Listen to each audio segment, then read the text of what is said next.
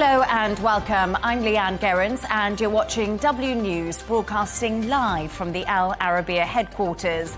These are our top stories. A controversial new aid distribution group backed by the US and Israel has begun working in Gaza. British Prime Minister Keir Starmer says the whole country stands with Liverpool after a car ploughed into a crowd during Liverpool FC's Premier League victory parade last night. Plus, as tensions remain high between New Delhi and Islamabad despite a recent ceasefire, we speak to former Foreign Minister of Pakistan, Sherry Rahman. And the UK's Finance Ministry has confirmed to Al Arabiya News that Britain is nearing a trade deal with GCC nations, including Saudi Arabia, the UAE, and also Qatar.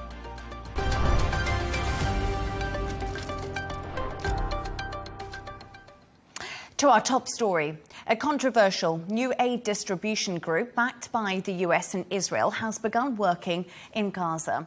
The Gaza Humanitarian Foundation says lorry loads of food have been delivered to secure sites. Its launch comes after the organization's director, Jake Wood, resigned after expressing concerns over the group's independence and transparency. Meanwhile, US Special Envoy Steve Witkoff has told CNN that a ceasefire hostage deal for Gaza is currently on the table with a pathway to end the war. For more on this, I'm joined by Dr. Jamal Nazal, spokesperson for Fatah. Jamal, it's great to have you on the show again. Thank you so much for joining me. The US Special Envoy Steve Witkoff has told CNN that a ceasefire hostage deal for Gaza is currently on the table with a pathway to end the war and urged Hamas to accept this deal. Does your party have any communication with the political wing of Hamas, and have you discussed the ceasefire deal that is currently on the table? Well, Hamas doesn't consult with any other factions on what it is doing with the hostage issue.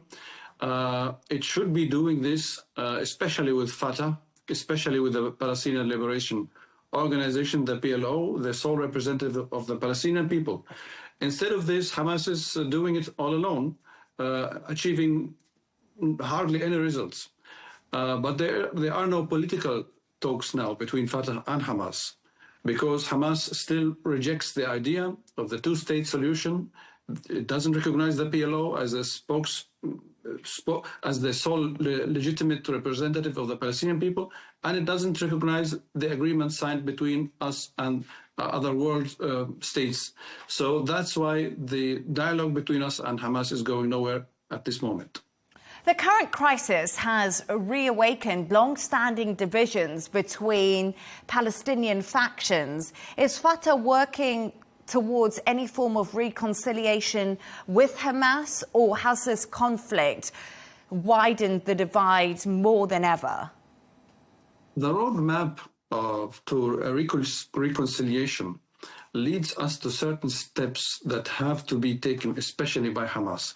First of all, it has to understand and recognize international legitimacy, the terms of reference for any peacemaking with Israel. It has to respect the agreements signed between the PLO and other governments of the world.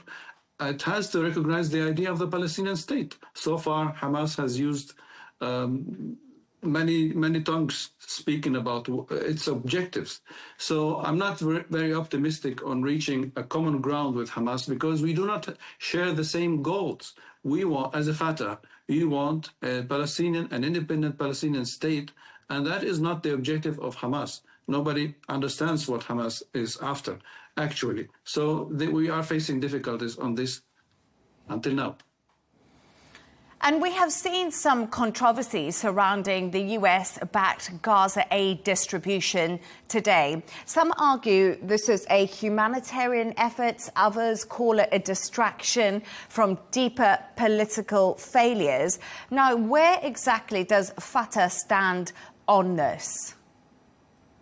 Well, unfortunately, we saw that Israel practically has dismantled the UNRWA. That was a mechanism, a worldwide recognized organization that has the legitimacy, the experience, and the staff. Israel destroyed it, and it's taken many decisions to bar it from working, and it has replaced it by this kind of strange mechanism that nobody understands. This is a tool to weaponize food in Gaza. It's a means that Israel is using to control the movement of people, and it will lead eventually to the displacement, to further displacement of the Palestinian people in Gaza. That is why we reject this.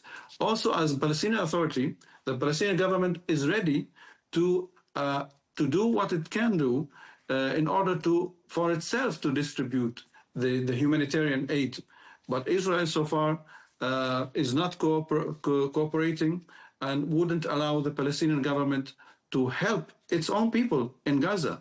That's a cruel system, a cruel mindset that Israel has. How is Israel stopping you from helping your own people? Well, it wouldn't allow the Palestinian Authority to work in Gaza.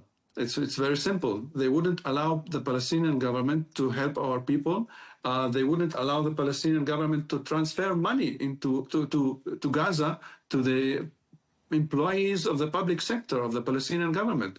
Israel is taking the taxpayer money that should be transferred to the Palestinian government. Everything that the Palestinian government would pay to make things function in Gaza is held in Israel, and that is why the Palestinian government is hardly able to pay the salaries of its employees, even in the West Bank. So Israel has the control on the ground, and it misuses it a lot. According to reports, Israel is threatening to annex the West Bank if the UK and France recognize Palestine. How concerning are these reports? They are concerning. We have seen Israel is capable of defying international law, of defying the will of the international community. But we also believe that Western countries do have the leverage to get Israel to do what they wanted to do, and they can get Israel to do what the international law requires from Israel.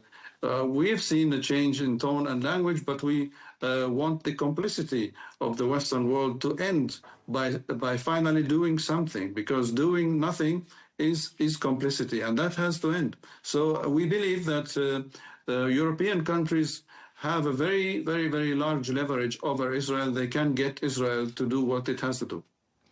You say you want Western countries to do something. What do you want Western countries to do? And as you mentioned, you feel like right now nothing's being done. Well, they have this preferential trade agreement with Israel, cooperation agreement, which is 25 years old. Article 2 of this agreement requires Israel to respect human rights. It is being reviewed. But it was reviewed by the European countries last year, and they concluded that Israel is in violation of human rights in Palestine. They did nothing. It is time to do something. It is not enough to suspend the agreement. It should be cancelled entirely. Also, punishing Israel isn't limited only to to placing sanctions against Israel. Also, the Europeans can delegitimize what Israel is doing. It's not enough for the Europeans to distance themselves verbally from what Israel is doing. They can clearly say that they are committed to the decision of the ICJ and the ICC. They should state clearly that they would be able to arrest any individual who is wanted by the International Criminal Court in The Hague. So on the level of delegitimizing what Israel is doing, they can do a lot. And there are concerns Israel may aim to create a security buffer in Gaza long term. Do you view this as a form of de facto annexation? Everything Israel is doing has the footprint of a new colonial project. Israel wants to colonize Gaza, and that requires for Israel to destroy everything and everybody in Gaza. If Israel is allowed to carry on with its plan, it would kill everybody. Were it not for the international pressure on Israel, we would see even more horrific scenes than we have seen. And what we have seen so far could be the start of what Israel wants to do, because Israeli politicians have a genocidal language. They use a genocidal language. They have a criminal mindset. Everybody is watching this, and the Western world has the responsibility to stop them. They can. The buffer zone is a means of Israel to control more land, trying to evict Palestinians and killing them, making them starve to death. People are looking for food in the rubbish. So what we're seeing is very dangerous. I think it's a new law of humanity that we are seeing in Gaza now. Dr. Jamal Nazal, spokesperson for Fatah, thank you for joining me on the show again. Appreciate your thoughts and insights. Thank you.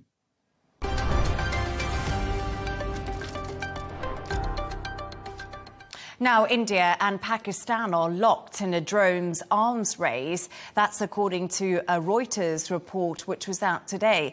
It says India plans to invest heavily in the local production of these drones, spending as much as $470 million over the next 2 years. Meanwhile, Pakistan is expected to leverage its ties with China and Turkey to advance its domestic capabilities. Tensions remain high between the two countries despite a recent ceasefire, raising concerns about escalation in the region where both sides possess nuclear weapons. For more on this, I'm pleased to say I'm joined by Sherry Rahman, former Foreign Minister of Pakistan. Sherry, it's an absolute pleasure to have you on the show. I really appreciate you joining. Let's start with the Reuters report we've just mentioned. Can you confirm Pakistan is working with China and Turkey? And what is the current scale of production and development? Thank you. First of all, Pakistan has been working with China and Turkey for a long time. This is not a new development, and working not just on defense hardware and strategic exchanges, but on a long list of cultural, political, and other trade and investment ties take these relationships into a serious bandwidth of enhanced trust and what I'm seeing as long-term political partnership, geostrategic partnerships.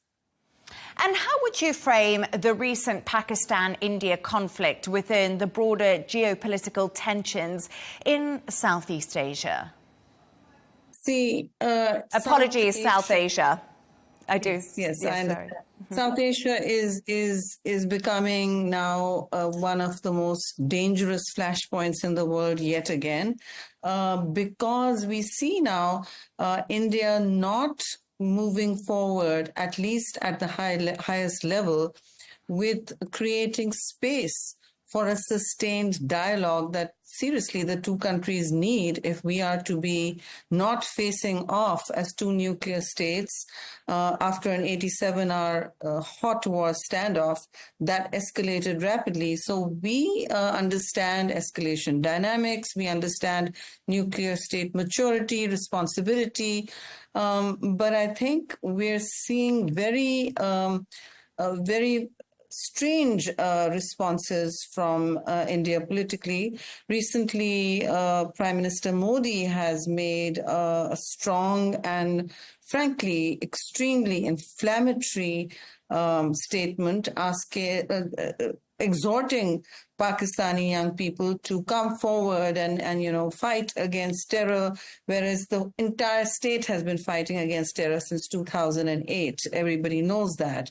And he is now, he used that rhetoric. He probably needs to change his headline at home for a war he did not in any shape or form, I think, win. So what's going on there is a very dangerous form of constant brinkmanship and a media demonization of and otherization of Pakistan and even other states where India is seeking to, I think, dominate any escalation that it can. It is also seeking to impose, in my view, a very dangerous crisis mechanism, crisis period in the region, which keeps it on a perpetual boil, almost like perpetual war. So the rhetoric is constantly framing it as a recurring crisis, whereas really Pakistan feels that pathways forward should be found between two responsible nuclear states. But India's behavior is not that. Modi just said Pakistan should wait for his bullet in a huge orchestrated rally. And that is not statesmanship or a state looking for responsible actions, for building structured dialogue, which is what Pakistan is seeking. They're also in a place where a great deal of weaponization of the narrative, of water, of pretty much all instruments at their disposal are being used to create a serious, what I call hype from a Hindutva republic that is really headed towards further destabilization instead of normalizing relations, which happens after even the greatest and longest of wars. But India's behavior right now looks to me like an investment in perpetual crisis, perpetual war.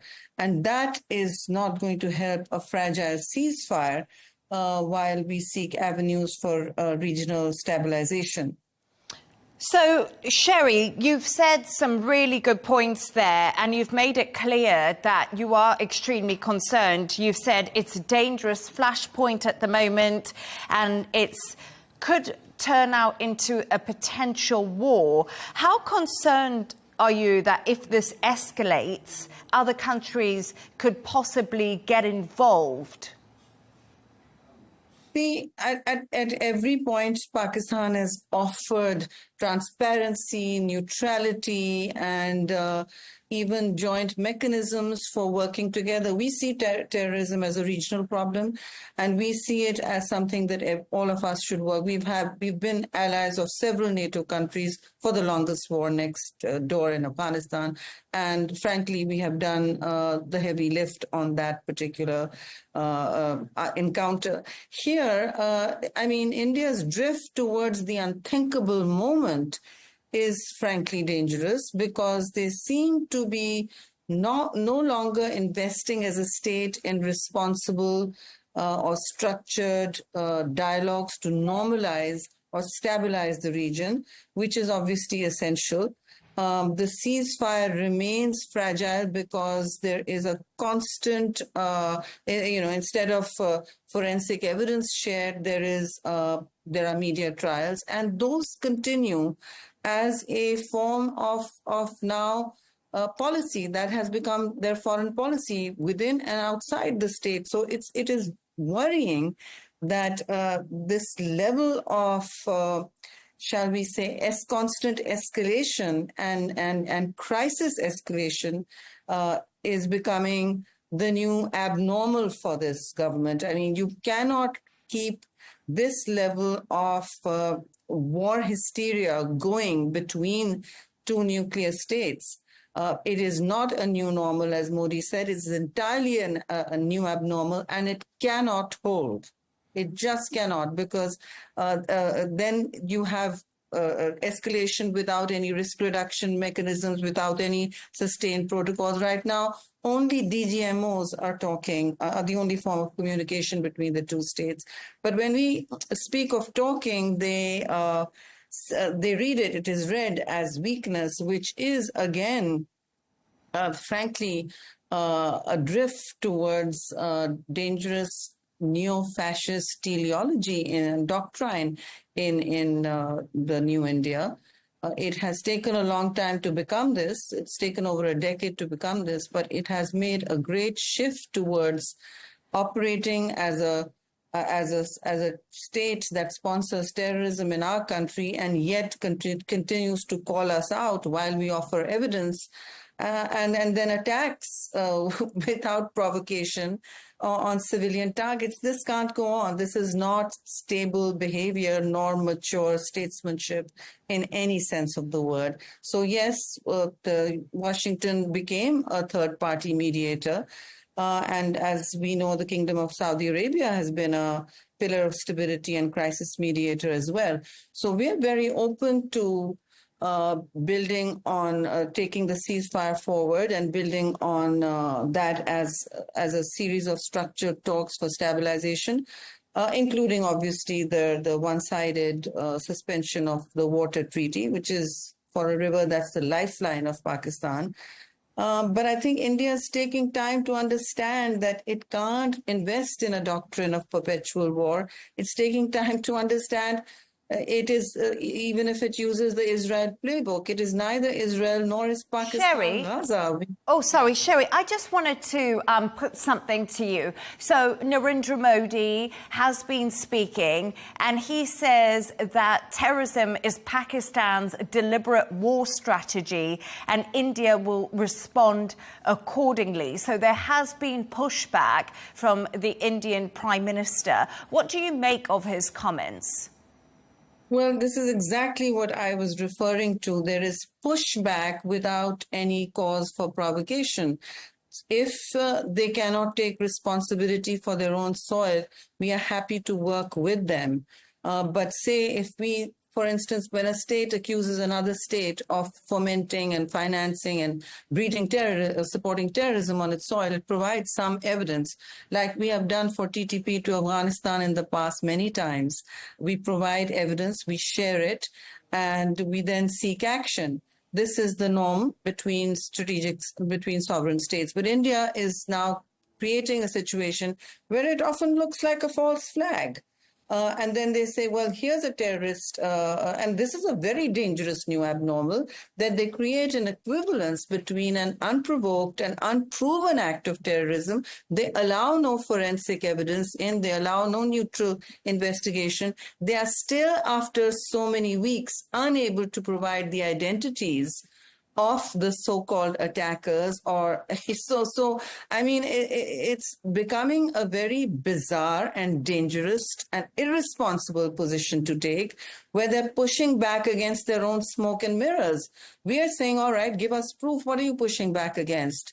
I have proof. I have an Indian military. My country has an Indian military officer found fomenting terrorism on our soil. Did we go to war? Did we start saying, okay, we are firing hypersonic missiles at you?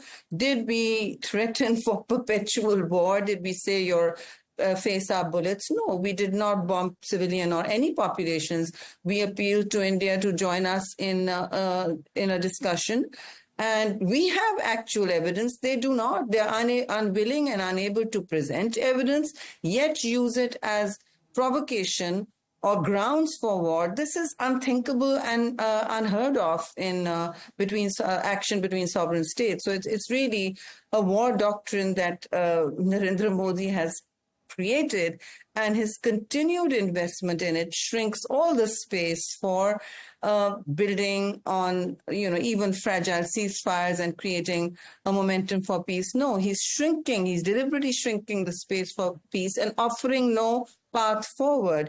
You can't just cry wolf every time and then say, okay, I don't know where the evidence is. I don't know who came and who. But I hold you responsible. So they can't be judge, jury, and executioner at the same time. That doesn't work. So, Sherry, just moving on a little bit, when we want to think about things right now where they are, how is a path to peace seen by you? What's the way to end this conflict right now between India and Pakistan? Is there something that can happen? See, if I was being provocative, I'd say India should cease covert activities on our soil as well. But no, I think that comes at forums that can be shared at forums where closed-door forums where talk is curated. We have long been talking to India in different situations, either track 2s and track 1s. and track one point. I mean, there's no shortage of menus on what is known as a comprehensive dialogue forward, and over water, over terrorism, over, of course, Kashmir, which is the root cause of the constant unsettling between India and Pakistan, the constant conflict between India and Pakistan. But they seem unwilling, certainly not unable, but unwilling to invest in a peace process, in a rational going forward. We are happy to build channels of communication. We have been happy constantly to build longer investments in trade and reopening diplomacy and cultural ties, and obviously water, climate discussions as well, because these are countries that are on the front line of climate crises in the world as we see it. Some of the hottest countries and some of the most polluted cities and the most polluted aquifers. I mean, India shares a huge water basin with us, the Indus Water Basin. The basin is bigger than the size of England.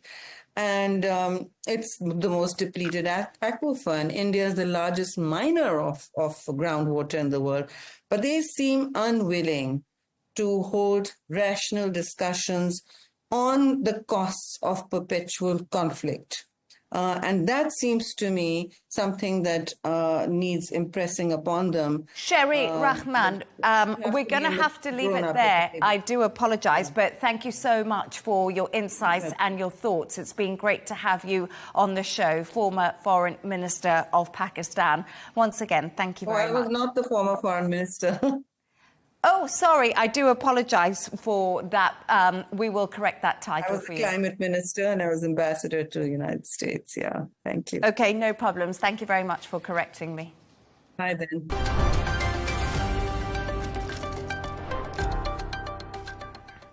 The UK's Finance Ministry has confirmed to Al Arabian News that Britain is nearing a trade deal with the Gulf Cooperation Council nations, including Saudi Arabia, the UAE and Qatar. Chancellor Rachel Reeves said the Gulf Agreement would be the government's next deal after reaching trade pacts with India, the US and the EU. In an interview with Al Arabian News, senior correspondent Karina Camel, London's Lord Mayor Alistair King explained what a potential trade deal would mean for the British economy. Take a listen. The UK Treasury has confirmed to Al Arabiya that the government is nearing a free trade deal with Gulf cooperation countries, and it is the next deal targeted by this government after a series of trade agreements with other parts of the world. How important would such a trade deal be for the British economy? I think it would be enormously important. We have great trade relations with GCC countries. That's one of the reasons why I'm going to GCC very shortly for my next mayoral visit. But effectively, to get a free trade agreement, I think will be enormously important. We see tremendous opportunities to collaborate in investment both ways, both us investing into GCC countries and the other way around. And I think to have a free trade agreement that sets it all there, sets it all out sensibly, I think will be a great next step. Talks between the United Kingdom and the Gulf countries over a trade deal have been ongoing for a number of years. Why do you think now might be the right moment to actually seal this deal, and could we see it this year?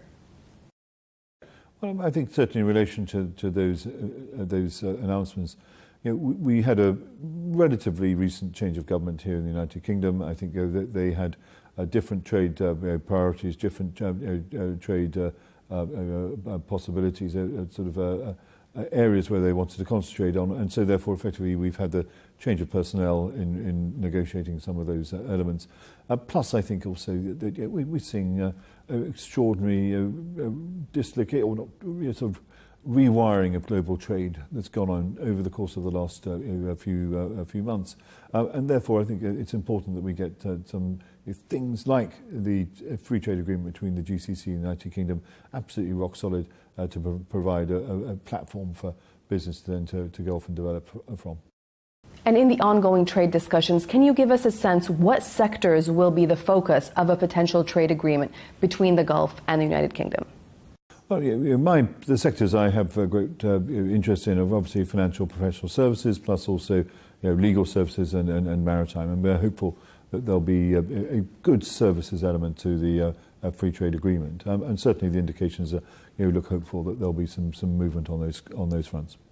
So you're expecting this potential trade deal to include services as well as goods? That's right. We certainly hope to have a service element to it. But I think there are good opportunities, those are the areas that I have a specialism in. But the areas you've talked about are particularly important as well. And just looking at the wider relationship between the United Kingdom and Saudi Arabia, how important is that relationship for the British economy? And the important thing is that during the course of my term, this will be my second visit to Saudi Arabia. I have a third one planned. For later in the year around the time of FII. And that's unprecedented for the Lord Mayor to go to any single country sort of 3 times. And so therefore I think it's just a commitment to the relationship that we're building with Saudi Arabia.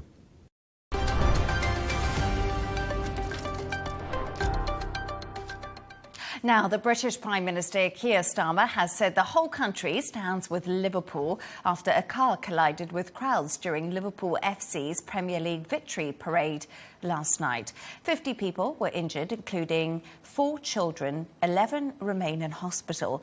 A 53-year-old white British man has been arrested on suspicion of attempted murder and drug driving. For more on this, I'm joined by News UK correspondent Nick Ellaby. Nick, great to have you on the show. Appreciate your time. You were actually at the scene of yesterday's incident. Can you describe the current atmosphere in Liverpool city centre at the moment? Yes, good evening, Leanne. I was here to cover the parade. Actually, it was supposed to be one of the most joyous and momentous occasions in Liverpool Football Club's storied history. They won, the Premier League title at a canter this year. It's one of the biggest football clubs in the world. We think there were around 1 million people on the streets of Liverpool yesterday on Bank Holiday Monday to celebrate that victory. And then just after 6 p.m., the mood turned incredibly sour as we found out that a dark people carrier had driven into a number of people on this street behind me, Water Street, right in Liverpool city centre, close to the docks and also close to the end of that parade. The feeling in the city at the moment, I mean, it was, as I mentioned, an absolutely just a huge party yesterday, but very quickly turned very, very angry and then shock and surprise into exactly what happened. The people here, it's one of the friendliest cities actually in the UK, and everyone is standing together at the moment. The mood at the moment is, I would say, surprise and shock into what happened and to why such a big party, a joyous occasion, turned into something so very different and so very sour. Yes, indeed, Nick. Those scenes were extremely distressing. But what details have emerged about the incident since it occurred? And what is the latest information from the police and also the emergency services? So we've just had an update this afternoon on, first of all, the man who was arrested, as you say, a 53-year-old white British man from the Merseyside area. The police were very quick to release information about his ethnicity, presumably learning from recent events where we've had a vacuum of information about attacks like this in the street. And what happens then is you get people speculating as to who carried out these attacks and why. In this case, they were very quick. I mean, I don't think I've ever seen the police release that kind of information about an attack so quickly. We know that the police have now been given an extra 24 hours to question him. He's the only person that's been detained. They're not looking for anybody else in relation to this incident. He's been arrested on suspicion of attempted murder, of dangerous driving, and also driving under the influence of drugs. We're expecting a charge probably tomorrow at this stage. And then in terms of the people injured, we know that at least 65 people, Leanne, were injured here on Water Street yesterday. 50 people went to hospital with those injuries, 4 different hospitals around Liverpool. We know that 4 children were among those injured, and fire crews told us that they arrived on the scene 4 minutes after the incident. They heard about the incident to find 4 people under a car. One of those people was a child. Now we know only 11 are still in hospital, and we're told, thankfully, that they are on the mend and recovering, and all of them in a stable condition. So we're waiting for some charges really on that man who continues to be questioned by police. News UK correspondent Nick Ellaby, thank you so much for joining us. I appreciate your insights.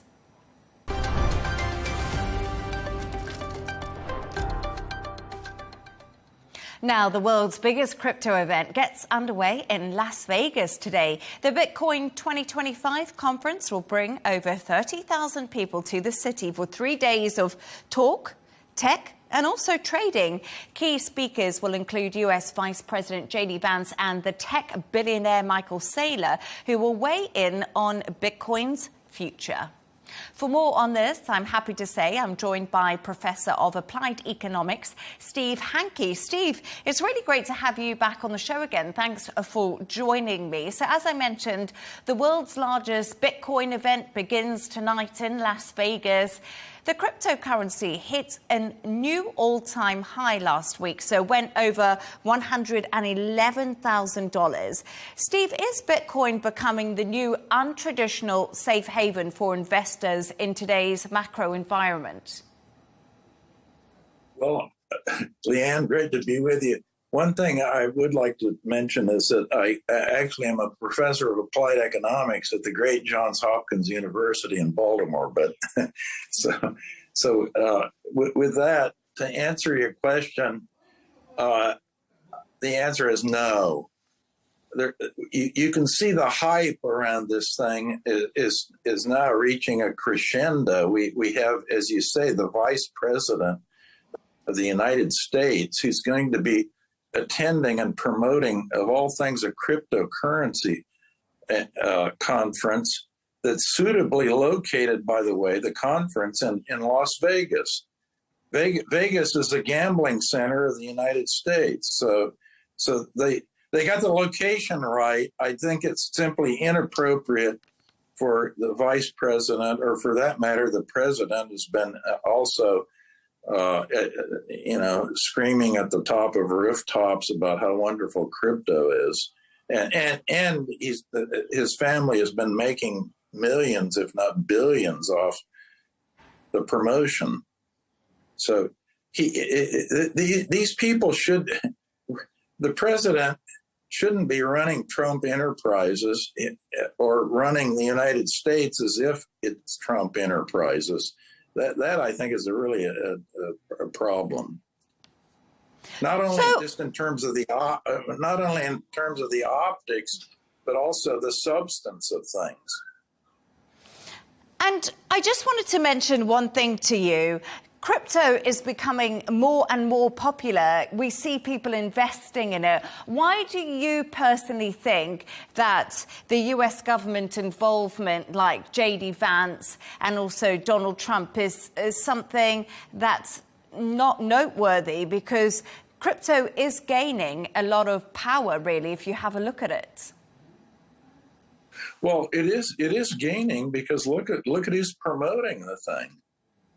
You have the president of the most powerful country in the world spending a lot of time promoting crypto and sending his vice president out to a conference to promote crypto, and sending his crypto czar out to the conference. So it is notable, actually, and it's highly unusual, by the way. This is not a typical kind of thing. Particularly when the family of the president is directly involved with this thing, and other members, for example, Steve Witkoff, which is his main foreign policy emissary, as you know, in not only the Middle East, but the Ukraine right now, and other places. His son is in the game big time. Witkoff's son. So this kind of thing, as I say, the optics are not that great from my point of view. Now, people are investing in it, but the investments, by the way, the big problem is it's a little bit like sucking up with a vacuum cleaner a lot of savings to go into fine art and things like that don't produce anything. I mean, they're just speculations. A bank is something different. A bank does what? A bank makes loans to bankable projects, and those bankable projects are collateral for those loans. And why do the banks, just out of thin air, create credit and finance those bankable projects? Because they think the bankable projects will generate a surplus and be able to pay off the loan. Steve Hanke, we're going to have to leave it there, but thank you so much for your thoughts on the Las Vegas crypto conference that does get underway. Much appreciated. You're welcome, Leanne. Thank you.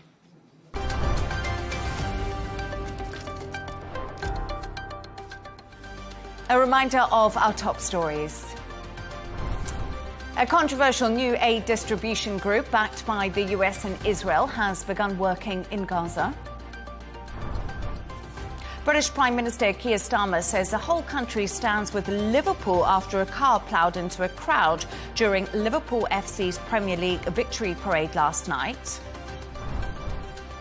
The UK's Finance Ministry has confirmed to Al Arabiya News that Britain is nearing a trade deal with the Gulf Cooperation Council nations, including Saudi Arabia, the UAE and also Qatar. And that's all from us on W News. Don't forget to subscribe to our YouTube channel and also follow us on X. The Dressing Room will be coming up next. Plus, we'll be back in a couple of hours with W News Extra. Goodbye and thank you for joining us.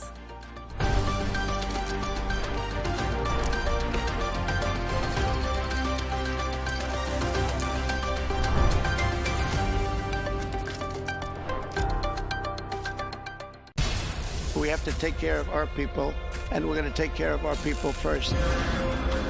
For in-depth analysis and all the latest developments across the globe, make sure you join us every weekday. President Trump is trying to negotiate a ceasefire. With so much happening, so much information, and so much noise, international law will have no part in his administration. It can be hard to keep track. Tariffs will just fuel inflation. We're going to fight these tariffs. But you can count on us to tell you what you need to know. We stand by your side. Join me, Tom Burgess-Watson, for Global News Today, right here on Al Arabiya News.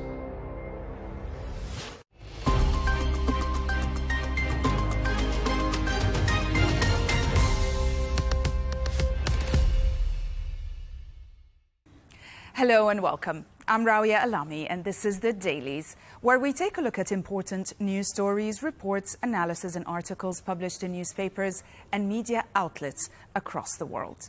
Many themes ran across newspapers today with the news of the car ramming into a crowd of Liverpool fans last night, injuring almost 50 people, heavily reported by the British media outlets.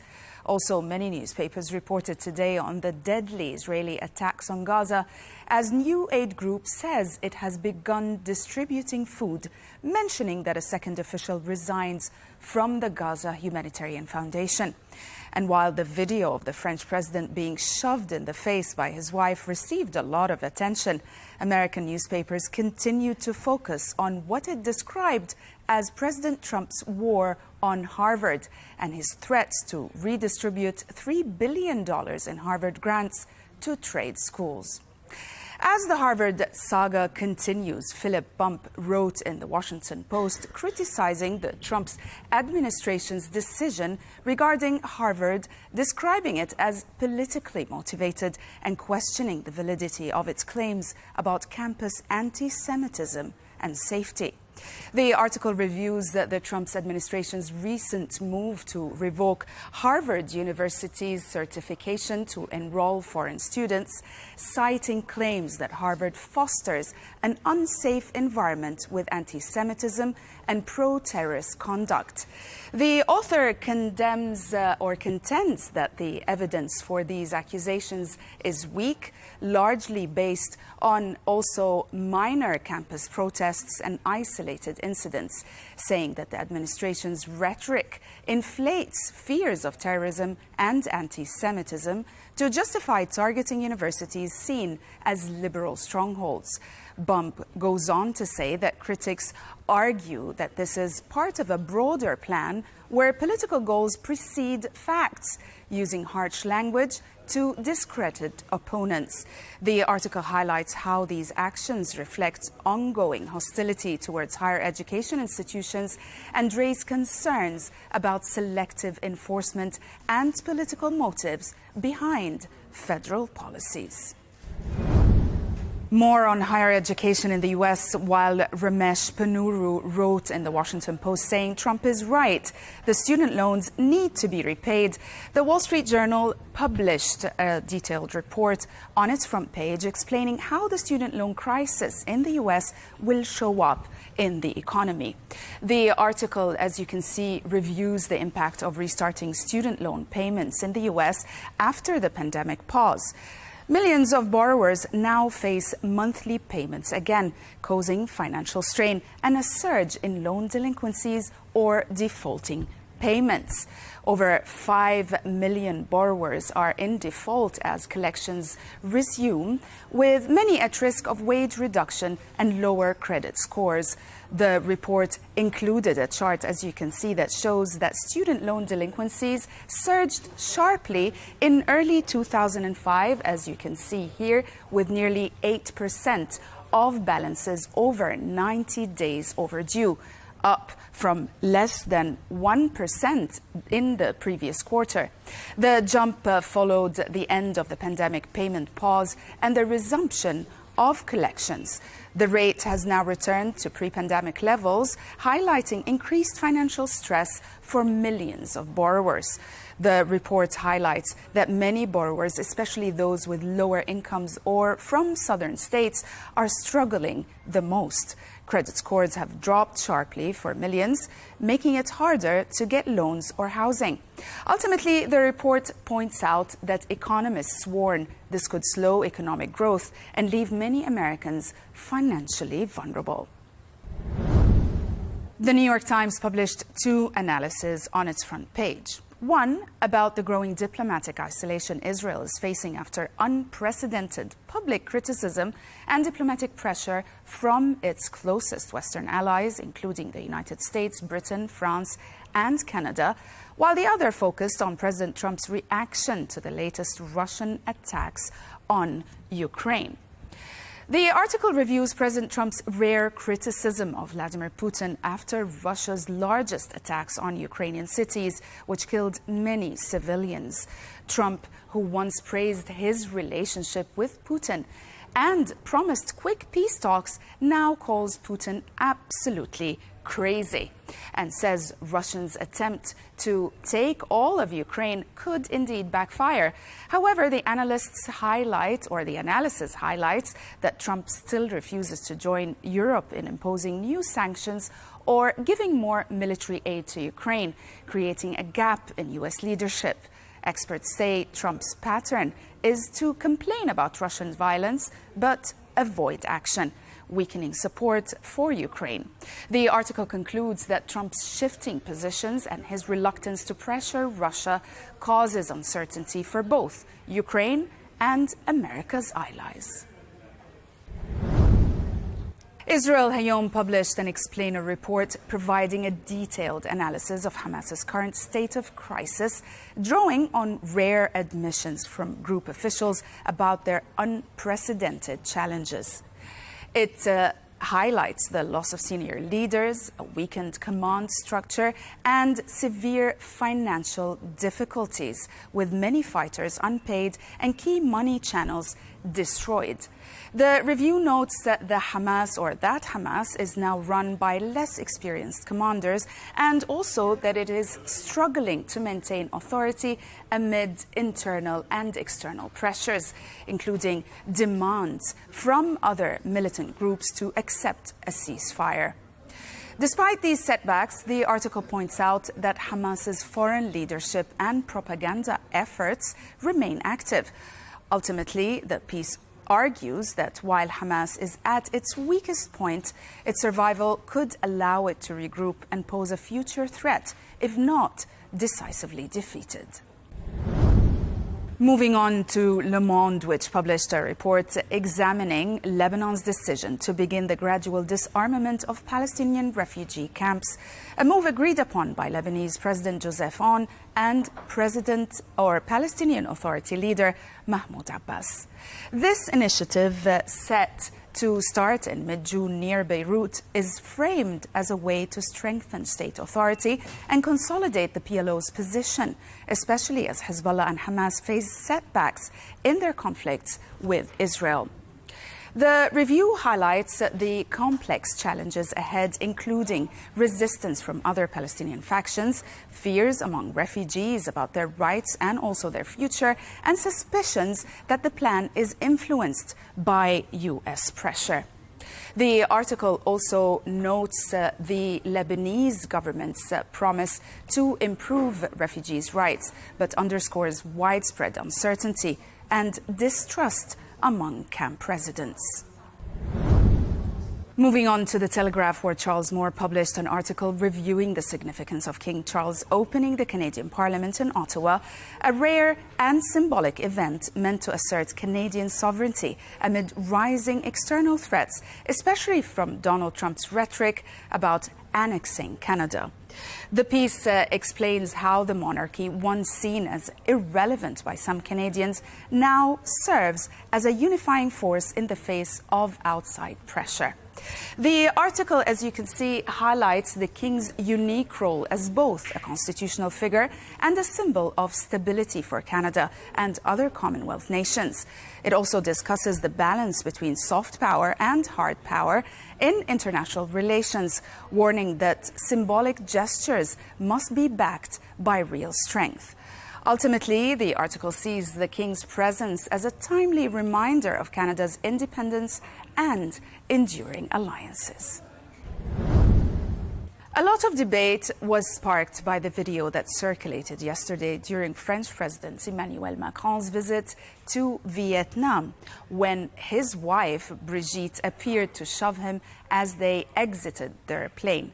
As you can see, while the video surprised the media and almost all newspapers and media outlets reported on it, many also reported Macron's reaction, dismissing it as a playful gesture.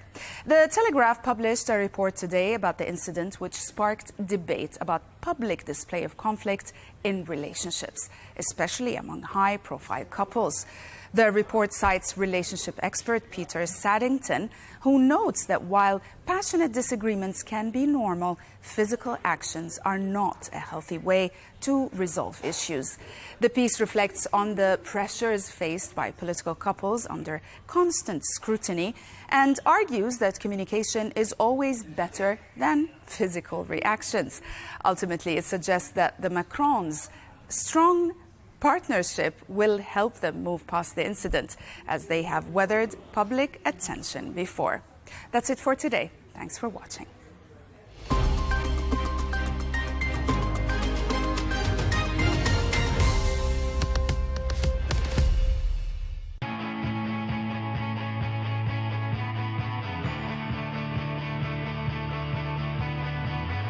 Welcome to the metropolis,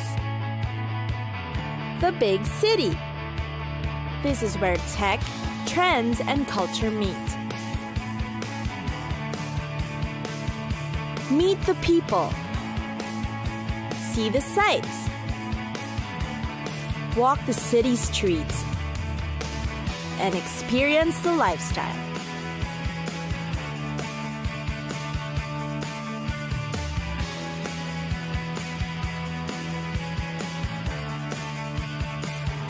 This is your first-class ticket to the cities of the world.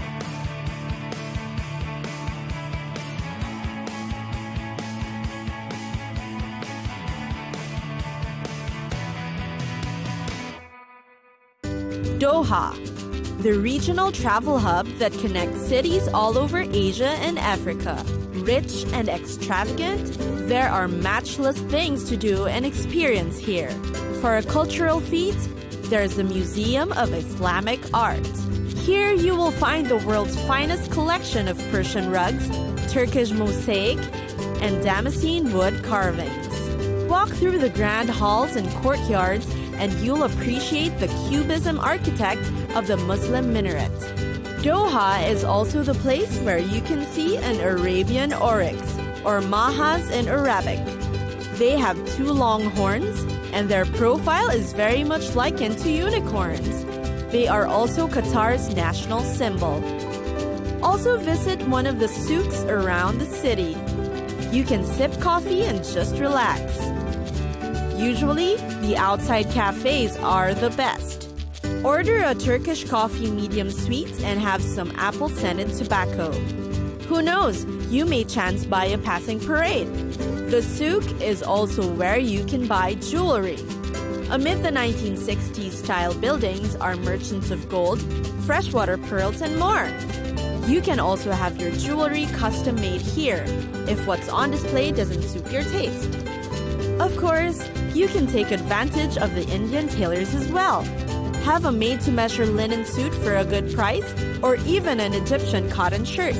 Come by the air-conditioned malls.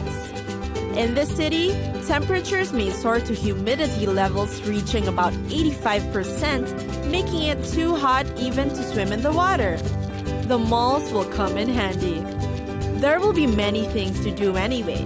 Catch a movie, ride a roller coaster, race a go-kart, or even glide down a canal in a gondola. If time permits, it's a must that you drive out of town and visit the desert. You'll witness mountains and slabs of sand that you can drive through with a huge vehicle. Or you can simply hang around and have a picnic. Waiting to see Doha at night would truly be worth it. The bursting colors from the city lights are absolutely delightful to see. The people at night are still full of bustling energy. So if you can't sleep at night in Doha, it's not a problem because the city's full of life. Tired of the land and want a little sea breeze? Come down to the Doha Corniche. You can also come down to the beaches and let the waves tickle your feet. Want to ride a boat? You can find them in the Corniche.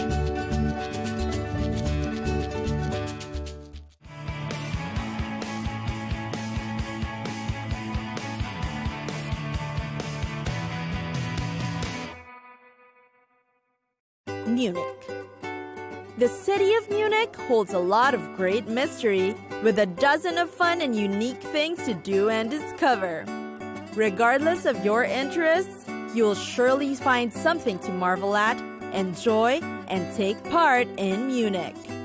Most famous perhaps is the Oktoberfest. It lasts for 16 days, from late September to early October. It is a beer festival, celebrating the city's best world-class beers in its huge halls and tents. Many tourists flock to the city for an Oktoberfest experience. Munich is also known for its open green spaces. An example would be the English Garden, a large, beautiful park that you will find right in the middle of Munich. It's a lovely place to visit, whether you just want to see the greenery or you're looking for a place to stroll. Refreshments such as food and beer are also being sold nearby for your convenience. The gardens definitely make a beautiful addition to the city. The Christmas markets in Munich are also popular reasons for tourists to visit. Among the few, most well known is the Christkindlmarkt. Hailed for its very welcoming atmosphere that both tourists and the locals delight in. The market produces a great shopping experience, as local products that make thoughtful gifts are sold throughout. There's also music and dancing to complete the nightlife. And of course, amazing food and drinks, including the world-famous Glühwein. For a dose of history and culture, there are the Munich museums. The city is in fact known for its variety of museums catering to a vast range of interests. For instance, there's the Old Pinakothek, an art museum, while there's the Deutsches Museum that's filled with all things science. Imagine, there's also a BMW museum specially dedicated to the vehicles. Last but not least are the Bavarian lakes and mountains. Here, you can use your car to zip through Munich's most beautiful lakes. To name a few, the Tegernsee, Schliersee, and Garmisch-Partenkirchen are only about an hour away. You can just sit back, relax, and appreciate the view.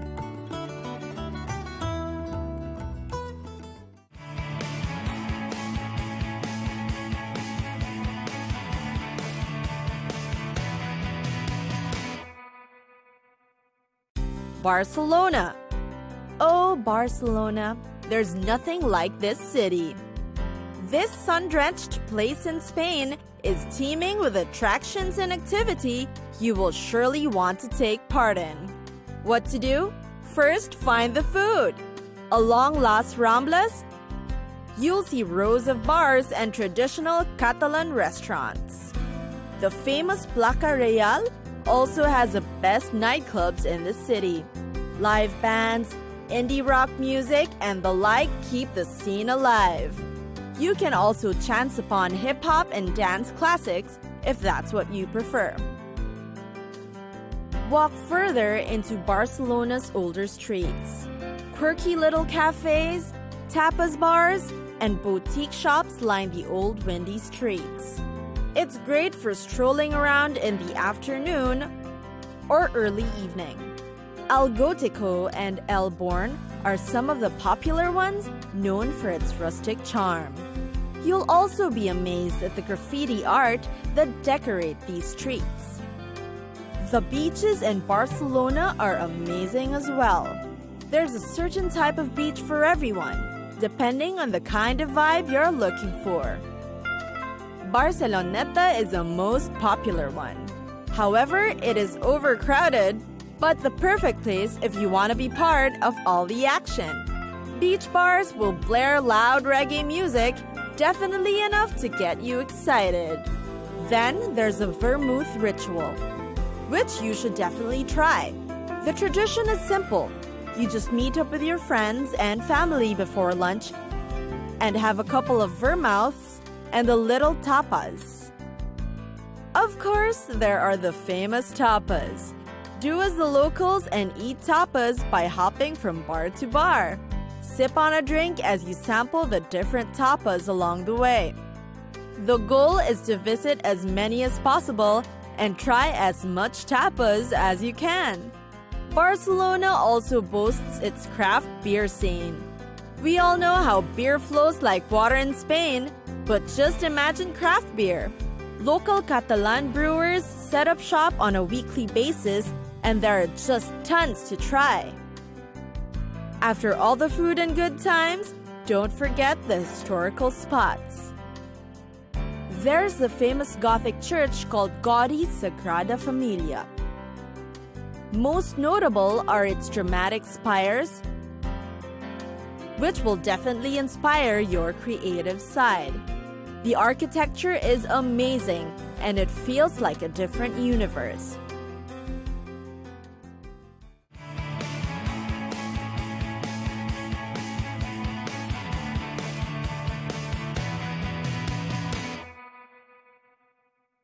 Milan.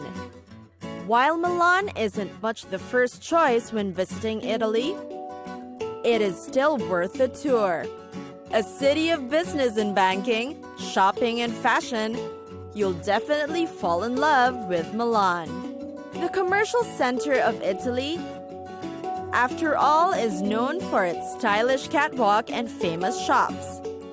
Plus, it's got a list of hidden wonders for you to discover. First, experience a breathtaking view of the city from the Duomo route. The famous Duomo, after all, is the center of all tourist activity in Milan. Take the elevator up and walk around the cathedral's roof to see the magnificent city from above. While the city is usually smoggy, obscuring your view, it's still worth the experience. Of course, the interiors of Duomo is already impressive to begin with. Next is a visit to the Santa Maria delle Grazie Church. This is where you will find the famous Last Supper that many households have replicas of. You certainly shouldn't miss this chance to see a Da Vinci masterpiece up close. Getting tickets to view it may be difficult, but with good planning, it is still possible. Then, of course, there are the beautiful parks around the city. Milan is definitely a bustling city, but there are places to take a break from all of the busyness.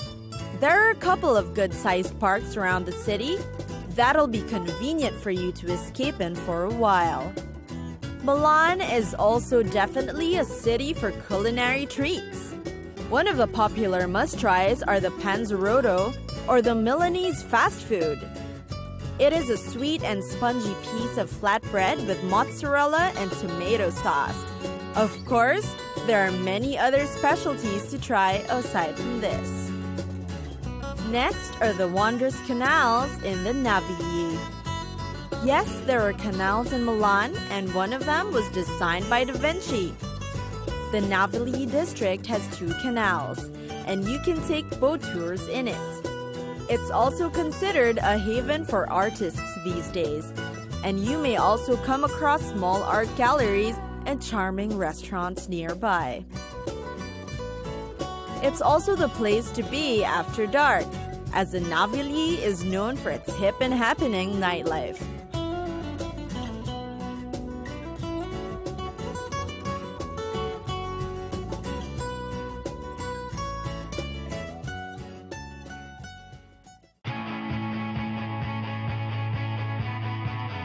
It's time for us to go. Pack your bags and get your tickets ready. And we'll see you on the next destination.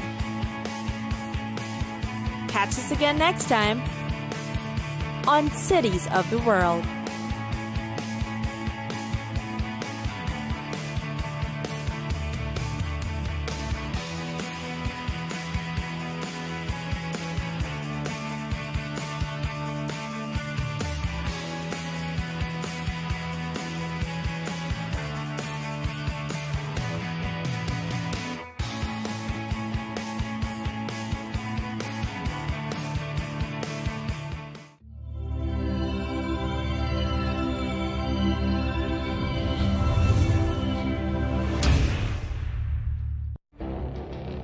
It feels like decades are passing by in a matter of weeks.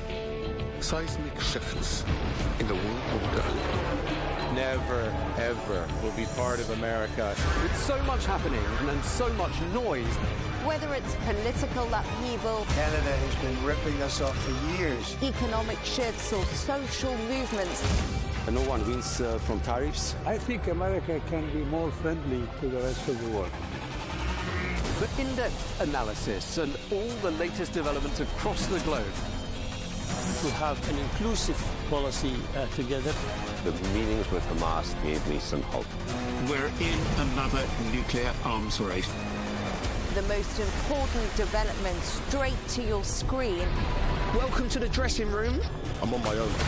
I need backup. And an insightful look at the issues shaping our world today. It was not going to happen, that war, and it happened. Join us on Al Arabiya News, where the world talks.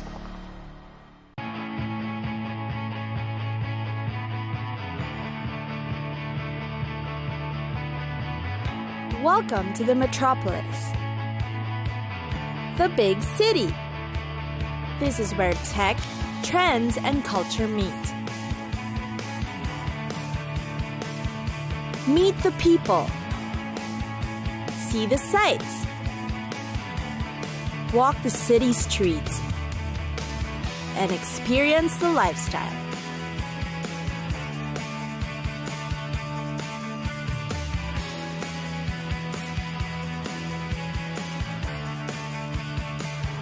This is your first-class ticket to the cities of the world.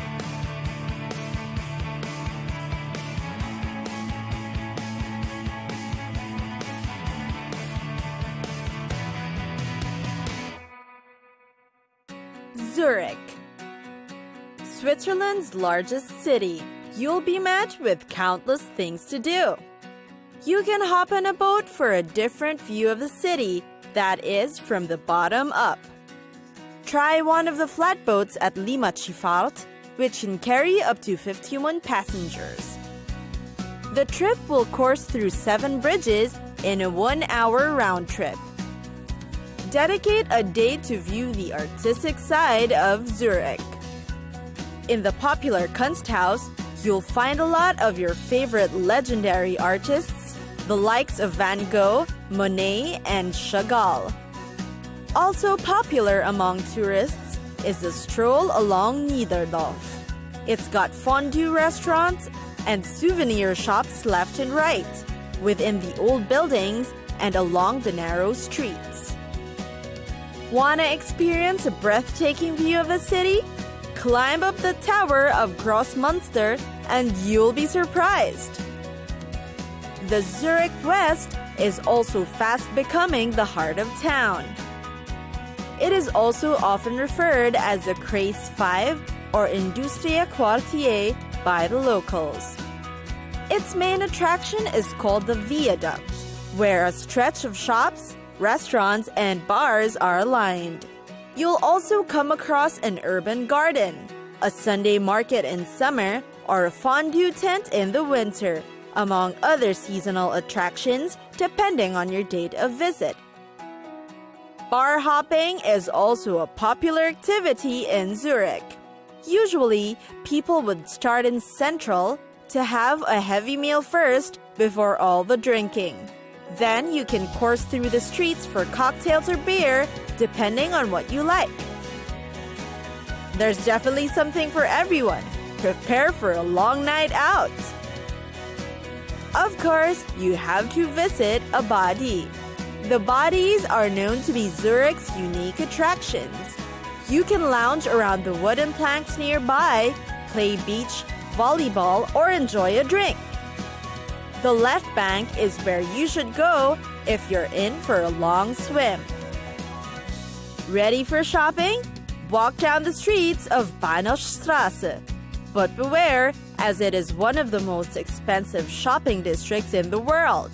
The lower half of Bahnhofstrasse's got the high street brands, while the luxury shops are at the upper end, closer to the lake.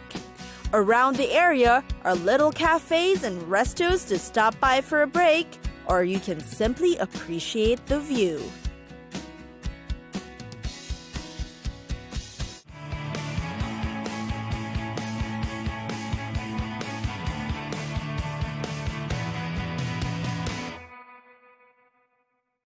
Berkeley.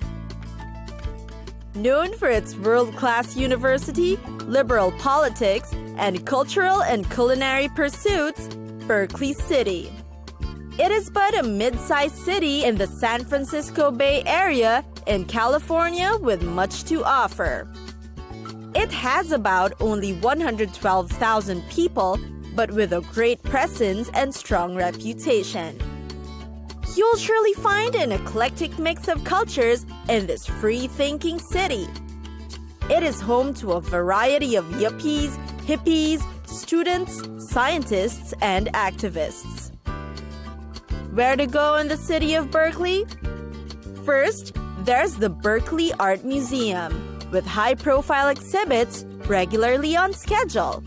It's got its own permanent collection and rotating with participating artists too. For a relaxing day in the city, drop by the Berkeley Marina and Pier. It is home to restaurants, sailing clubs, and the park. You'll see the view of the popular Golden Gate Bridge and San Francisco skyline. Then, there's the Pacific Film Archive, with one of the most extensive film archives in the world. You'll surely learn about directors that hail from different eras and artistic movements. It is also the venue for the annual San Francisco International Film Fest. Another must-visit is the historic People's Park, a landmark of the free speech movement. Then, of course, there's the popular University of California, Berkeley. It has a visitor center for tourists, and you can go around its 178-acre campus. When you want a taste of the best local produce, there's the Farmers Market. It's got prepared foods as well as performers and booths for local organizations too. Along downtown Berkeley, there are also game shops for hobbyists and gamers. There are specialty shops, some to feature their proudly locally made products. You'll find bookstores around here too. For a taste of Berkeley's gourmet food options, head over the streets up north. You'll also find Pakistani and Mexican restaurants here. The fresh food movement has become quite active around Berkeley. You'll find fertile farms and exquisite wineries around the city too.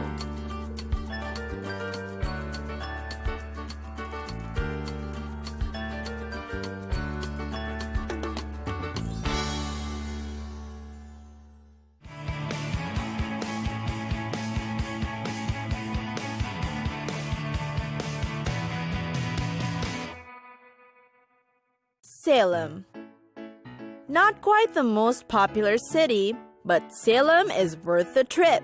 Dare to explore the city that holds the key to the trade industry.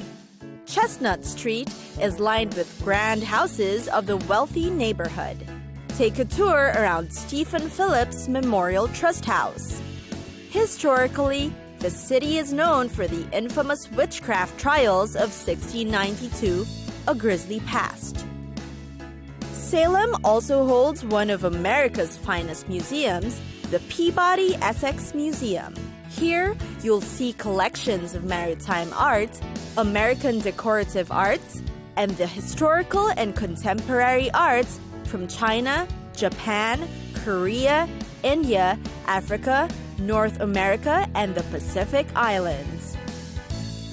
Then there's a huge North Shore area, including the beautiful and historic Cape Ann. It's been designated as the Essex National Heritage Area, with 34 villages and communities in it. The place claims to have the most historic structure per acre than anywhere else in the country. The Salem Maritime National Historic Site, for one, has 12 historic buildings. It preserves Salem's late 18th to 19th century maritime history, which helped establish the United States' economic independence. And it doesn't end there. The House of Seven Gables holds a popular collection of colonial homes. Here, you'll find one of the oldest surviving 17th century wooden mansions in New England, built in 1668. Nathaniel Hawthorne used the House of Seven Gables as the setting for his famous novel of the same name. Moving forward, there's also the popular New England fishing harbor. Called Motif Number 1, it is the red fishing shack with lobster boys, an image we often see of the fishing site. Around it are art galleries and studios, reflecting the magnificent little fishing town. Finally, there's Ipswich, a popular town with antique enthusiasts. Along high streets are shops and galleries worth a visit. You can also end your trip with a walking trail along the long shore of Crane Beach.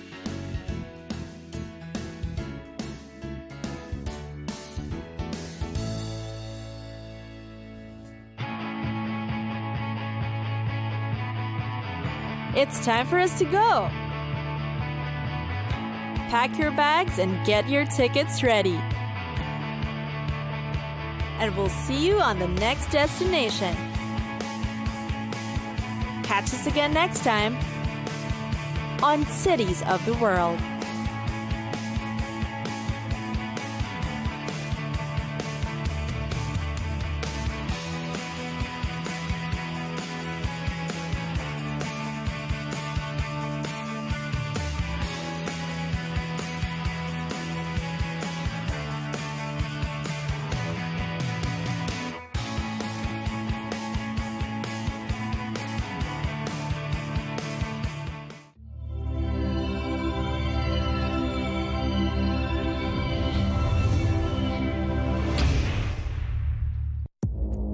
Our allies, in many cases, are worse than our enemies. Stay informed and connected with the latest international headlines. There obviously is a risk. From breaking news to in-depth analysis, it would appear that this war is coming to an end. Who buys this stuff? Investors, pension funds. We deliver the most important developments straight to your screen. Iran always wanted to deal with militia. Join us for compelling, expert-driven conversations. A curfew order has been established. And an insightful look at the issues shaping our world today. There are lots of proposals about European architecture for security. I'm Leanne Gerrans, and this is W News. We dealt with this when I was Chief of Staff in the first term. Where you don't just hear the headlines, you get the full story.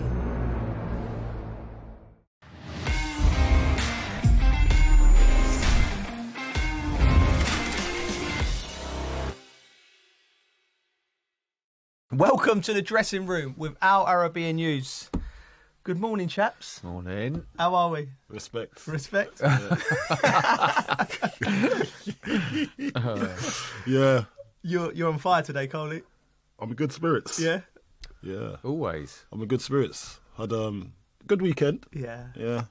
Wife's birthday. Nice. So it was nice. Did you treat her? Yeah, yeah. She's in good spirits. Happy wife, happy life. Yeah, the Cole household's balanced. It's vibing at the moment. So yeah, and then what else did I do? Oh, we all had a golf day, didn't we? Oh, yeah. Yeah. We all had a golf day. I weren't with you guys, but I had you guys on standby. Really? Okay. Yeah, because I had commitment to go and play golf with on someone's stag. Right. Okay. And this was told to me that they needed my presence. About what, golf day or a stag do? It's a stag, right? But it was kind of a golf stag. Were they your mates? No. No. Just someone wanted you on their stag. My presence. That's wow. brilliant. Brilliant. I'd love that as a gig. Yeah. It was renting out Bridgie for parties. Mate, it was brilliant. It was brilliant. The Allen family. Yeah. Yeah. Okay. They well, his brother, because you got Josh Allen. Yeah. And then you got Harry Allen. Yeah. And obviously Harry was the one that's organising his brother's stag. Nice. And yeah, it was amazing because I've turned up. I've gone up the stairs into the clubhouse, and I'm all on my. I look the part. Yeah. You know what I mean? All the gear, no idea. Yeah. Look like a golfer. I even had the one glove. Yeah. So I was one glove. One glove. You never got put it on in the first tee. Like, I was out in the car with one glove. Oh yeah, I was in my. Listen, mate. I'm driving like that with the one glove on, bruv. Like, yeah, I'm not supposed to wear it then, though. Well, when you I was in like, it's like a goalkeeper wearing his goalkeeper gloves before. Driving to I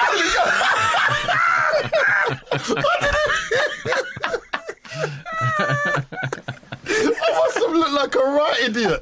I didn't know. I swear down. I thought it was part of the look, innit? So I've gone, even when I was leaving the house, I've gone to my missus. And I look, babe, and I put the glove on, going like that. Like I'm OJ Simpson or something. Oh my God. Anyway, I'm crying. Oh, Mum, I'm such an idiot. I'd love to see you swing a golf. You should have seen me getting ready. That's the drinking Coley. Why are you going to the club already? Anyway, I'll get there, and then I'll go up the steps, and then I see a group of lads, and I'm thinking, this must be them, innit? So I walk over, and they go, "Oh, Colton, how you doing?" I'm like, "Yeah." But then I see a Millwall badge. Oh, right, okay. So I'm thinking, I didn't know This it was is a an flag. ambush. So I see the Millwall badge.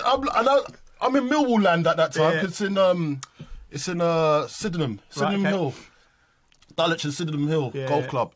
So I'm thinking, not really safe here. Yeah. But I'll have a go. I've seen the Millwall flag, and he's dressed. He's dressed in like a flat cap, American flag. And this is the stag, but I didn't know he was a stag. Right, so I was right, thinking, why is he wearing this? And he's got like an American flag trousers. I'm thinking, this is strange. And he's got the Millwall polo. He's got Millwall on. I'm like, why am I here? So I'm thinking, this is ambush. Yeah. So I'm looking around like that. I did not feel safe. Remember, I ain't got no security. I'm there alone in the ends, basically. I didn't even know. Do you know what? I didn't even know Sydenham had a golf club. No, did I? But it's a lovely golf club. Anyway, getting it, and then they go, "Oh, Colin, sit down," and I'm like, "Okay." So I'm just sizing it up. Yeah. But I'm on the half turn just in case I've got a bolt in. Because I was thinking, is everything safe here? Anyway, and then they said, "Oh, have you played any golf?" I've said, "Yeah, just a little bit." You've never hit a ball before, have you? I have. So listen, the first time I played golf was over in Quinta do Lago, Portugal. Yeah. And I basically, that was my first ever golfing experience. We saw the video. You saw it, yeah? Yeah. You sent us a video. Do you remember? Yeah. So I was there. So that was my first ever experience. Right. And Okay. Quinta do Lago apparently is it's hard, isn't it? Yeah, it's a hard it's course. tough course. So I've gone in and I thought, do you know what? I'm gonna have a go. So when they asked me, I said, "Yeah, I have played it.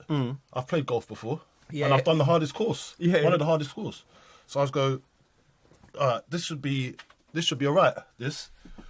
And apparently, this is one of the hardest courses as well. Really? So I've done 2 hard courses, but yeah, I did come across as Hacksaw Jim Duggan, because the amount of times I was just creating divots and ditches in the turf, just ruining it. I was poor. What was the story? So they were West Ham fans, and they they were West made him Ham wear fans. Millwall. Yeah, they were West Ham fans, man. They were Okay. West Ham fans. Good It was just banter. banter. Like, Yeah, I didn't see it that way at the start. Yeah, 'cause yeah. As I told you, I was on my 1s and 2s. I was on my P's and Q's as well. So I was on the half turn, but thinking I have to run away at any given time. But it turned out to be a good day. Good day for them. Was it a good surprise? Was it a surprise for the stag? He did it. He was like, "What's Cotton Cole doing there?" I didn't know what I was doing there, and he didn't know. So we was kind of confused together. Yeah. Then we kind of worked it out that it was his brother that organised it all, and his yeah. dad was there as well. No, so it was a good event in the end. And then after that, they went off to do whatever they needed to do, and now I went off to TalkSport. Yeah. Good. Yeah, it was good. Sounds like, I'd love to see you turn up with your glove on, wouldn't you? Yeah, Good, wouldn't it? classic. Me and you played golf, didn't we? Played a bit of golf, didn't we? Is it? Yeah, we had. Yeah, because do you know what I was told them? I said, I'm coming. If this don't work out properly, and you lot are poor, I'm gonna go see my mates. That's what I said to them. Yeah. But I turned out being poor anyway. So, I was just there concentrating. Yeah, we did the Husqvarna Golf Day, friends of ours, and Husqvarna, tough course, the Berkshire. Yeah. So I mean, he's a lot better than me. But we were filming with Tubes for Golf Life. Halfway, we played. But we had to wait for them because there was a Nick Faldo masterclass. Yeah. Which we played about 8 or 9 on our own, didn't we? Yeah, we was having a lovely time, weren't we? Time. Nick Faldo masterclass. Yeah, like there was he put on a masterclass, and Tubes was working with him. Like, no, we weren't. We was having a cup of tea. If I'd watched it would have ruined my golf. Why didn't you watch it? Because I got 9 for the few. No, because he would have changed my game too much. So I wouldn't have been able to hit the ball. Yeah. That happens in golf. I think if you have a lesson, especially me, and start thinking too much, then can't hit it. Yeah, that's me, because the guy that was in front of me, I was watching his technique. Yeah. And I was thinking, I'm going to try that. Yeah. Because he had a short backlift and it was going bang. Yeah. So, but he's shorter than me. So I was trying the same thing and it just wasn't working. And I was just, like, I can hit it, but it will go anywhere, but at least I can hit it. With this technique, I couldn't hit the ball, so I was like, "There's no point." Yeah, you got to find your. Got to find your. He could be a really good golfer. I'm not a good golfer. He could be a really good golfer. You are good, but you could be. I'm all right, but I've got to do he was up and down. You could get by. You could get by in a tournament. Yeah, so I'm all right. You always hit 2 or 3. Yeah. My head if my head goes, it's a nightmare. Yeah. Oh god, he did go as well. He did go. He nearly walked off at one point. Both of us. He nearly walked off after 2 holes. I'm too emotional for golf, Coley. I'm too emotional. We got joined by Tubes and Ange for Golf Life, and it just, my head just went. Yeah, your head went. You've got to have some patience. No, give yourself. Give I yourself. don't get it wrong. I came out good the other side. I was smiling. Yeah, you won. Did you won? And you won. Who did you beat? Oh no, me and Tubes. No, me and Ange. You and Ange beat me and Tubes. Tubes and Joe. Yeah, it was a little comp. He's amazing. He sunk a putt. Unbelievable. Is it? Yeah. It's a great feeling. It's a great feeling. Do you know what? You can play so bad, but then one good shot and you're just buzzing again, aren't you? I know. Oh, is it? Yeah. It ropes you back in, doesn't it? Well, we're planning on a dressing room podcast golf tour in a month or two. Yeah. Yeah, I've just decided. Oh, I didn't know. Tell, we signed this off. This guy's just deciding things. We are. Tell what Joe says, I think the people need to see Colton Cole rocking out the whole weekend with his glove. Just walking around the establishment. Walking around Portugal in case someone needs a picture. I'm going to walk around like that. I've got to give a quick shout out. I went to a charity football game. Do you know Boise? Yeah. Boise, West London Rams. Yeah. So there's a referee who does a lot of the kids' games at Leatherhead, and he sadly lost his kid in a car crash a couple of years ago. But Boise and West London Rams, they're great lads. They've done a few charity events before. It's one of them, a real emotional one. You can see the pain through, the family and everything they're going through. So they've set up a charity which is in the middle of getting set up called Ben's Golden Hour charity, Ben McSherry's, but it was... Are they going to do a game again? They will do a game next year. Yeah. So I'll drop your names in. Yeah, so I couldn't play because where we play so much golf, my knee's just gone, mate. I was struggling to walk around, but I went down. Do you know what? It's one of them. It's a great day. It was a great day. I hope the family got something from it. Do you know what I mean? It's one of them things you could see how tough it is for everyone, but also puts life in perspective. Do you know what I mean? Mate. Exactly. But shout out to the family. I hope they got something from the day, and big shout out to West London Rams as well, just showing up and helping out and everything. Yeah, made a bit of money for the charity, and they're going to do a few more things going forward. They've got a go-karting day, which we can maybe join in. That'll fun. But the football next year as well will be a good one to join in. We're available. Good. It's good. Yeah, I'll drop your name in. Put our name in, geez. Me, been busy week. Been doing a football. Played tennis with Tim Henman for TNT. What? Wait, what? What do you mean played tennis with Tim Henman? Don't drop your names like that. Hold on a minute. I actually did a Colton Cole, right? Oh, here you go. No, so I get my call sheet and you get these weird and wonderful things. Like, it's usually a game, but every now and then it'll be like, you're going to learn how to play rugby with Crouchy, with Ben Stokes, or cricket with that, what's that? Oh, God, captain on my brain's gone. But anyway, so tennis with Tim Henman. So I'd never look at the thing. So I've panicked to go before getting there. I just jump in the car. I don't know where I'm going. Somewhere in Roehampton, the Roehampton Tennis Centre. But I thought, all whites. Wimbledon. Thinking you have to wear a white. So I've got all my whites out. Oh, my God. So I've walked into this sports centre. People went to... Oh, God. Coley. Why? What got into your... I'm thinking Wimbledon Centre Court. I'm going... And I just walked in and Tim's looking at me just thinking, what are you doing? Everyone's just in a cafeteria having a cup of coffee in normal clothes. And I'm just walking around like I'm in Wimbledon. Did you have the headband? I should have. You should have the headband on as well. I got a bit headband and wristband. Actually. Thanks, mate. I can see you with a brilliant headband. Do you know Alex? Do you know Agassi used to wear a wig when he played? Oh. Serious, real talk. No. Real wig. No, I promise you, he was bald from a young age. I've read his book. If anyone's who wants to read a good sports book. How did he keep that still? No, do you remember we used to have long hair and then all of a sudden it went bang, gone? Yeah. He was wearing a syrup. And it fell off in one game. I'll see what I'm saying. That would be my that'd be my hate. My pet hate is a pet hate. People that wear wigs, just get it stuck on properly, innit? Glue it so it's on there for at least 20 days. Yeah, I know. Or a month. Yeah, Just get a proper glue. Get the super glue out. Yeah. So Wigs are a thing of the past, though, now, aren't they? Surely. What is it now? People just get the hair job, don't they? They go to Turkey. Although one of our mates, chef, Tom Sellers, his mate TC. TC, yeah. Remember, he used to always go out. He used to have one, but during the night, brilliant. Yeah, but during the night, if he used to kind of like start coming unstuck, and he'd just be flapping it backwards and forwards. So he'd be chatting to people, just flick it out and flick it forward. That's good banter. You can use it for banter, innit? You can use it. Yeah. But so how does Tim Henman thing finish off, man? That was good, mate. It was good. He was like teaching us how to play. Yeah. Like, I've never played tennis before, but obviously I play paddle. So I was actually all right. It was Austin Healy was doing it with me, rugby player, great lad. And I think I had a little bit better techers than Austin. Austin Healy, is he like stats? Yeah. He's that must have been a good sight. That's like Big Tell doing tennis. Yeah. He's Big Tell, mate. You don't need a tennis racket. He's got big. He's got paws. He's got paws. Get the ball. Anyway, right, should we get onto the football? Come on. Right, what? Wait. What did Tim Henman think of your tennis? No, he was happy. He was happy.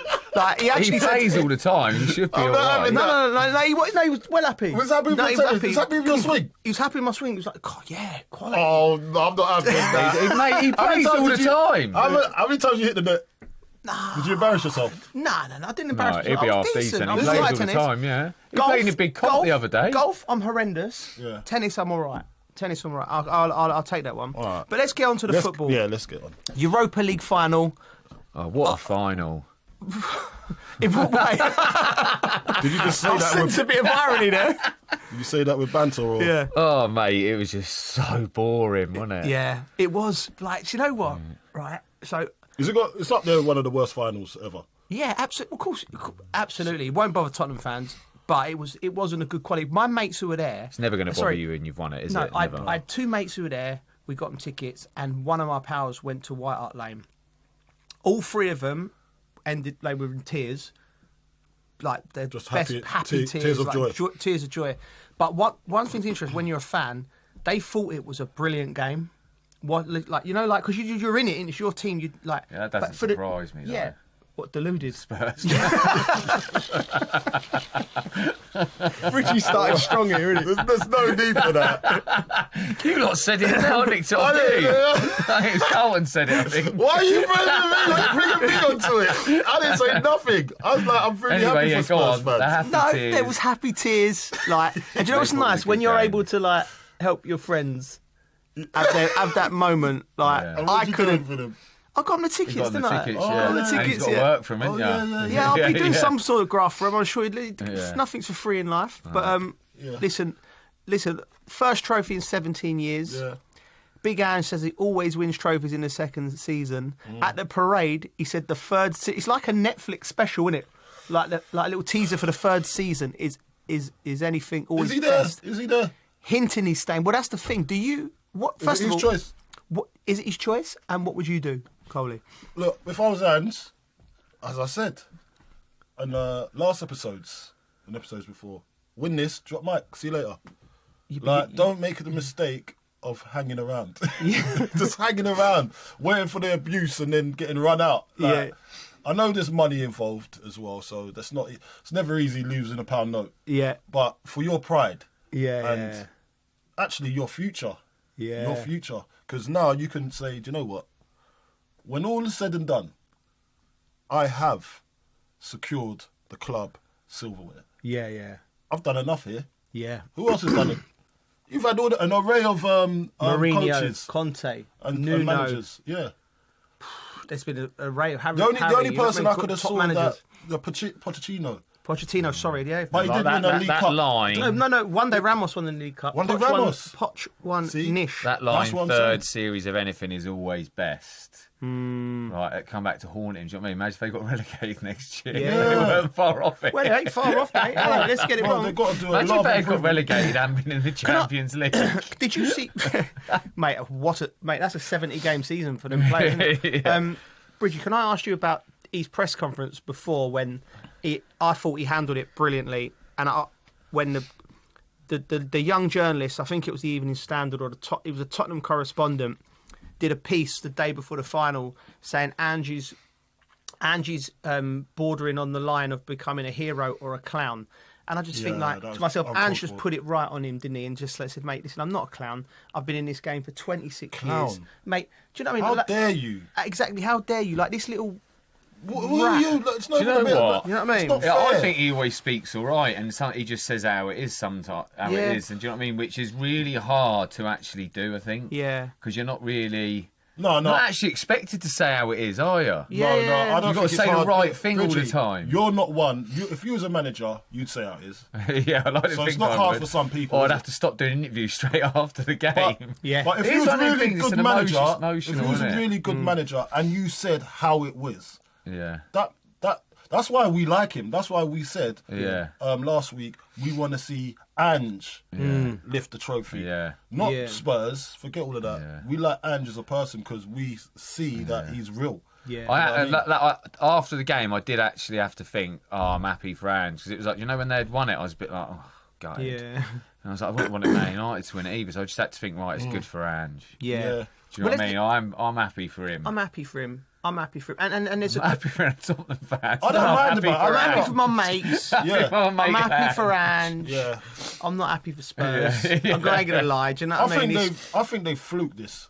They shouldn't have won this. Oh yeah, but mate, you can. Yeah, but then you just sound bitter by saying. No. You know, of course they've rung the bell. They've rung the bell. It's not just me that probably thinks this. Yeah. It's probably not West Ham fans, Spurs fans as well. Yeah, of course. Because they're thinking, the way the club's been run, like they don't actually deserve it. Yeah.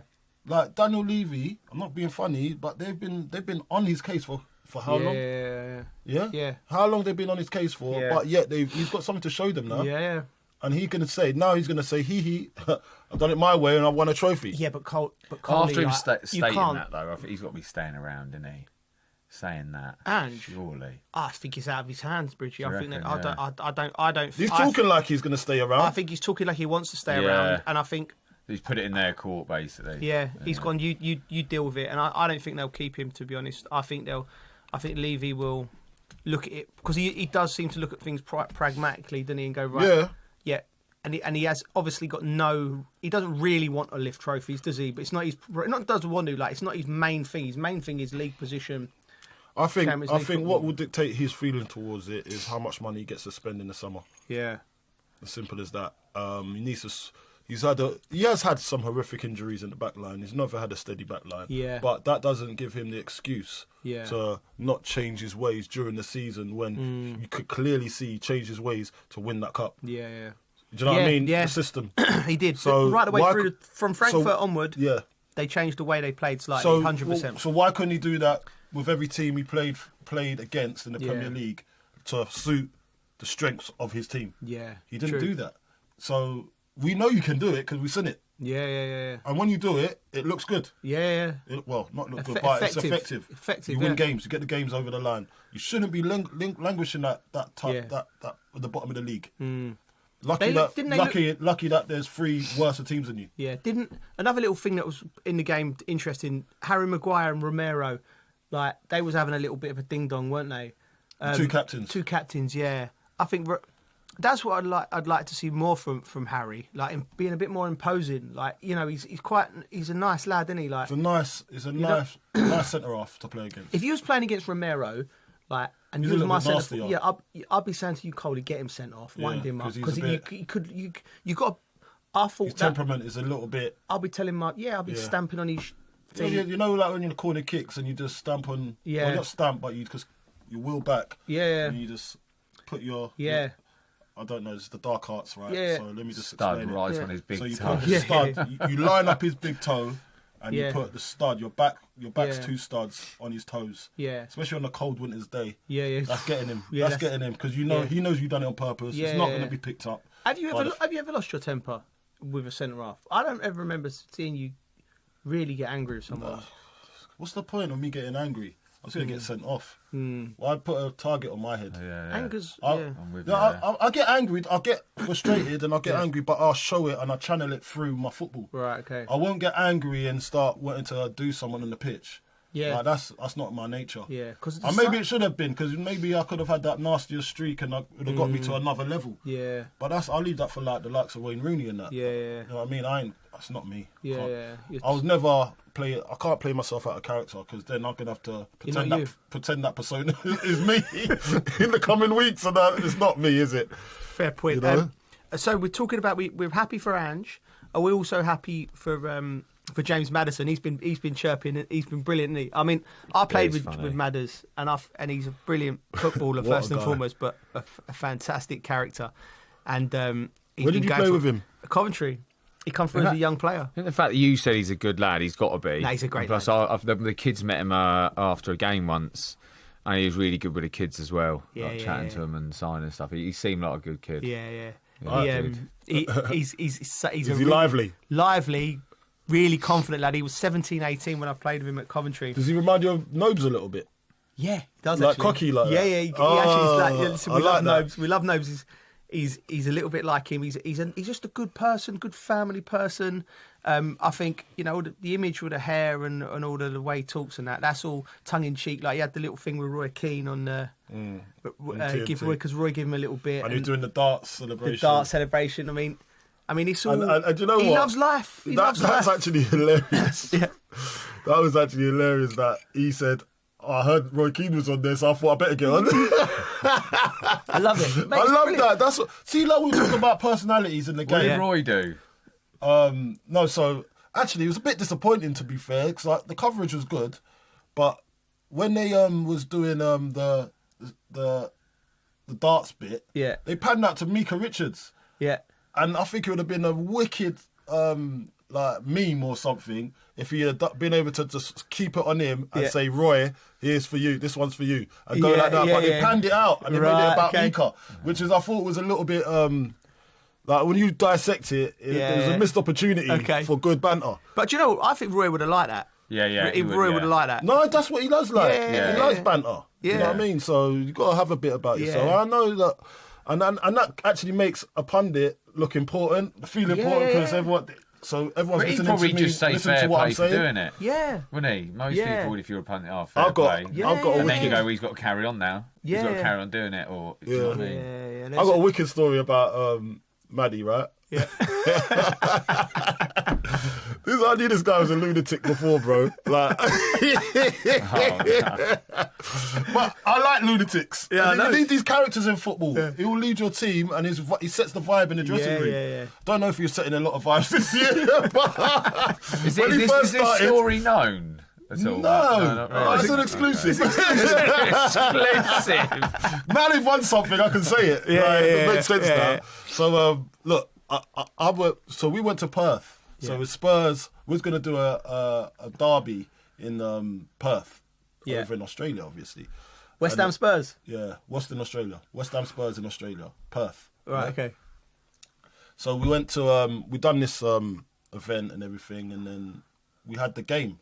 So the game was obviously like a London derby in Perth. Yeah, okay. So once that game was done, obviously all the players go out, like, because that was the finale game. Once the game's gone, all the players have gone out. So we had a night off.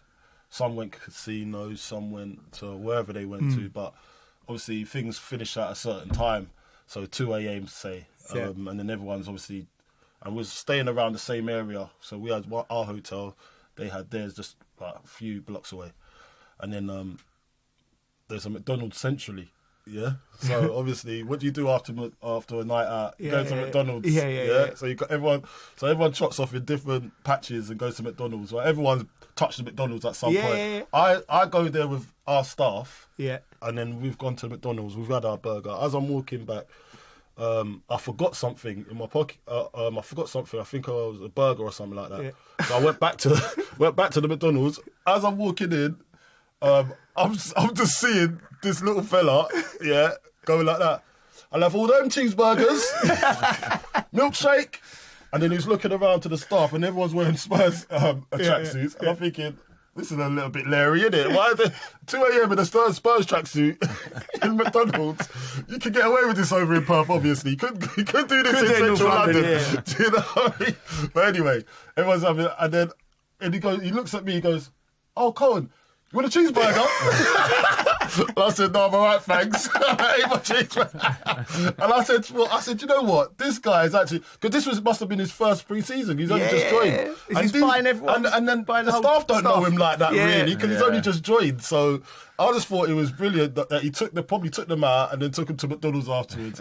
And I just knew this he's got something about himself, because there's no other players there. Yeah. Brilliant, man. Listen, he's a great lad, and I'm so pleased for him. But so what do we say? Spurs win. Man U poor. Yeah. We'll get on to Man U in the second half when we talk about the league, because I was there at the weekend. But just to touch on it quickly. Now, this is Garnacho. After up until the final, I played every round helping the team, and today I played 20 minutes. I don't know. The final will influence my decision, but the whole season, the situation of the club, I'm going to try and enjoy the summer and see what happens afterwards. I think like a young player like that needs to be a bit smart. You've just lost the cup final. You don't need to, that's not... Who's his agent? I don't know, Who's his advisors? Mate, his advisors are, terrible. Dreadful advice for a young man. He's obviously... advising himself. I've come he's out. Learning from he's going to have to learn from his mistakes, because what he's saying is just too much and too much information. I say to players, what I always advise young players to do is like, when you've had a bad defeat or there's something bad, and you're coming out and you're walking through the press, it's got to be like, when you have an argument with your missus, right, and you're angry. Less is more. Less is more. Nothing you can say is ever going to be right. Less is more. You're never going to make a point. So just shut up, walk straight through.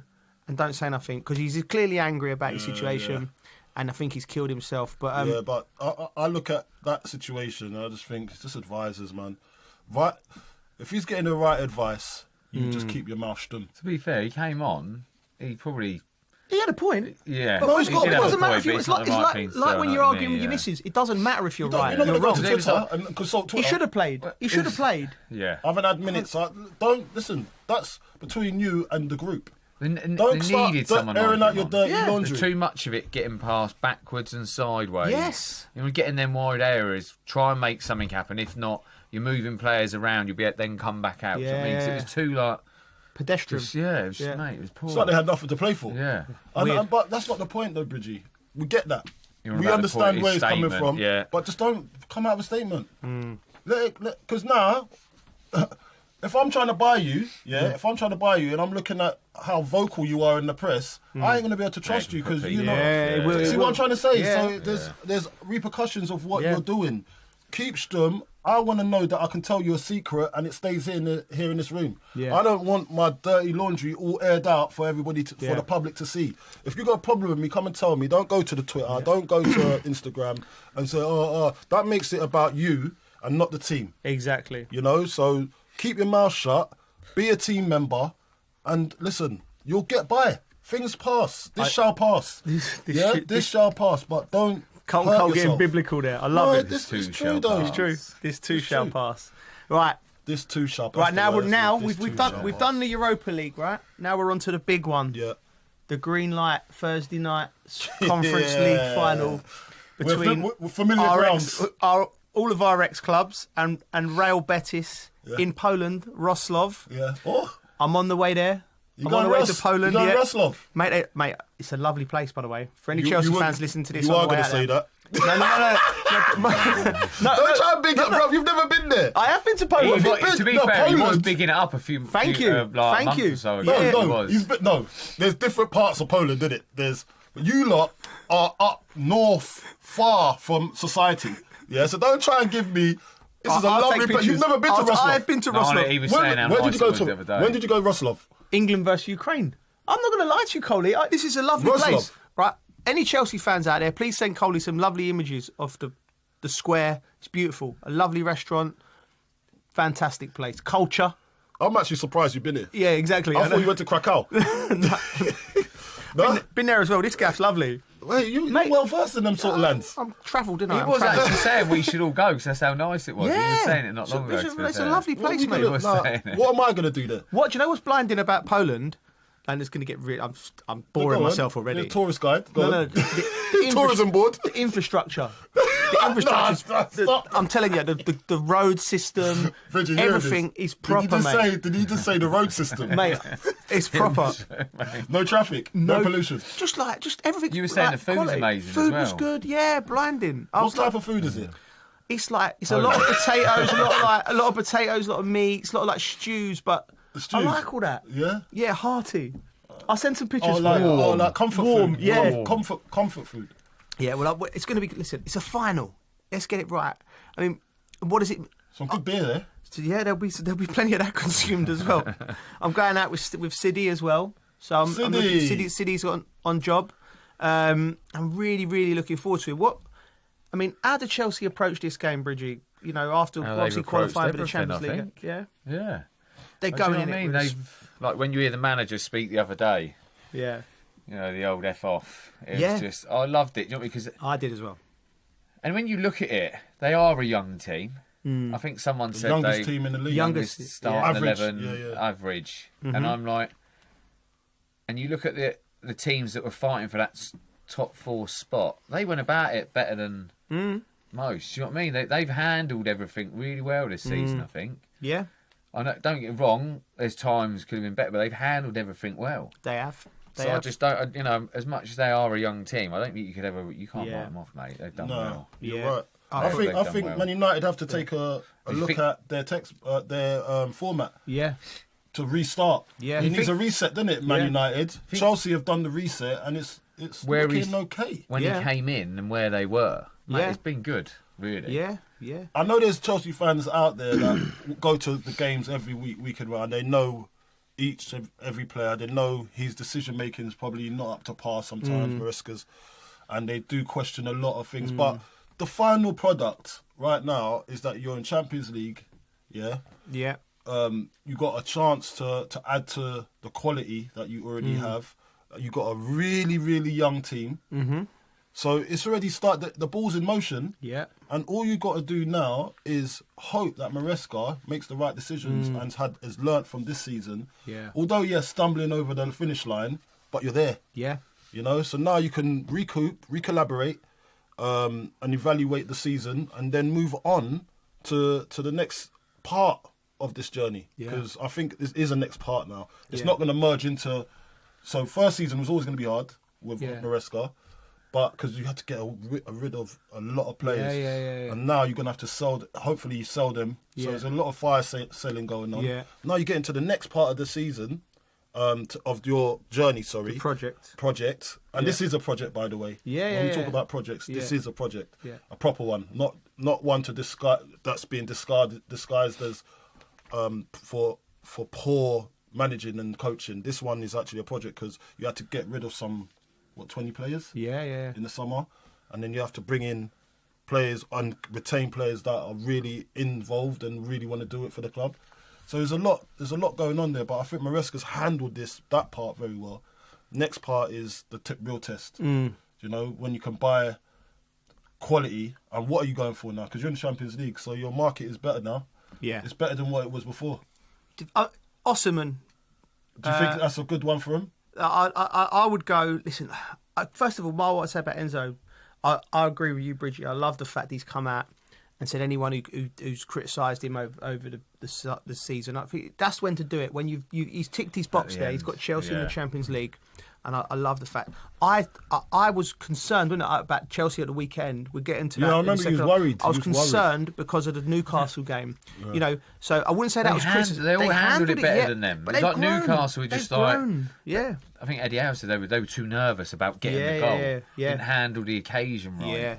Yeah, they handled it and they've grown, and that's credit to Enzo and credit to the team. And you know what? I looked at the celebrations, because that's the good thing about modern football. You get to see the reactions in the dressing room when they're filming each other celebrating. And I thought that looked like a team that was with the manager.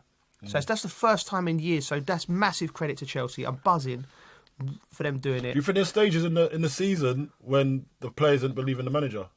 I think that's normal in a project like that. Yeah, I reckon that's normal. That there would have been doubts. So once they didn't believe, there'd been doubts. It's like faith. Like having faith is fraught. It's not something that's just there. Your faith's constantly tested. I like that. Faith. Do you know what I mean? Yeah, it's constantly tested. Yeah. You know, things go believing wrong, in that project, and you believing in. Yeah.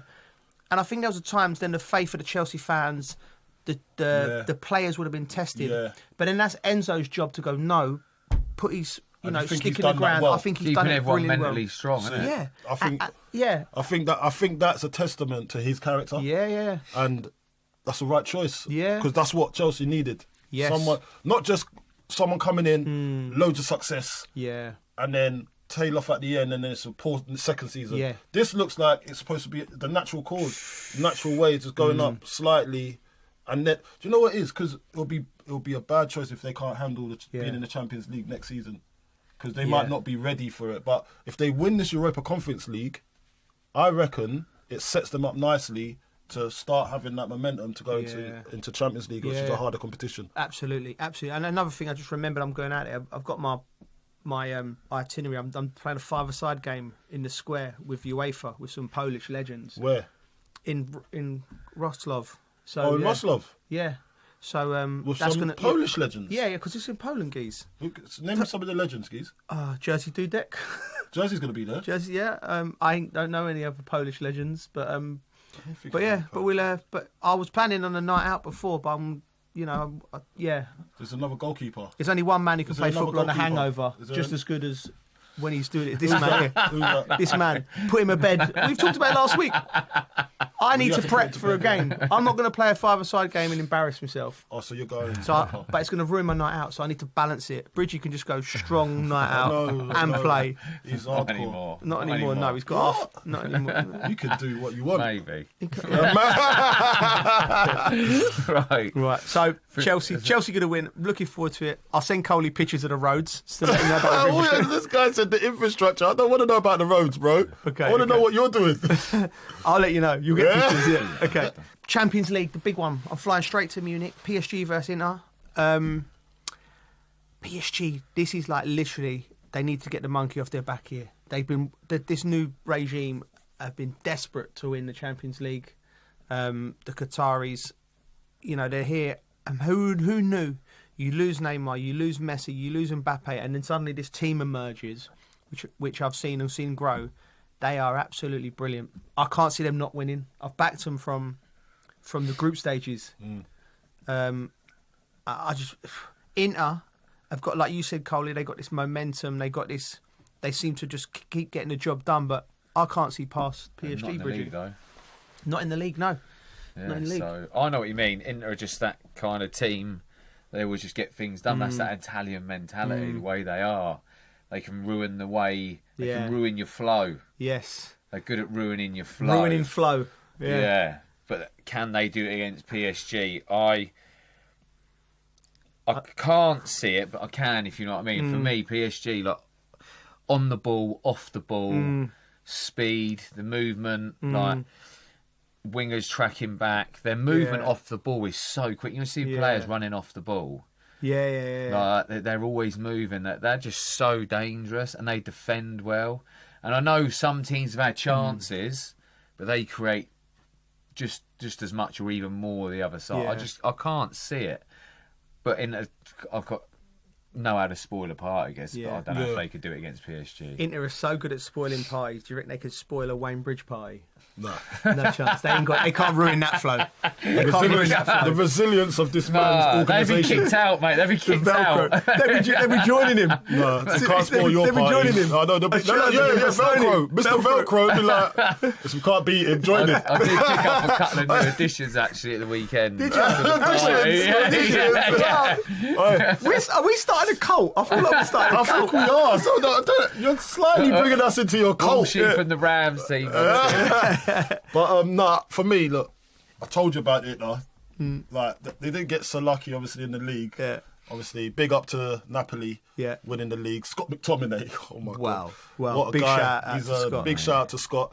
But Inter obviously devastated in the last game of the season over there, and Napoli's obviously gone and won, and. It's them players leaving Man United and going to do all right, isn't it? Anthony as well. So, mate. No, not just that though, but I'm just saying, Inter Milan, they've been the thorn in the side for a lot of teams this season.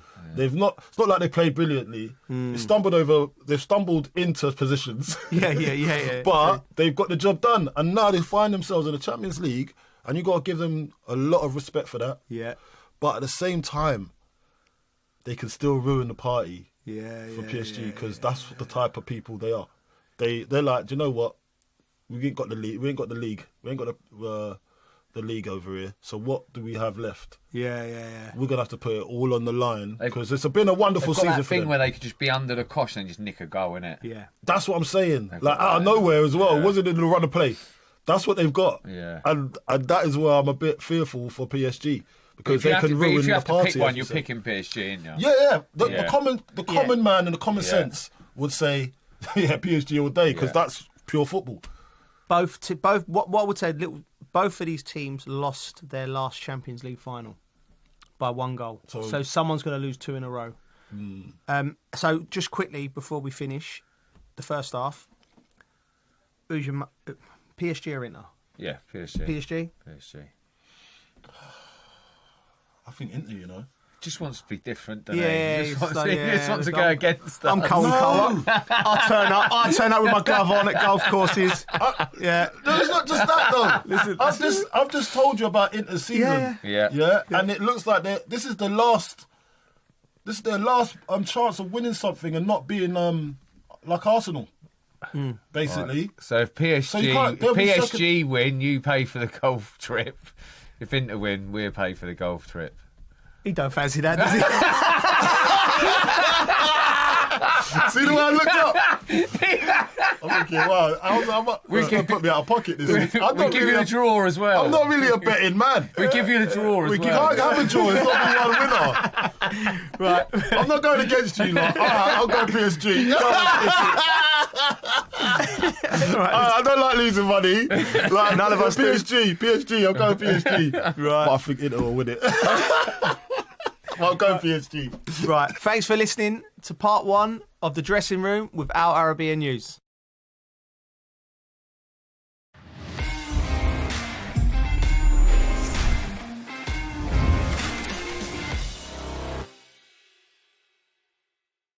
Welcome back to part 2 of The Dressing Room with Al Arabiya News, and we're going to go straight to Old Trafford, Manchester United versus Villa. I was there, Coley. Yeah, how did it go? Mate, how did it go? Do you know what it was like when you go to? I've never experienced going to a football club where the atmosphere. It was just so weird. Like the Man United fans were just grumpy. Obviously, Like it was like, ooh, like it was. Everyone was waiting for Man United just to.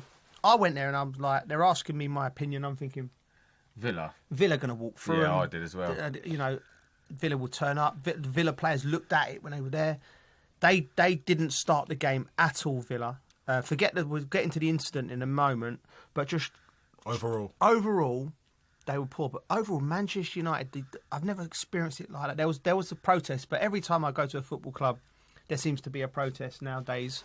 It's a thing, innit? Yeah, but I'm not adverse to it because I think people should. Voice, yeah. One thing about this society and being in England is the right to protest is important because it holds power to account, and they're not happy with the power. They're not happy with the Glazers, and I hope who are still in the background who've done the move where they've sold it, but they ain't sold it. Do you know what I mean? So they're not. So I like the fact that they're allowed to protest. Ineos hasn't got free reign. Ineos has got free reign on the football activities, but the Glazers are not letting it go because it's a cash cow for them. You know, ultimately they just go. You know, I'm not an economist, but from what I understand is they use the asset to lend against it and all their other business. So basically, it's a cash cow. It's like it's going to be making money. They're like, and they clearly don't care about the club because there's been no infrastructure been put in that place, and the club's rotting. Literally, there's like holes in the roof. So I like the fact that there's protests and at all clubs because all these clubs are owned by big corporations, and then they hide behind. Do you think that should be allowed anymore?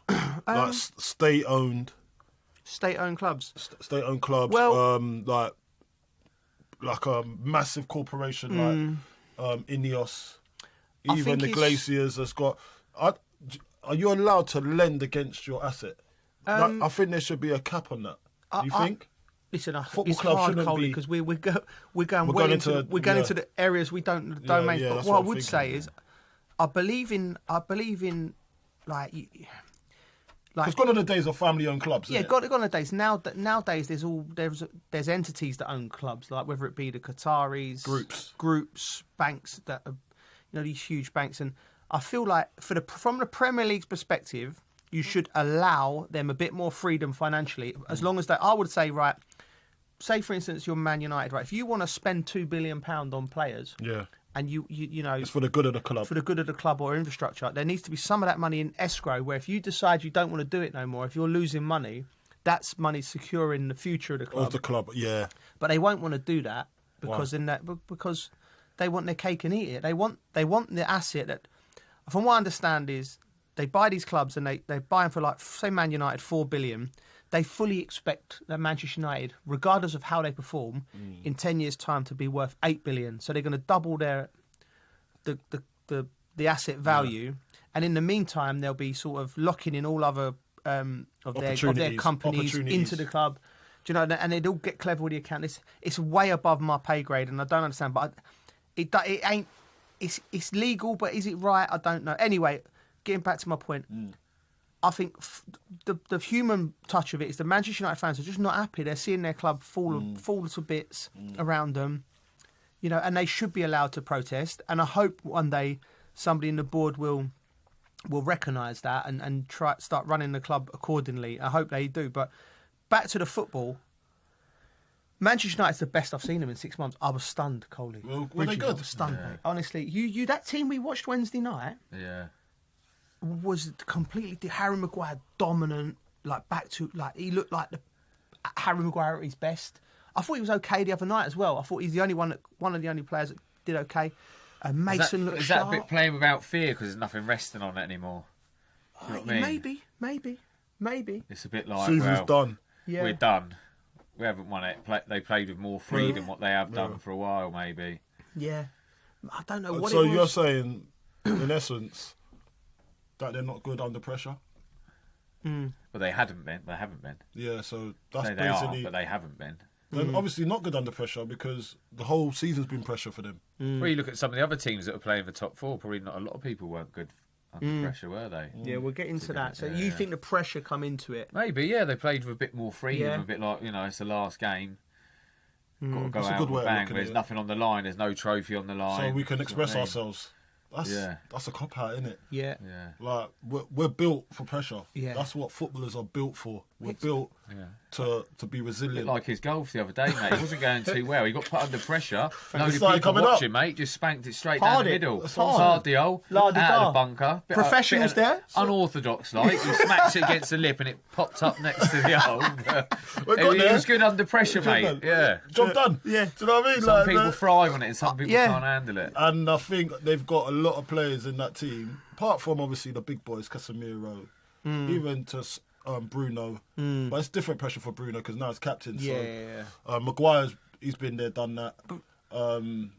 It's been tough season. But isn't it? but they ain't got enough players in that team that can handle the pressure. Yeah, that's true. They crack, That's or true. they don't turn up, or they shy away. I tell you what, though. But they didn't. There's didn't loads on of stuff to go Sunday. into it, isn't there? It's the way he plays, the system he plays, everything, the whole club, the recruitment of it and everything. It's all discombobulated, isn't it? What a word that is. I do try Yeah. sometimes. Discombobulate. Discombobulate. My man's discombobulated. Discombob Marley. I'll tell you, he's a beautiful player to watch live. Bruno Fernandes, the way he strikes the ball. He's great, isn't he? He's one. The balls come to him on the weekend. I know when players appreciate it, but he's just hit it first time, like cut across it.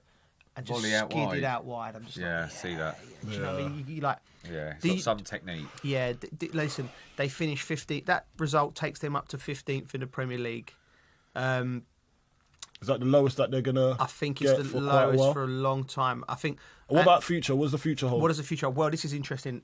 Amorim, when we got on a rundown of what we were doing from TNT, because we get this is what we're going to do. We're going to speak to, I don't know, Amorim before the game. Yeah. Becky's going to, or Jules is going to speak to the captain. On the pitch, and then after the game, we're going to do this. And then on the call sheet, it said Amorim will be speaking to the crowd. I'm thinking, I was addressing the crowd. Addressing That's the crowd. What they usually do at the last home game, innit? Yeah, I was like, well, this is. I'm like, wow, that's tradition as well. That's hard because. Well, Ten Hag done it. Yeah, Solskjaer done it. Yeah, again, and I was like, but I didn't know how it was going to be. So he got up, Amorim, and he started pacing. I pace when I'm talking and concentrating, but he spoke so well. And one thing which I think the fact the crowd got behind him, so they've had a good result. He spoke well, and what he said was, he said, remember after 3 games we won 2 and we drew 1, and everyone in this building was excited. And I told you guys, be careful, bad times are coming. Be ready, right? He said, but listen, and we've had a difficult season, and he apologised. He said, but I'm going to tell you now, on this day, good times are coming. And I thought that's a smart way of like, and not the whole of Old Trafford stayed, because I think some of them just didn't want to hear him. Yeah. But enough of this. This guy's just trying to. But he spoke well, and I was I looked at him. I always look at the fans on the side that were there, basically, didn't he? Yeah, I look at it from the framework of me as a player. I look at it. I think I put myself in the shoes of a player, and I'm like, if a manager the way he speaks. I thought I'd like to play for him. Do you know what I mean? But look, I look at it and I think if he's saying that, if that's the line he's spinning, yeah, he did, and I do remember him saying there's going to be some dark times this season. Yeah, he weren't wrong. He weren't wrong, but he said it. He warned them before. He's warned them before, and he knew before he signed. Because he was like, I don't want to take it now because I'm not going to get the best part of it. Yeah. I'm gonna have to drag my name through the dirt. Yeah. But he's told them before that this is what's going to happen because he can see it coming. Yeah. Because he's obviously looked at what's in front of him and the type of players he's got, the system that he wants to employ. He says, I ain't going to change my values for anybody. Right. And that's what he's gone with, isn't he? He's actually stuck to his guns. Yeah. It's a stubborn man, but you got to be a strong man to be a stubborn man. Yeah. And that shows me he's got the minerals. If I see improvements the first 3 months of the season next season, then I'm going to be thinking he's in it for the long haul here, and it's the right decision and one of the best decisions that Ineos has made. Yeah, because if he does come off for him the way he's talking like it is at the end of the season, then it's only going to looking up for Man United. But their recruitment this season, this summer, is going to have to be something astronomical because they're not in the Champions League. So you can't go and get the best players. You got to be looking at Championship or someone in another league that's up and coming that no one's gone and got seen yet. So let's get it right. Man United's recruitment's been dross the last 10 years. Yeah, dreadful. Dross. Yeah. So what's going to change in that small piece of time? Unless he's got his own recruitment team now. Well, let me go back to Jim Ratcliffe. You know, he owned Nice in France, and you speak to the people. People who know the French league. He dragged that club into the mire as well. Yeah. So I don't know him himself. He hasn't got any track record. Like he's not like he's Nice a stable club that's gone when he's gone there and gone through. I think he threw a lot of money at it and it went wrong there. So something. And still going wrong. And he's still going wrong. Man United. Maybe he should have stuck to sailing or whatever he'd done before, Jim. Do you know what I mean? Making chemicals. He means well. Yeah, he means well. Listen, I've got Ineos wipes at home. Yeah, I don't like Ineos. I like Ineos cars. Yeah. It's the Jeeps. Really? Yeah. Yeah, man, I don't like all that. He's got Ineos Jeeps. Yeah. Is he really? Yeah, this guy's got his fingers in every pie. Oh, mate, he's a solid person. Mate, he's contributor to society. Okay, but he's not contributing in. You have to leave him alone, man. No. He's a businessman. No, he's a businessman. Listen, wish him well, British businessman. Hope he. Okay, listen. Hope he don't do too well. Listen, it's football and it's hard. Listen, it's football. It's hard. He's trying, and he's remember he's still picking up the flack from the Glazers. You know what I mean? So first, he's got a lot on his plate. He's got a lot on his plate. But there was a massive incident in the game, which I'm bloody glad there was, because there was nothing else happening. And I'm thinking we got an hour to talk about this game afterwards, and there's nothing gone on. So Morgan Rogers pressured the goalkeeper, Goalkeeper fumbled. He's nicked it out of his hand. The referee blew the whistle before Rodgers popped it into the empty net. And we all, straight away, me and Crouchy's initial thing was, we could see it, although he was on the halfway line, right? He dropped that. That's a goal. VAR are going to look at it as a goal. But then we figure it out. We've got it all in our ears saying, once the referee blows his mind, it's dead. You then can't go to VAR. I'm like, what? Common sense tells you the ref's made a mistake. Change that rule for a start. Yeah. Innit? And also, the refs have got to think, do you know what I mean? I don't know. You just got to let it go. You just got to let it go, ain't you? Yeah. That incident of where it is, refs need to have in their head now. You just got to let it go. But there should be common sense that it should go back to VAR and it should be overturned. Even though the ref's blown his whistle, mate. Do you know what I mean? He's kicked the ball, it's going to go. A bit of common sense. Yeah. It's letter to the law, isn't it? Oh, no. So, buddy. Yeah, but have a common sense law put in there. I remember, do you know what happened with me? Mate, do you know what I mean? Listen, go on YouTube. Yeah, go on YouTube. You're probably on YouTube. Pause this. Yeah. Go and see Colton Cole disallowed goal. Okay. It's a disgrace, Bridgie. Really? Coley's a bit disgrace. Really? Go on, explain to me. The ball's come in, yeah? I've headed it over the keeper. The goalkeeper's come out. He's caught in no man's land. Right. I've lined him up. I've gone, bosh, I've got him here. As the ball's bouncing, it's bounced again, and I've gone, bosh, over his head.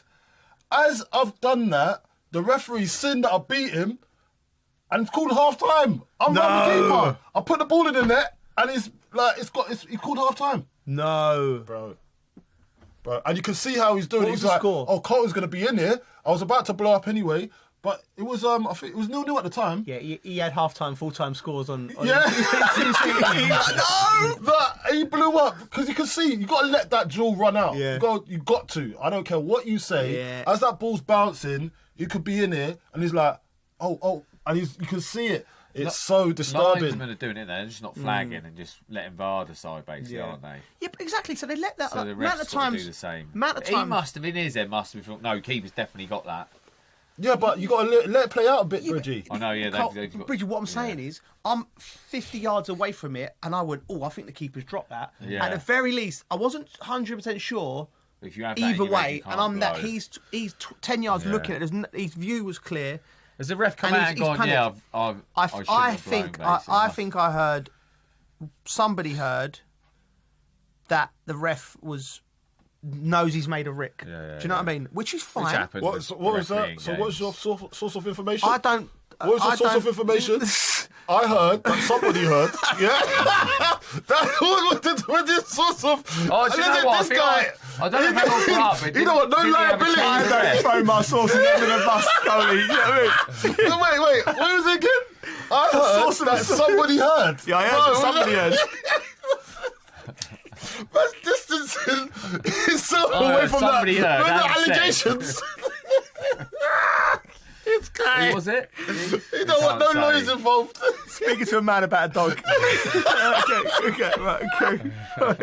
I'm crying today, man. I heard that somebody. That's the first time I've ever heard that comment. Relax. Anyway, ref got it wrong. Do you know Villa have wrote the letter? They wrote a letter and they can play. You're not going to get anywhere with it, though, are you? So what's the point? End of the season. End of the season. End of the season. You're not going to get anywhere. So there's just no point in that. There's just no point. And credit to Unai Emery. We must write a letter. No, there's no point. You're going to get nowhere from it. Like Unai Emery walked past us after the game, right? And by the way. An asterisk, right?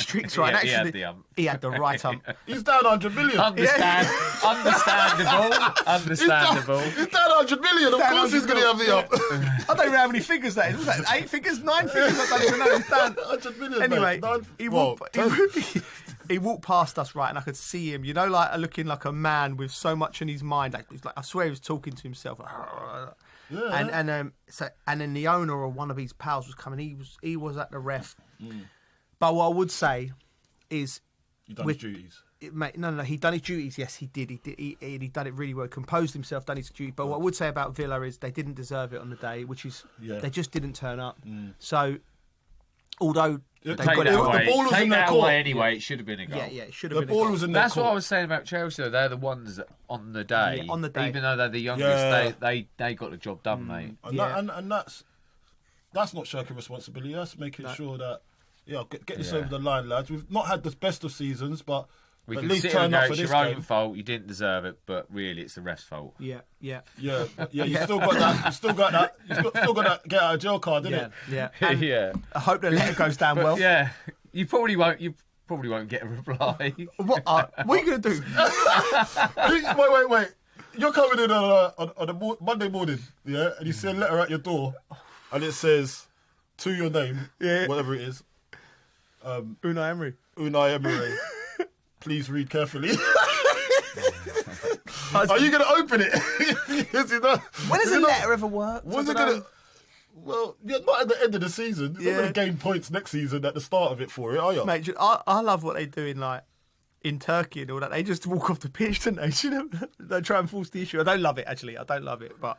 Well, it's quite entertaining. It's talking about entertaining. We'll park Man United and Villa. Yeah. We'll go to Forest and Chelsea. We'll go to Forest and Chelsea. We've talked a lot about Chelsea and how impressed we are with their young team and their young manager. But there was a little counter story around Forest. Gary Neville denied access to the stadium by Forest after comments in the media, right? You know what, let's talk about that. Right. Yeah, let's talk about it. Just so that people know, Marinakis come on the pitch and Bridgie called him a brat. Yeah, but it was in a. No, we agree. The way I said it was a bit. We did call him I a wonder brat. if Bridgie would be banned as well. No, mine wasn't that bad. I could imagine Gary Neville probably went after him a bit. You called him. No, I think yours was worse, actually. Spoiled brat. But it wasn't that. Do you know what I mean? It's just it came across like that. God, what did he Called say? him a mafia boss.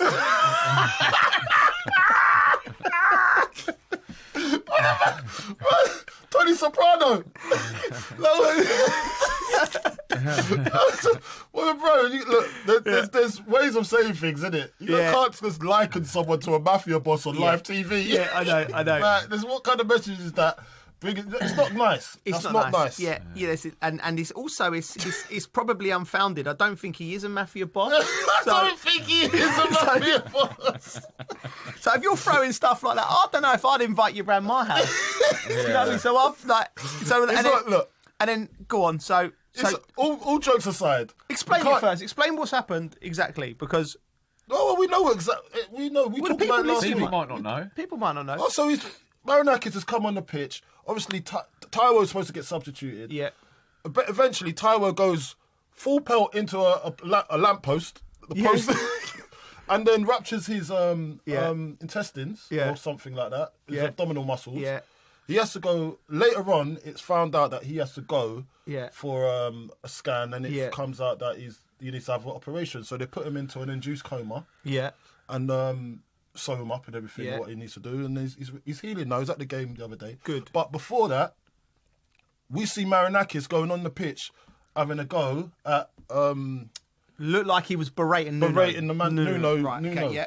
And look, when you put yourself... When you step onto that field, you know everyone's watching. Mm. So there's a way you have to portray yourself. Yeah. I know emotions are high and... But you just don't give the press something to speak about. Yeah. And that's a little bit of training. I don't think he'll ever do that again. No. Because of the hoo-ha that went on around it. But now he's learnt the hard way. But I can understand where he's coming from, where... Because it looked like that, people are going to weigh in. People are going to always weigh, especially media. That's what we did. We get asked about it, in our opinion. And at the time, what we see. So... But one thing I didn't like, though, Bridgie, as you were talking about Sport Brat, you know, when I was doing a little bit of commenting on this on TalkSport, right? I said,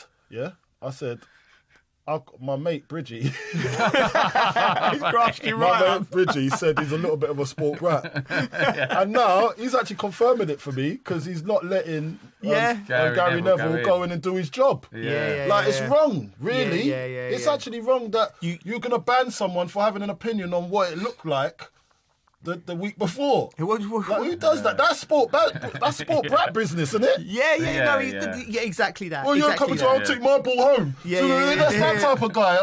No one's playing now because I own the ball.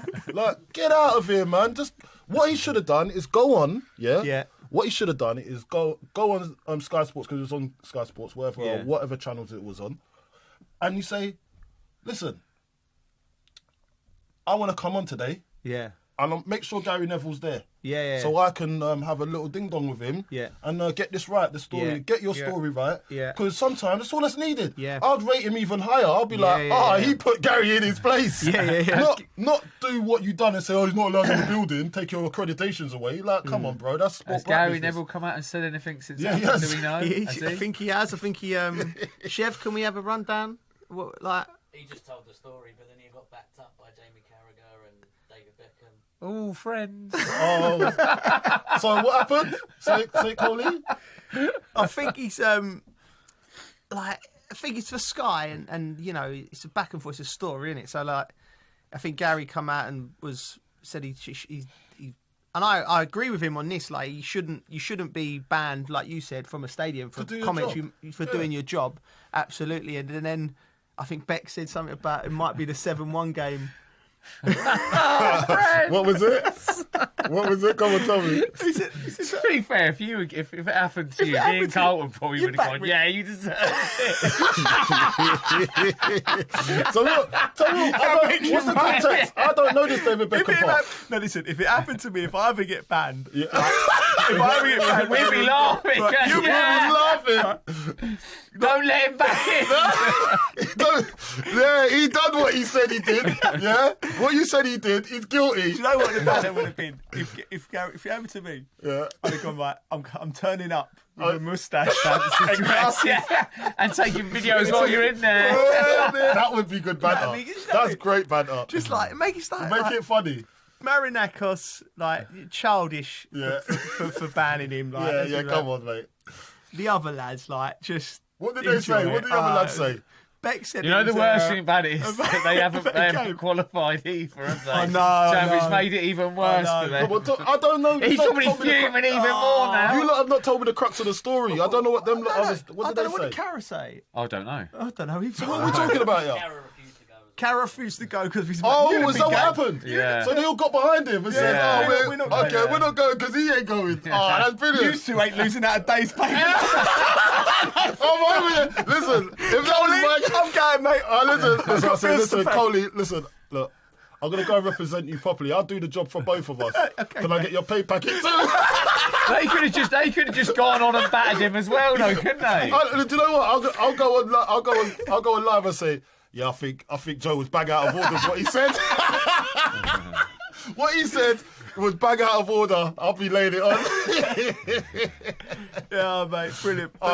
Listen, this is what football's about, though. Like, this is why I love football. I'm talking about it now because you get these once in a while. You get a little story like this where you can just berate everybody. Just don't listen. One thing, listen. Never take yourself too seriously in football. No. Like, it's never that serious. It's never that serious. Other stuff is going on in the world. Other stuff is going on in the world, and let's hope we all learn from this. Listen, let's hope we all take. We might be getting banned now from everywhere. About stuff we've said. I don't even know if I'm welcome into the Spurs quarters. I'm supposed to be going to a concert in a couple of weeks. Definitely ain't welcome there. I'm asking for a box. I don't think they're going to give me a box, are they? We won't be welcome at Arsenal either. We're banned from all Premier League football grounds. Brilliant. No, listen, it's football. Well, it's football. It's just banter, man. Like, what are you going to say? Like, everyone has their team. Everyone has their team that they love. But if someone's talked ill of your team, you're going to be a little bit upset, but don't take it too seriously. We're only humans too. Both teams, like, it's all out of love. Forest have had a good season. Yes, they've done better than what anyone would expect. Brilliant. And Chelsea got what they wanted as well. Yeah, done it well. And I think actually done it okay. Actually, the Conference League, like, considering where they've come from, I think they for me they've done it better than they've handled that day better than all the other teams did. Good shout. Good shout. And for being such a young team as well. And like we said, we've already picked up on what he said after the game about telling them to F off. Yeah, brilliant. Like, he's handled himself well all season, brilliant. hasn't He has. Love him. Right, So Newcastle and Everton, this is another shock result, which is talk about handling pressure. The Geordies just they just rolled over, didn't they? It was Everton were good for their win. And let's quickly have a look at David Moyes' his record since taking over. Coley played 19, won 7, drawn 7, lost 5. That's what he does, though, isn't it? Yeah, that record over 38 games would have seen them get 56 points, the same as Bournemouth and Brentford. Yeah. Now, by the way, the Bournemouth manager was linked with Real Madrid. Yeah. And they've spent more than what Everton have done under David Moyes. And we all know how good a job Thomas Frank's done and the team he's produced there. So, David Moyes, listen, does he get enough credit for what he's done? I think Everton fans weren't happy. Well, I know some might have been, but I know a lot of Everton fans that weren't happy about going there. Yeah. They eat their words, mate. Yeah. Listen, I think that there's different managers for different things, and look, but Coley, I'm just going to explain it quick. Go on. There's different managers for different things. Sometimes you've got the managers that need to save a club, and they do that really well and consolidate. They can work with certain calibre of players. Calibre of players and a certain budget. I think pressure comes on when you are now dealing with superstars. Yeah. How you handle those superstars. How do you handle the biggest talents in the world. Like, you got managers for that too. Yeah. So the Carlos, Ancelottis, they can deal with egos. Mourinho's. Yeah, but as soon as... But that comes after a certain calibre of players. If you've got an underachieving team, you've got certain managers that can get the best out of an underachieving team. You can pick up their morale, know how to ride the wave. Then you got the plateaued managers that can deal with teams that just want consolidation in the Premier League. Yeah. And then you got the ones that go on to win titles, and there's an elite group that can get, you know what I mean? So there's loads of different managers, but I don't think you should compare any manager to any other. I think it's unfair because everyone has their skill on what they bring, and they might get the same points at the end of it, but they're doing different things. Because different teams need different type of leaders. Okay, and that's the way I look at it. So, with them stats that I've just read out to you, though, I understand what you're saying, right? But like you said, Thomas Frank's been linked with Manchester United job, and he got linked with the Liverpool job. Areola, as I said there, Areola's been linked. Yeah, but Areola at Bournemouth's been linked with Real Madrid and Bournemouth have been linked with Real Madrid quite a lot. Yeah. So like, but what I'm saying, why do them managers get linked? David Moyes, let's just say the Spurs job. Style of football, I just said what I said, didn't it? Yeah. And that's why I've just explained it. Different managers have different values to a type of team. Bournemouth won't need a David Moyes. Yeah. They don't need a David Moyes unless they're going through something. I think David Moyes brings structure and infrastructure to build from. Yeah, but I also think David Moyes and has a little bit more than that. Like, I think he's got. I think he's. You know, we talk about. I think it's unfair to put David Moyes in the same category as a sort of Allardyce, Steve Bruce. No, I don't. Pardew's of this I think world. he's learned differently. He's operated in that era, and he's developed and learned. I think his Everton team actually starting to play his style, the way he was. Because he did that with West Ham. He did that with West Ham. We were playing some beautiful football when he released. Yeah. When he said Paqueta, he says, let Paqueta be Paqueta. Yeah. And that was hard for him to do. Yeah. Because he liked structure. Yeah. So when you're dealing with these type of players, that's when the real skill comes in. And I think he learned. Yeah, that's and what he's developed. He grew from that to say, do you know what, let him have freedom. And although it's going to be up and down, you got to let him operate. Yeah. Because he's that type of player. So I think he learned that, David Moyes. I'm not saying that some of these new managers, but I think because David Moyes has got a pedigree already and people know what he's about, the other two are a little bit more exciting to the outside looking in. But is it because you're he's thinking British? No, I don't think it's because of that, Coley. No, because the best managers have all been Scottish. Yeah. That's, you know what I mean? But like, I'd say the best British managers, most of them. Yeah. Alex Ferguson. Who else? Kenny Dalglish. Who else? We got Shankly. David Moyes. Shankly. Was he Scottish? Was Shankly Scottish? No, I don't think so. Yeah. But historically, they've had some great managers. Yeah, and they've won a lot. Yeah. But I'm just saying, with Drop this, scene. Yeah. So I'm just saying that on history, David Moyes, we know what we're going to get from him. The rest, these new age managers, Tom Frank, I put under that category because he's doing bits, but people would want to see how they are with a bigger budget now. Yeah. David Moyes, has he had a big budget ever? Man United, so he's had his chance. Yeah. You see what I'm trying to say? Man United, come on, they've been in. I know, but it looks like he's had his chance, and he done it. He went at the wrong time. I think he's gone. He went to Man United at the wrong time. Yeah, he's gone in there. And he's thinking, going there at the wrong time. Mate. But think after Fergie and the team was old, and I think he probably. I think he learnt from that. I think he changed too much at one time once he went went there, and I think he'd have learnt from that. When you go into a place, you don't have to change the whole staff. You might have to work with what's there already. I think when he went in there, I think he'd done a little bit of that, and he probably wouldn't make that mistake again. Of course, because remember he was at Everton for ages, wasn't he? Yeah. And then all of a sudden, I know he wanted to be comfortable. He's probably taking all his mates with him. And it didn't work out. Which you would do if you're not. Would you take me? Yeah. If you got a job? Will you take me? Yeah, I'll take you. I'd rather get a job. I'll bring you in. Mate, do you know what would be amazing? You'll be assistant manager. Yeah. Do you know what would be amazing? The players would love you. I would love it. I would love to own a football club with you for it too. Oh yeah, we should go and buy it. Do you know what? We should go and buy a little Sunday league side and build it. Build it up, yeah. Well, there's hold on, Chev. Right, mate, you're like a meerkat there. Bellstone, Chev and Tell build just built Bellstone Football Club, and they want us in as ambassadors first. Do you need a new manager? Tell. We've got stadium. Tell nearly bankrupted the club last year. Tell nearly bankrupted the club last year. Peter Ridsdale. Was he CFO? Mate, CFO. You were CFO? Well, bonus systems. Put that sausage finger away. Anyway. Mate, you're just too nice. You got to limit what you're giving out. You're just paying out and there's no money there. Man's paying out from his own pockets. No, but listen, we digress. Okay. We move on. We'll move on quickly because we haven't got long left. But Everton, brilliant. Newcastle stumbled across. Yeah, done it. Liverpool Palace, 1-1.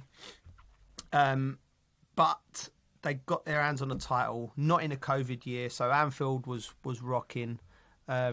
Trent, very emotional on his pitch. I'm really happy that he was given the send-off that he deserved for him and his family. And he got really emotional.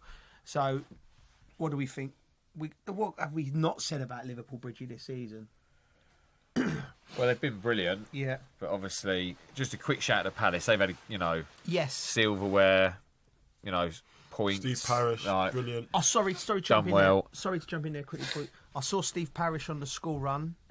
And mate, I give him a big hug because I'm really happy for him. Yeah. I said to him, he looked like he'd seen a ghost in the last 3 minutes of the game. mate. Hands on to him. Mate, he was biting, proper football fan. Brilliant. And it was really happy for him in Crystal Palace. But sorry, Bridgie, go on. Sorry. Well, just after them, even though I got caned when I played against them for Brighton. But buzzing for that. I know a few Palace fans. Obviously, Liverpool. Salah's had a great season, but for me, Trent. That whole thing just is the main thing from it. The emotion, his family on there with him. I think there's definitely tears. There was no booze, was there? No, he got a great round of applause, didn't he? From what I see. saw, good. That's all I heard. Good. Well and done, you could Scassers. say he was buzzing with that. That's class. That meant a lot well to him. You could see the emotion, and do you know what? I think you can feel that he's probably sad. He is sad. Of course he is. Man. He is sad to go. It's his home. He's going on to a new experience, and you could see how much it meant to him getting that round of applause. Yeah. When you leave a club, right, it's not always like this. This is just great, like winning title, but you're not leaving because you want to leave, but you sort of like. When I left West Ham, just gone that way. When I left West Ham, I was sad, and same when I left. I was really sad when I left West Ham, but I was also excited for the future. And going to Chelsea and going to try and win trophies. So, well, that excitement takes a while to kick in. The sadness stays there for a while, because you've been there for so long, and he's been there ages. Yeah. That sadness will stay for him for a while still now, mate. I'm telling you, until he gets underway. Over there, I think. I can understand. I can tap into that feeling. Yeah. But I must say, we talk about that, and he's going on to bigger, better things. I think you think better or bigger? I think it's the only place that's the question, isn't it? You can, the only place in Europe you can go that's bigger than Liverpool is Real Madrid. But Liverpool see themselves as rivals. And exciting times, and it ain't straightforward either. Like going into a new club and a foreign club is never straightforward. It's a challenge. It's a challenge for them. Talking to my listen, I've got no knowledge on this, but my Johnny, who works at the local gym, and he's my Real Madrid guy, and he tells me things all Real Madrid based, and he said that they're going to go to a back three next year, and Trent's going to be a wing back. So, you know, Bellingham's going to be central with Valverde and Tchouameni or Camavinga. The two boys, Vinicius and Mbappe up front. New left wing back, Trent right wing back, Huijsen, Rudiger, and the other lad, mate. And he was telling me, and I was thinking, that sounds sexy. So the only thing that would make me nervous about signing for Real Madrid, they do that player reveal, don't they? Oh yeah. And you get given the ball, and it's going, go on, do some tricks. I'm like, oh no, mate. Some of them like, I hope you've got Vinicius. Vinicius was bad. Yeah, I know. Mate, it's like you've never kicked the ball. Mate. You'd be doing all sorts, mate. If I got signed up and go, oh no, I'm injured, mate. I can't. I'd do it. Mate. I'd do it. I would love to do that. Mate, there must. Unveiling, and then you're just doing a few skills. No, just keeping it up with your knees. You go do a few round of words, catch on your neck, catch it on your head like a seal. Go knees first. Then you do a little shoulder. You might just put a little shoulder in. I could do it, so I'm alright. I do that all the time. Finish off right. Well, that's all we got time for with the Dressing Room Podcast and Al Arabiya News. Thank you for listening.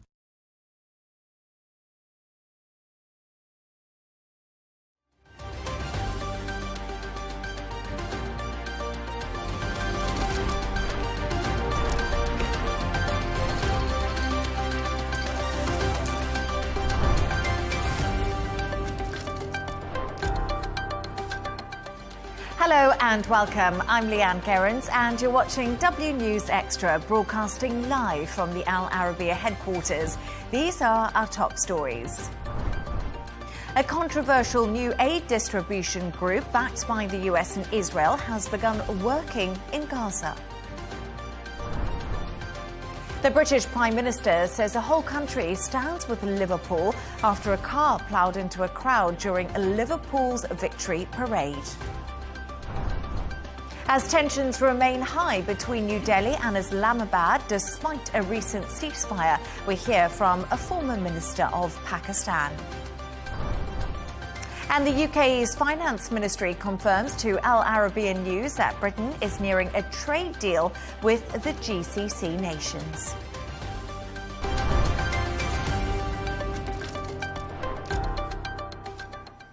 Now, a controversial new aid distribution group backed by the US and Israel has begun working in Gaza. The Gaza Humanitarian Foundation says lorry loads of food have been delivered to secure sites. Its launch comes after the organization's director, Jake Wood, resigned after expressing concerns over the group's independence and transparency. Meanwhile, US Special Envoy Steve Witkoff has told CNN that a ceasefire hostage deal for Gaza is currently on the table with a pathway to end the war. Earlier, I spoke to Dr. Jamal Nazal, spokesperson for Fatah, the Palestinian political faction that governs part of the West Bank. He told me his organization doesn't have dealings with Hamas. Take a listen. Well, Hamas doesn't consult with any other factions on what it is doing with the hostage issue. It should be doing this, especially with Fatah, especially with the Palestinian Liberation Organization, the PLO, the sole representative of the Palestinian people. Instead of this, Hamas is doing it all alone, achieving hardly any results. But there are no political talks now between Fatah and Hamas, because Hamas still rejects the idea of the two-state solution. It doesn't recognize the PLO as a as the sole legitimate representative of the Palestinian people, and it doesn't recognize the agreement signed between us and other world states. So that's why the dialogue between us and Hamas is going nowhere at this moment. The roadmap to reconciliation leads us to certain steps that have to be taken, especially by Hamas. First of all, it has to understand and recognize international legitimacy. It has to recognize the idea of the Palestinian state. So I'm not very optimistic on reaching a common ground with Hamas because we do not share the same goals. To discuss this and all of today's stories, I'm joined by Rawia Alami, senior presenter at Al Arabiya, and Al Arabiya journalist Wandi Intengendo. Thank you so much for both joining me this evening. Rawia, as you heard my conversation a little bit earlier, I was speaking to Dr. Jamal Nuzal, the spokesperson for Fatah, but there have been real conflicting reports regarding the ceasefire proposal between Steve Witkoff and Hamas.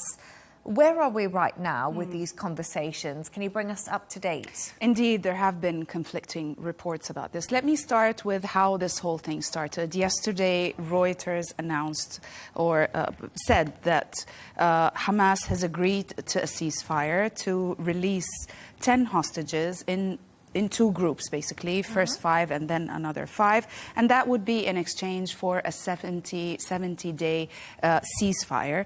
Now, after this announcement, we heard from the Americans who said no. Witkoff specifically said that this was not his proposal. This is not what's on the table.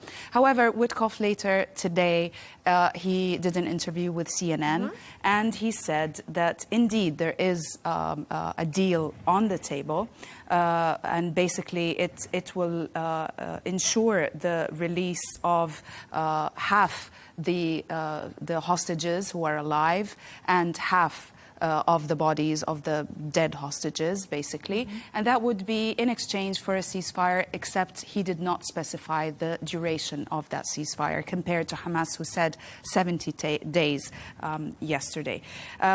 Also, Witkoff commented on what Hamas said, and he said again that this was not his proposal, that Hamas is yet to agree to this ceasefire deal. But what it seems is that the Americans, at least, if not the Israelis, the Americans aim to eventually have a permanent ceasefire, because the deal that Witkoff spoke about basically, as I said, ensures the release of half the hostages that are alive, half the bodies of those who are dead, and also it was talking about that after that, or during that ceasefire days, or those days, there will be negotiations as to a permanent ceasefire after that. Yeah, absolutely. The details, obviously, we're still hearing about them, but Steve Witkoff is urging Hamas to agree to this deal. And another thing is it looks like there are talks happening. So that is something positive, if we can take that away from it.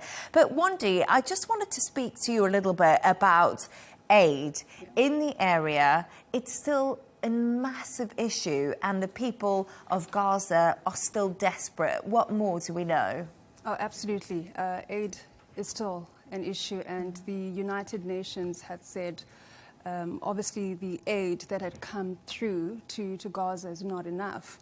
Actually, 500 to 600 trucks are needed, obviously trucks in aid to get into Gaza. This is a serious issue because about 2.3 million people in Gaza are currently malnourished. And of course, we saw a GHF come in with around 8,000 boxes of food, much needed food, which really translates to about 460,000 meals. So more is needed. Obviously, we've seen that a site had been built up to keep this aid and obviously to distribute it to people. But tricky balance, isn't it? Getting aid in, distributed, obviously Israel and the US through this GFS system. It's a little bit more difficult. A lot of, yes, I mean, a lot of the UN, first of all, as well as so many other humanitarian agencies, look with a lot of skepticism, to be honest, and they've expressed this skepticism about the GHF that is backed by Israel and by the United States to distribute this aid. Now, regardless whether 8,000 meals or boxes have been distributed. There is no footage actually to prove, you know, how was it distributed, and this is what is making the UN very skeptical about this. They have actually accused the organization of so many things. One of them is militarizing aid distribution, also possibly leading to Palestinian displacement, because they are specifying specific areas, mainly in the south, in Rafah, for these distribution, which means that massive numbers of the population has to move from the north, from the mid area to the south to get the aid. But I mean, there are so many issues with this as well, because if we look at even 500 or 600 trucks are not enough.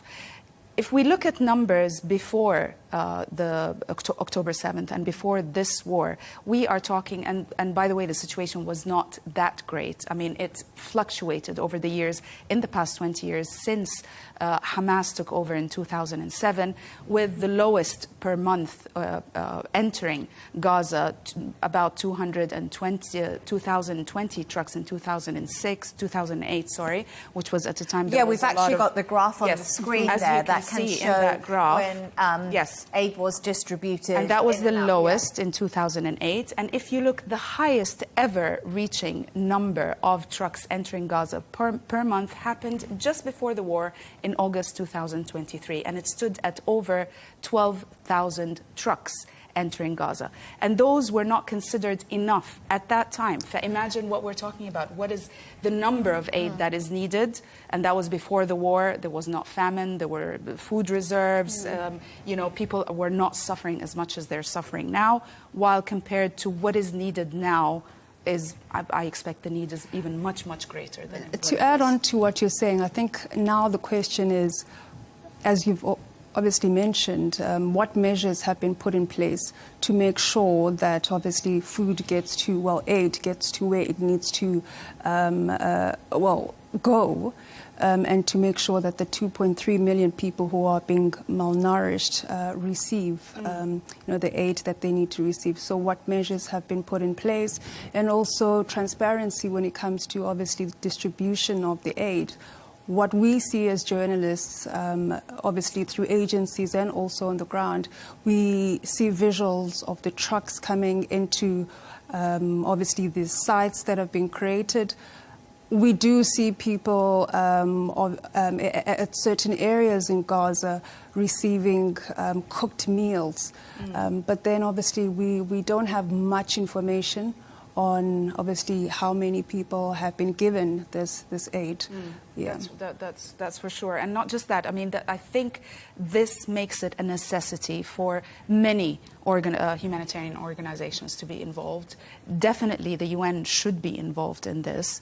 Other, humanitarian agencies should be involved, and there should be a lot of distribution points, not just sort of areas in the south where people have to move. And if you remember, in January after the ceasefire, the epic scene of thousands of people marching from the south to the north, I don't think that this is, it's a scene we should be seeing the other way around. They're marching southwards to because get most of aid. the aid is being distributed in the south at the moment, and there's the criticism that might be coming into why isn't it being distributed all over the country. But we must also remember one thing, that Israel's new ground offensive is still continuing. They're preparing for an even bigger attack in the next few days, which is, once again, another difficulty for the aid convoys coming in. But I definitely think that your points on this were really enlightening. Thank you so much. And I'm sure it's not the last time we'll be discussing this. Yeah, thank you very much. We're going to move on to another story making the headlines today. And the British Prime Minister, Keir Starmer, has said the whole country stands with Liverpool after a car collided with crowds during Liverpool FC's Premier League victory parade last night. 50 people were injured, including 4 children. 11 do remain in hospital. A 53-year-old white British man has been arrested on suspicion of attempted murder and also drug driving. Police are not treating it as terrorism. Here's more of what the UK Prime Minister had to say. Well, scenes of joy turned to utter horror and devastation, and my thoughts and the thoughts of the whole country are with all of those that are affected, those injured, which of course includes children, their families, their friends, the whole community, Liverpool fans everywhere. And Liverpool stands together, and the whole country stands with Liverpool. I'd like to thank the first responders who did a fantastic job last night and continue to do so. There's now an ongoing investigation. I'm being kept updated, talking frequently to the Mayor, Steve Rotherham. Earlier, I spoke to News UK correspondent Nick Ellaby, who's been reporting from the city of Liverpool. He gave me the latest on the suspect. We know that the police have now been given an extra 24 hours to question him. He's the only person that's been detained. They're not looking for anybody else in relation to this incident. He's been arrested on suspicion of attempted murder, of dangerous driving, and also driving under the influence of drugs. We're expecting a charge probably tomorrow at this stage. And then in terms of the people injured, we know that at least 65 people, Leanne, were injured here on Water Street yesterday. 50 people went to hospital with those injuries, 4 different hospitals around Liverpool. We know that 4 children were among those injured, and fire crews told us that they arrived on the scene 4 minutes after the incident. You know, they heard about the incident to find 4 people under a car. One of those people was a child. Now we know only 11 are still in hospital, and we're told, thankfully, that they are on the mend and recovering, and all of them in a stable condition. So we're waiting for some charges, really, on that man who continues to be questioned by police. Wandi, it was horrific scenes that were coming out of Liverpool yesterday after the football club was having this big celebration through the city because they won the Premier League, and football is really just part of Liverpool's lifeline, you know. We know how big football is in the UK. Just remind us of how this real tragic event unfolded. And of course, I mean, it's been such a roller coaster of emotions, as you've mentioned. You know, people were very excited to witness, obviously, seeing this Premier League trophy. And it had been a long time since Liverpool had obviously celebrated this type of victory. So officials say around 1 million people had descended into this parade route. So you can imagine, of course, the excitement. You can imagine, well, of course, the excitement to see this trophy. And then just like that, tragedy happened. So it's been quite a tough time. Yeah, absolutely. And I think that is a really good point to make, is it's families, it's children. Yeah. You know, football is a very family-friendly event, so it was completely frightening. And lots of eyewitnesses have come out and said, you know, we were absolutely petrified. We didn't know what was happening. But Raya, sadly, car rammings actually have become something that we're a little bit more used to in many respects. Yes, unfortunately we have. I mean, only in the past few months, let's say since November, I can remind you of 3 different incidents. For example, there was one on New Year's Eve in New Orleans where 14 people were killed and 57 were injured. And the suspect, or the culprit, basically, he was apparently a lone wolf after that's what the investigation said, and he was inspired by ISIS. But not all of them had any had sort of relations or connection with terrorism. If you remember the Christmas market in one of Germany's towns in this last Christmas in 2024, also there was another incident with a car ramming a crowd of people. The culprit was described by the police at the time as an Islamophobe, not connected to Islam, basically. He was an Islamophobe. And until now, no known motives basically were, were declared for what he's done. And also, if I can remind you of the China Sports Complex incident in November 24, where 35 people were killed, 43 were injured, and the suspect basically was unhappy apparently with his divorce settlement in court, and that's why that was his motive, to attack all of these people with his car. So there are so many different reasons why people would do this, and I think in the case of Liverpool there are a lot of speculations about why he might have done it. It was very smart, I think, very intelligent from the British authorities to quickly announce that it has nothing to do with terrorism, to avoid hate crimes after that, Islamophobia, a lot of violence that could or nothing have to happened. do with immigration. And nothing to do with immigration, Yeah, because exactly. I think Merseyside police were very, very conscious of that happening due to an incident that had happened previously at a school, at a Taylor Swift concert, that did cause a lot of speculation on social media. So as you say, Merseyside police reacting super quickly then, saying a 53-year-old man was arrested and he acted alone. I mean, thinking about a country like China, the consequences for such is very harsh. I mean, the person that you just mentioned received a death sentence. Yes. So it's, I mean, the legal consequences are obviously very, very, very harsh in certain countries.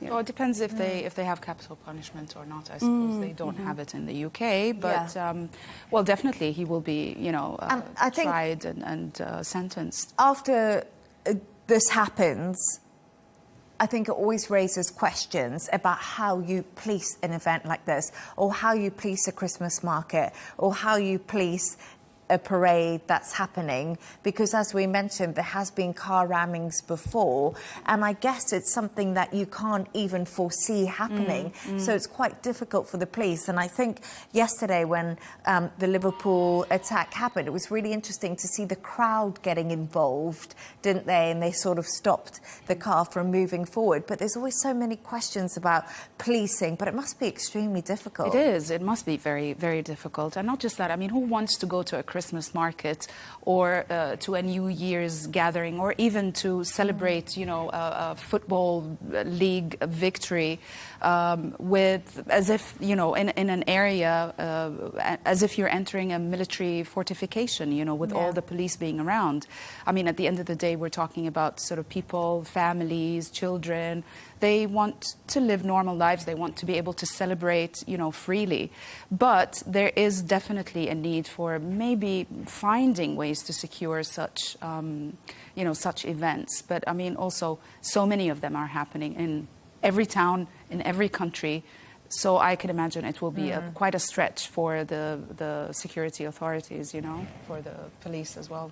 Absolutely. I think for me, obviously witnessing these type of events has increased my social anxiety. I have to kind of know how many people are going to be there, how big is the event before I go.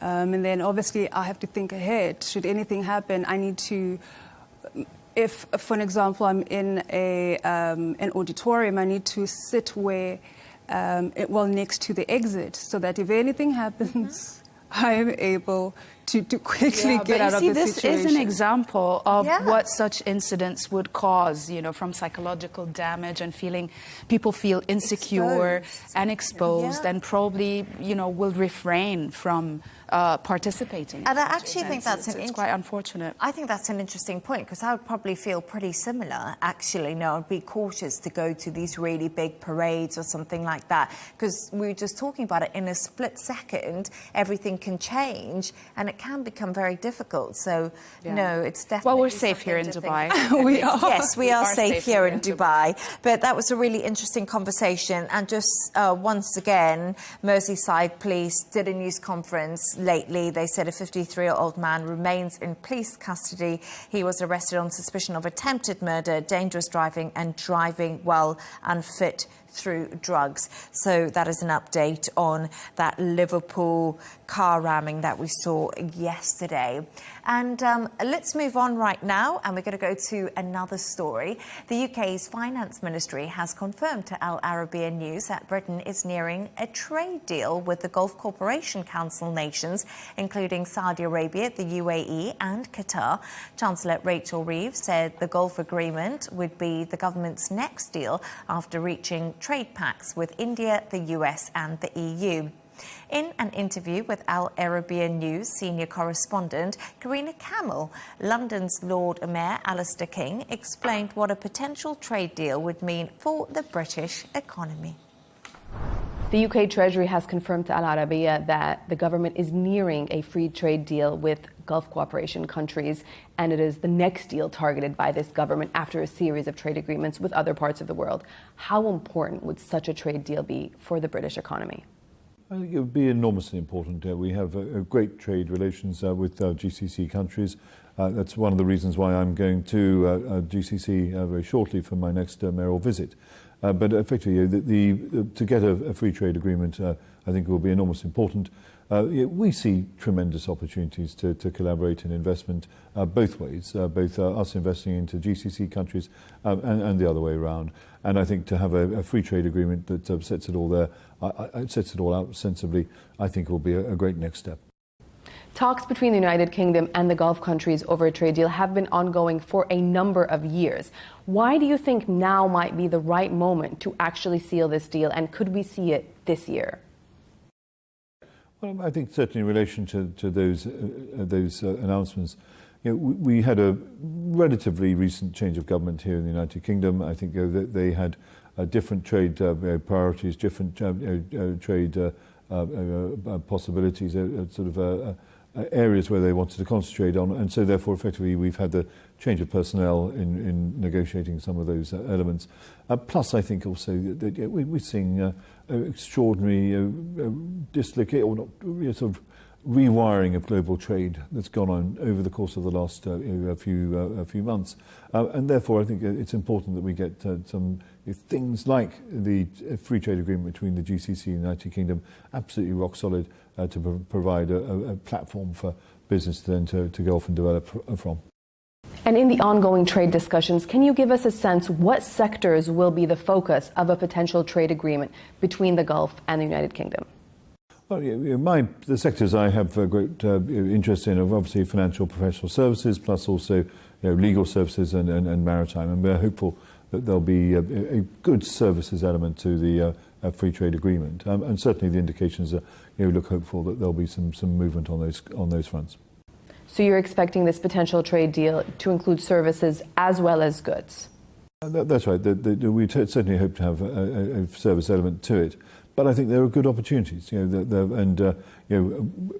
are the areas that I have a specialism in. But the areas you've talked about are particularly important as well.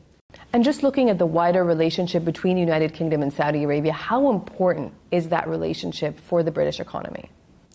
The important thing is that during the course of my term, this will be my second visit to Saudi Arabia. I have a third one planned. For later in the year around the time of FII. And that's unprecedented for the Lord Mayor to go to any single country sort of 3 times. And so therefore I think it's just a commitment to the relationship that we're building with Saudi Arabia.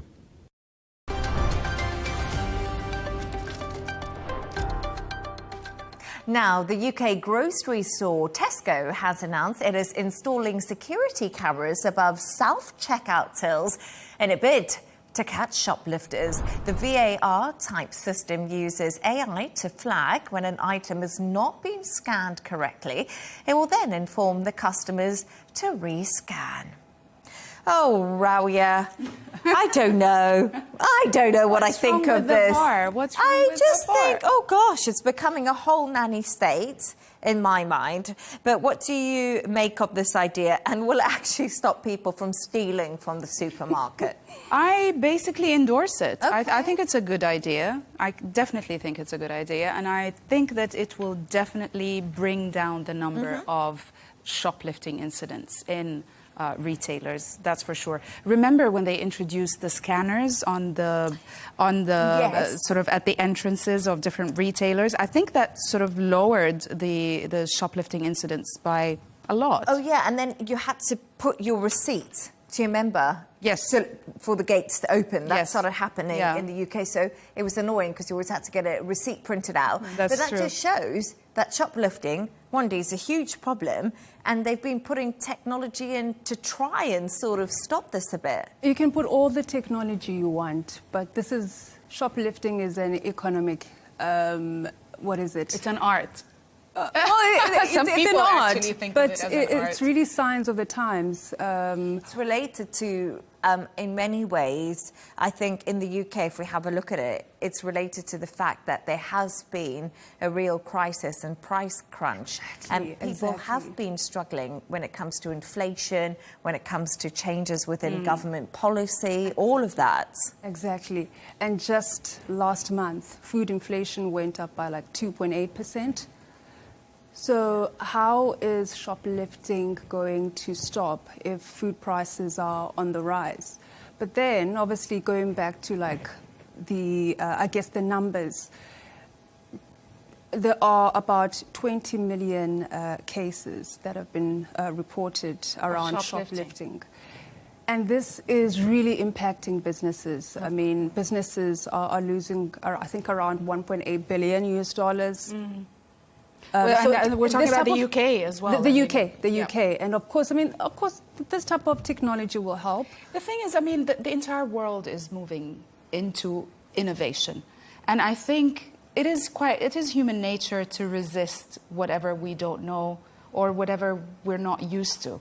And we have resisted a lot of sort of new technologies and new innovations in the past. And I think people will get used to it. I think eventually it's going to be better for not just retailers, for also customers, because, who wants to? This way, they're going to get caught. So many retailers have spoken out about just the volumes of money they are losing through theft, especially in the UK. Big department stores, when it comes to makeup, when it comes to clothing, the likes of the big supermarket shops. And I just wonder right now, when you mention the cost of living crisis, and you said that backstage, you told me that the rise in shoplifting is mainly linked to the elderly people, which I found was really... Which is really surprising, actually. Pensioners. So, I was also quite surprised. Pensioners there's a rising trend in pensioners who are shoplifting in the UK. And that's because some of their benefits have been cut by the government. Because we looked at the, they used to have the fuel allowance, so the government will help them pay for their energy, their heating to the homes for winter, which has been cut. So once again, there's been that crisis: do people heat their homes, or do they eat, or do they choose to eat? Yeah. So I do agree that in some ways putting cameras in is probably a good idea and will stop it, but is it also targeting the most vulnerable without a wider conversation being put in place? I don't know, just the counter-argument. Also, we are looking at it from a quite negative angle, that the only aim and objective of this VAR is to stop shoplifting. But it could also be helpful for people who are not shoplifting, who choose to use the self-checkout counters, basically, and are having trouble. And are having trouble with scanning some items, and therefore the VAR will sort of, guide them through it, or it will point out to them that some items have not been scanned properly. So I think it has, it has some benefits as well, not necessarily just when to do with shoplifting. Oh, no, of course, definitely. But I was just wondering if we know what is the most stolen items. I can't seem to find that anywhere. Anyone got any razors, razor razors. Blades, packed meat, cheese. Apparently, cheese. People steal cheese. Yeah. Razor. Because they're all usually put in refrigerators that customers have access to. So I think in the UK at some point there was like all of these items were put behind like specific sort of security or taking specific security measures so to prevent shoplifting from these refrigerators. I'm still surprised by razors. I mean, why? Because they're so expensive, razor blades. They are expensive. They're really expensive. And once again, cheese is expensive, meat is expensive. And gosh, that's really interesting. And apparently batteries too. Batteries are expensive. And not just that, I mean, razors and batteries are relatively small items. They're easier to hide as well. Right? Yeah, absolutely. Yeah. And obviously, we would never ever condone shoplifting. So it is good all these measures have come into place within these big supermarkets, technology making our life easier. But I do always wonder, is this tied into the cost of living crisis? And as you mentioned, with the pensioners. It appears so, yes. Yeah. And we're going to move on to the favourite part of my show, actually. And finally, Rauya and Wandi, you've come up with a couple of quirky stories of the day. Yeah. So they did their homework for me. And I really like Wandi's story because I've always wondered, I don't know why, does space have a smell? That is actually a question I've often asked myself. But we won't be able to smell it. No, but apparently Wandi can tell us about the scent of space. Yeah, apparently it does. So a London-based PhD researcher who happens to be a perfume maker who is also a PhD researcher in astrobiology is basically trying to find out how space smells. And she's making these perfumes that smell like the moon, Jupiter and Mars. Okay. But then what really throws me off is the scent. What kind of scent that comes out of the moon? I like the idea of this, though. Do you want to smell like the moon? Yeah. What does the moon Depends smell what the moon smells like, actually. I mean, from what you know, she says here, the moon smells like charcoal. I think I guessed that part. Charcoal with a hint of egg sulfur. Oh, so, like, gosh. You remember the stink bomb? Terrible. Exactly, that's a stink bomb. It's basically like a stink bomb in a bottle. And Mars has been described to smell chalky with a rich undertone of blood. Oh, so that's like a metallic-y. Yes. That's like more a metallic-y smell, isn't it? I don't imagine myself walking around smelling like or wanting to smell this. I suppose, I mean, the smell is derived from the actual sort of, you know, factors or whatever the different elements that are around the atmosphere. Exactly, in the atmosphere of the moon or Jupiter or any of these planets. And the one that obviously really throws me off is the smell of I think it's, Jupiter. Mm-hmm. Because it smells like cat urine. Oh, gosh. That's terrible. I don't want to smell it. Do you want to walk around smelling like cat urine? Definitely not. Do you know what? I don't want to use it and I don't want to smell it on anybody else either. This is a very interesting venture. And it will cost you anything between, I think, 80 to 85 pounds. Oh, my goodness. And that's very expensive. But, you know, I don't think they're going to have many customers, to be honest. But we say that, but space, my gosh, it's just become a thing again lately, hasn't it? We've seen all the celebrities. Remember, they went up. Katy the Perry, ladies, yes. You know, they all went up on. Even though it was controversial whether it actually did or not. If they went up, past the common line. But space, and then Elon Musk, he's launching, all these satellites, and we're seeing rockets going off all the time. I don't think space has ever been so fashionable as it is now for a really long time. So maybe people are going to spend £80 to smell like space. Yeah. I don't know, just a crazy thought. But space, maybe she's tapping into something here that we're missing. I mean, I mean, chalk is okay, but cat urine, no. I don't think so. And stink bombs, no. No, absolutely not, But once again, like a super interesting conversation. And once again, space. I feel like we love talking about space. And Rauya, you've got one for us too. And yes. This is all about like voice noting on your mobile phone, and apparently we're just over it.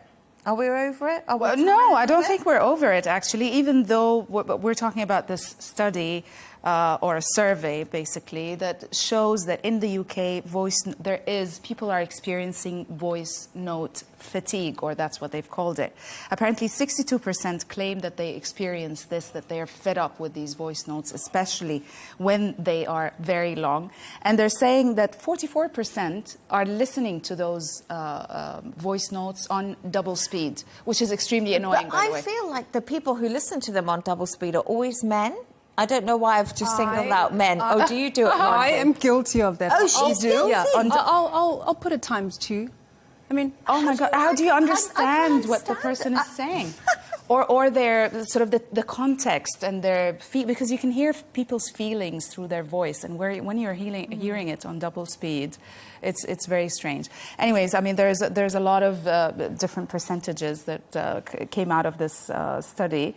Apparently, 14% of people who have been surveyed, they want these voice notes banned, and we're talking about the UK here, while 73% have admitted that they love recording them. One thing is for sure, I think, that humans are becoming definitely busier, certainly lazier, and extremely, definitely, they are becoming impatient. I think if you enjoy recording voice notes, start a podcast. Okay? No, I mean, we're talking... Start a podcast. It doesn't need to be a 5-minute voice note.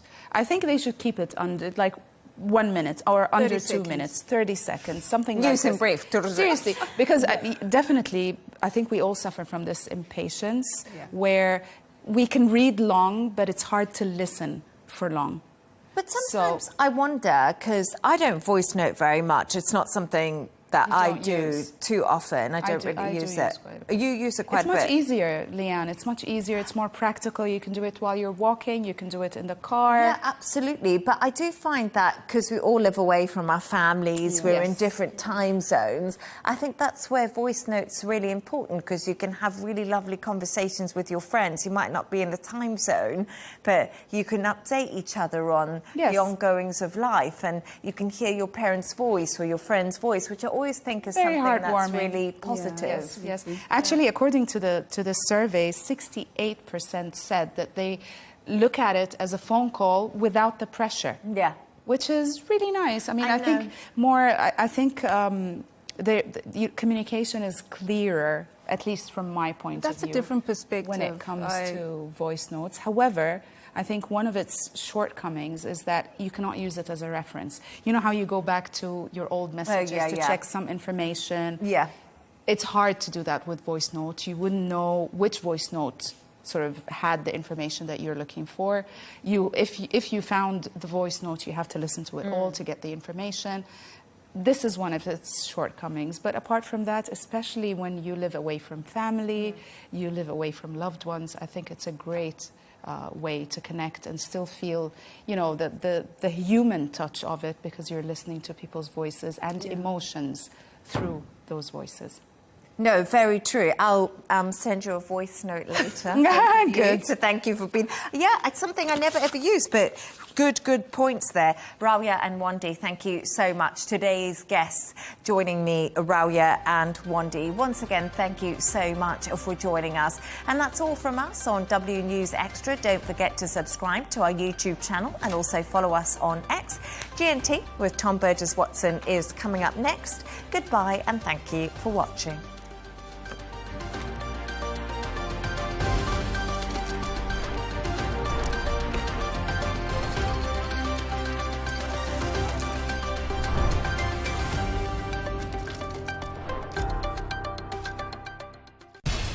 We have to take care of our people, and we're going to take care of our people first. For in-depth analysis and all the latest developments across the globe, make sure you join us every weekday. President Trump is trying to negotiate a ceasefire. With so much happening, so much information, and so much noise, international law will have no part in his administration. It can be hard to keep track. Tariffs will just fuel inflation. We're going to fight these tariffs. But you can count on us to tell you what you need to know. We stand by your side. Join me, Tom Burgess-Watson, for Global News Today, right here on Al Arabiya News.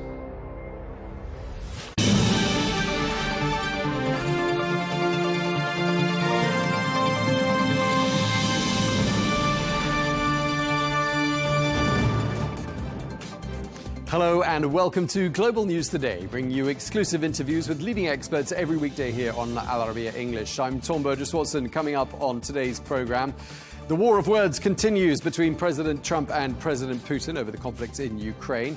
The US president is calling his Russian counterpart crazy. This follows on from a weekend which saw one of the largest Russian missile and drone attacks to hit Ukraine in more than 2 years. Well, today, the Kremlin's been hitting back, saying that President Trump is showing signs of emotional overload. Well, on today's programme, we'll be speaking to two men who advised both President Putin and President Trump. Plus, we'll be getting the latest from a former senior US military leader. And another story we're following for you today, as accusations continue to fly about who knew what about President Joe Biden's health, we speak to a former White House physician to get his thoughts.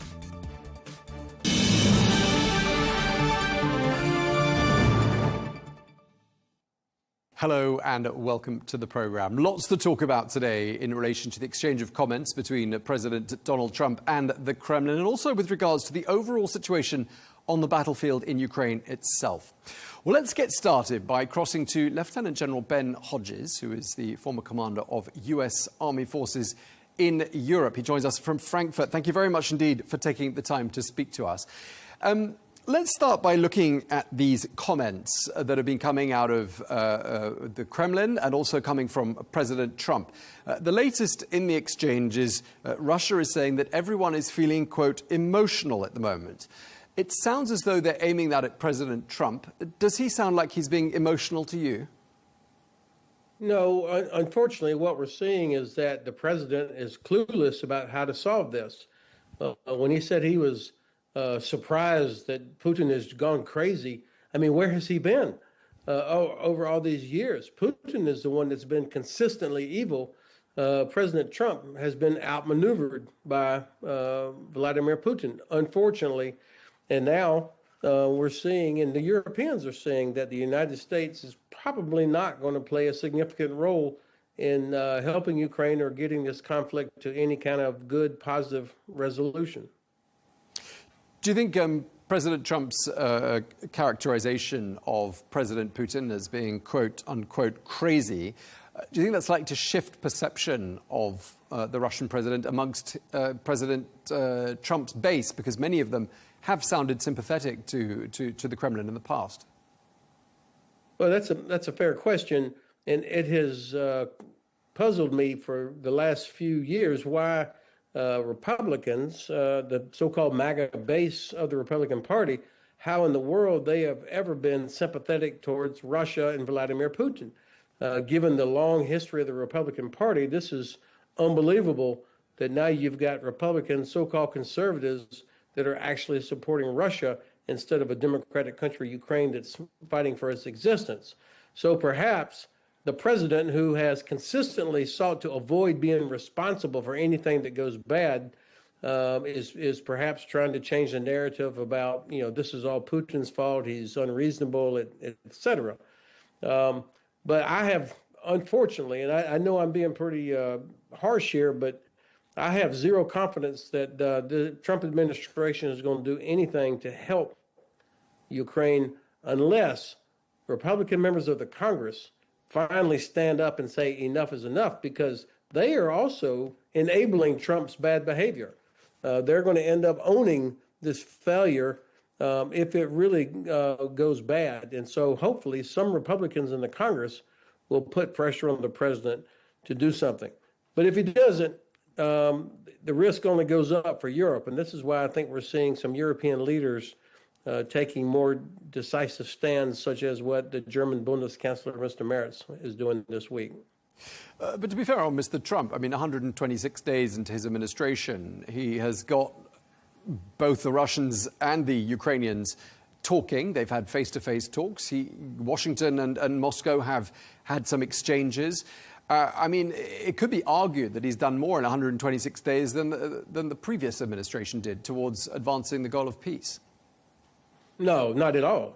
He's done nothing to advance the goal of peace. He has been played by the Russians from the start, and his special envoy, Mr. Witkoff, is way out of his depth. The administration has taken the Russian side from the very beginning. They gave away all of their leverage early on by saying that Ukraine would have to give up land before applying any leverage against the Russians. So I would say he has done zero to advance the cause. He has given the Russians everything they wanted, or has failed to do anything to put pressure on the Russians. And that's why Lavrov mocked the American president, talking about, oh my gosh, he must be under a lot of emotional pressure. I don't think this was a sincere statement from Mr. Lavrov. Has President Trump obtained any concessions from the Russians? You mentioned that some concessions were made to the Russians early on. Have any been made by the Russians in your view? Zero.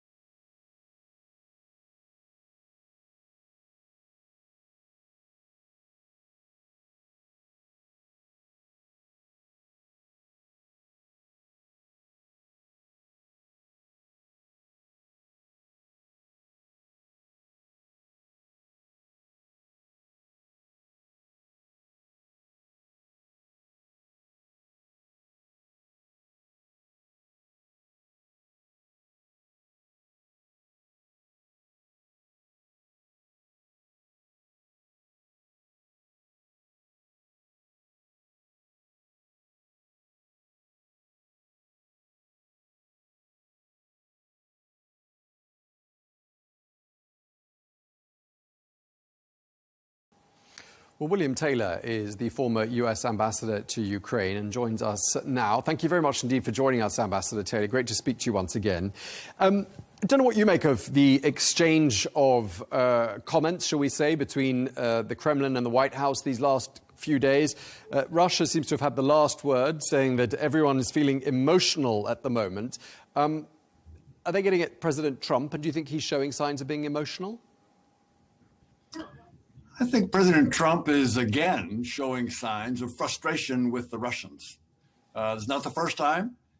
He has expressed himself about how Putin might be tapping him along, or he's pissed off, or frustrated with the Russians at not accepting his proposals. So this is the latest time that President Trump has expressed this irritation. The real question, Tom, is whether or not this time it's enough for President Trump to actually pull the trigger on some sanctions to indicate that it's more than just words, that he can take some actions to put pressure on Putin to come to the table. Right. So from going from praising President Putin to calling him, quote, crazy, I mean, you're saying this isn't a sudden shift in rhetoric. It's sort of been a gradual build-up and the result of some pent-up frustration. Is that roughly what you're saying, Ambassador? That's what I'm saying. It's and a build-up indicates that it's kind of linear. It continues to go up, but it's gone up and down. President Trump has expressed his frustration, and then he has a conversation with President Putin, and he starts talking about economic development. But then Putin again just hammers the Ukrainians with enormous attacks, record attacks on civilian targets and on infrastructure. And President Trump notices, and he gets irritated again. Again, the question for us, the question for this issue is, when does President Trump move from irritation, frustration, anger to actually taking some steps? Is that what you'd like to see the president do? Absolutely. Absolutely. The only way this is going to stop, and which President Trump rightly wants to happen, the only way this is going to stop is if there's pressure on Putin. If Putin comes to the conclusion as a result of that pressure, he cannot win. He cannot win on the battlefield. He needs to negotiate. He needs to agree to a ceasefire. The only way that's going to happen is if there's pressure put on him, and that's what needs to happen. But when we've got language like that being used, you know, President Trump calling President Putin crazy, the Kremlin saying we're talking about emotional overload, quote unquote. I mean, does it suggest that diplomacy is somehow having to give way to personality-driven, unpredictable policy? Diplomacy is not going forward now. That's clear. And the reason it's not going forward now is also clear. It is Putin. President Trump and President Zelensky 2 months ago agreed on a 30-day comprehensive air, land, and sea ceasefire. President Trump took that to President Putin. President Putin said no. He has said no every time. Not only has said no, he has continued to bombard the Ukrainians. By the way, that's all he can do. He can just fire drones and missiles. Putin is making no progress very little progress on the battlefield. You know, a meter here, a town, a crossroads there. So he's not getting anywhere on the battlefield. The only thing he can do is use these missiles and drones. And so there's no diplomacy until there is pressure put on Putin. You mentioned that agreement 2 months ago, and yet if we cast our mind back 3 months to that famous Oval Office incident when President Zelensky was more or less shooed out of the White House, I mean, it does look like President Zelensky is now back in the fold, and perhaps that suggests President Trump has had a broader rethink of how he's going to view this entire conflict, and really which side he's going to lend the more support to. I mean, is that how it looks to you? You know, I think that's right. And after that Oval Office disaster that you just talked about, there was in the Vatican at the funeral this one-on-one, this kind of face-to-face between President Trump and President Zelensky, where they clearly understood each other. And that was, I think, a turning point for this. Again, it has gone up and down from the United States, from the White House, from President Trump. But I do believe that now it is clearer and clearer that President Trump understands that Putin is the problem. Putin is not our friend. Putin is the one holding up this initiative. President Trump, again, has made it his priority to end this war, to end this killing, as he says every time. That's a commendable thing. The problem has been Putin, and I believe that President Trump now understands that Putin is the problem. Yeah, I mean, it's really interesting interviewing people on this channel. Obviously, we've been covering the Ukraine war, well, in my case, for a number of years, since it began. And a few months ago, I mean, talking to people in the Trump administration, it sounded like a lot of their lines to take were very, very much in lockstep with the lines to take that the Kremlin might have given us on the same sort of issues. I don't know if you've seen, whether you noticed that as well, and whether or not you've subsequently seen a shift in that narrative in terms of how people in President Trump's orbit now view this conflict. Do you think there has been a significant shift? I do think there has been a shift, and you're absolutely right. There are early days of the Trump administration where there were some inexplicable decisions. That is, you will remember, I'm sure you reported, that the United States voted with Russia and North Korea and Belarus in the United Nations. We voted against a resolution that would condemn Russian invasion. And we've supported that every year over and over. And all of a sudden, in January, we flipped, and we supported the Russians instead of the Ukrainians in the UN. That, I think, has changed. We are, for the reasons that we've talked about, that is this understanding that President Trump and President Zelensky came to in the Vatican. The minerals deal that you referenced turns out now to be a pretty good deal on both sides. It didn't start off that way.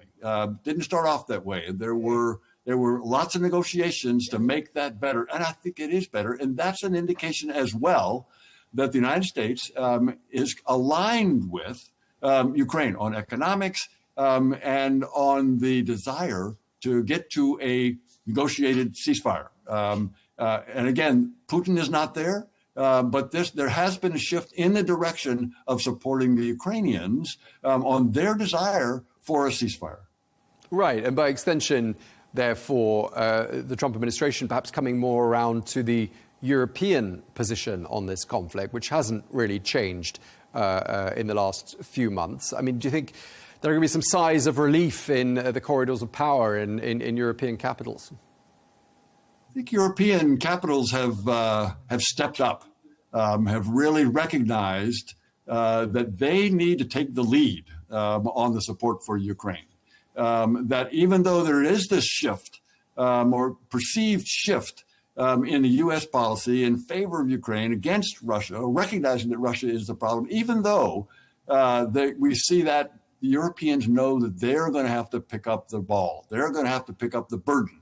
They're going to have to provide the weapons and the ammunition and maybe the funds so that the Ukrainians can buy weapons from the Americans. The Europeans are also stepping up their plans to provide a deterrent force. If there is a ceasefire, there have been good discussions. They've dragged out a bit, but nonetheless, the discussions have never happened before on how the Europeans could get together and put a force on the ground in Ukraine to be sure that the Russians don't invade again in the event there's a ceasefire. All to say that, yes, the Europeans have stepped up out of concern that the Americans might not be there. Europeans have stepped up. And with that stepping up, with that European moving forward, I believe that the Trump administration can support that. And Ambassador Taylor, I'm sure you'll recall as well, I mean, in the early days of the second Trump presidency, it sounded rather as though President Trump was making various concessions to Moscow on behalf of Ukraine and not getting too many in return. I mean, have you noted any concessions that have been made by Moscow during the course of these last 3 or 4 months? None whatsoever. None whatsoever. They continue to demand essentially the Ukrainian surrender. That's what they're asking for every time. The root causes they talk about, Putin talks about. That's code for, very barely code for Ukrainian surrender. That is, limits on their ability to defend themselves, no going into NATO, no support from the West in terms of military support. So yes, there have been no indications that the Russians are willing to make any compromises, no concessions whatsoever. Yeah, and it's just interesting trying to reconcile that and trying to reconcile those early concessions made by the Trump administration with one of the latest pieces put out on social media by President Trump. He says, quote, "I've always said that he wants all of Ukraine, not just a piece of it, and maybe that's proving to be right. But if he does," warns President Trump, "it will lead to the downfall of Russia." Let's unpack that. Let's start by talking about what does the downfall of Russia mean in this particular context, you think? So if Putin tries to take all of Ukraine, which, again, I believe is his ultimate goal, he wants to dominate Ukraine, eliminate Ukraine as a sovereign nation. And if he, as President Trump suggests, if Putin tries to take over Ukraine, occupy all of Ukraine, that's an impossible task. He will fail. Putin will fail. He cannot dominate Ukraine. The Ukrainians will resist. They will continue to fight. And in the end, Russia will fail. When they fail, when Russia fails in its history, leaders who are responsible for those failures don't last. That may be what President Trump's talking about.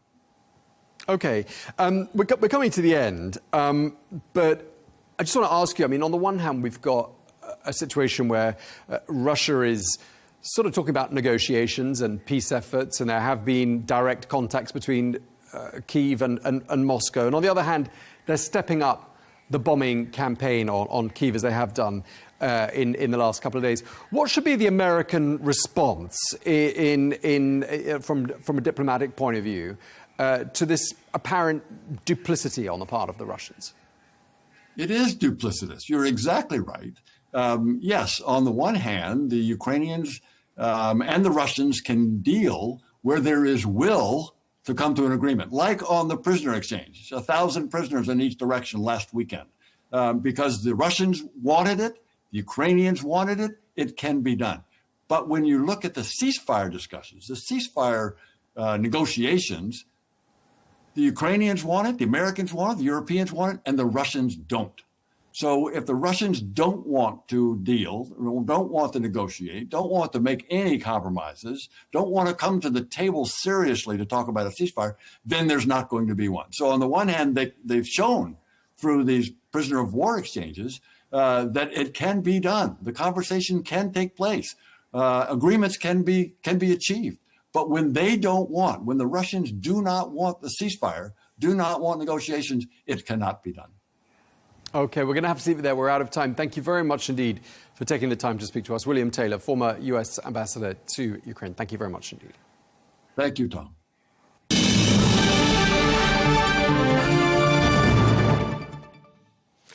Well, let's get more now. We can speak to Alexander Khara, who is the fellow at the Center of Defense Strategies and a former advisor to the Ukrainian Minister of Defense. He joins us from Kyiv. Thank you very much indeed for being with us once again here on Al Arabiya English. Quite a big change, it would appear, in the White House's position towards this conflict since that famous 28th of February showdown in the Oval Office.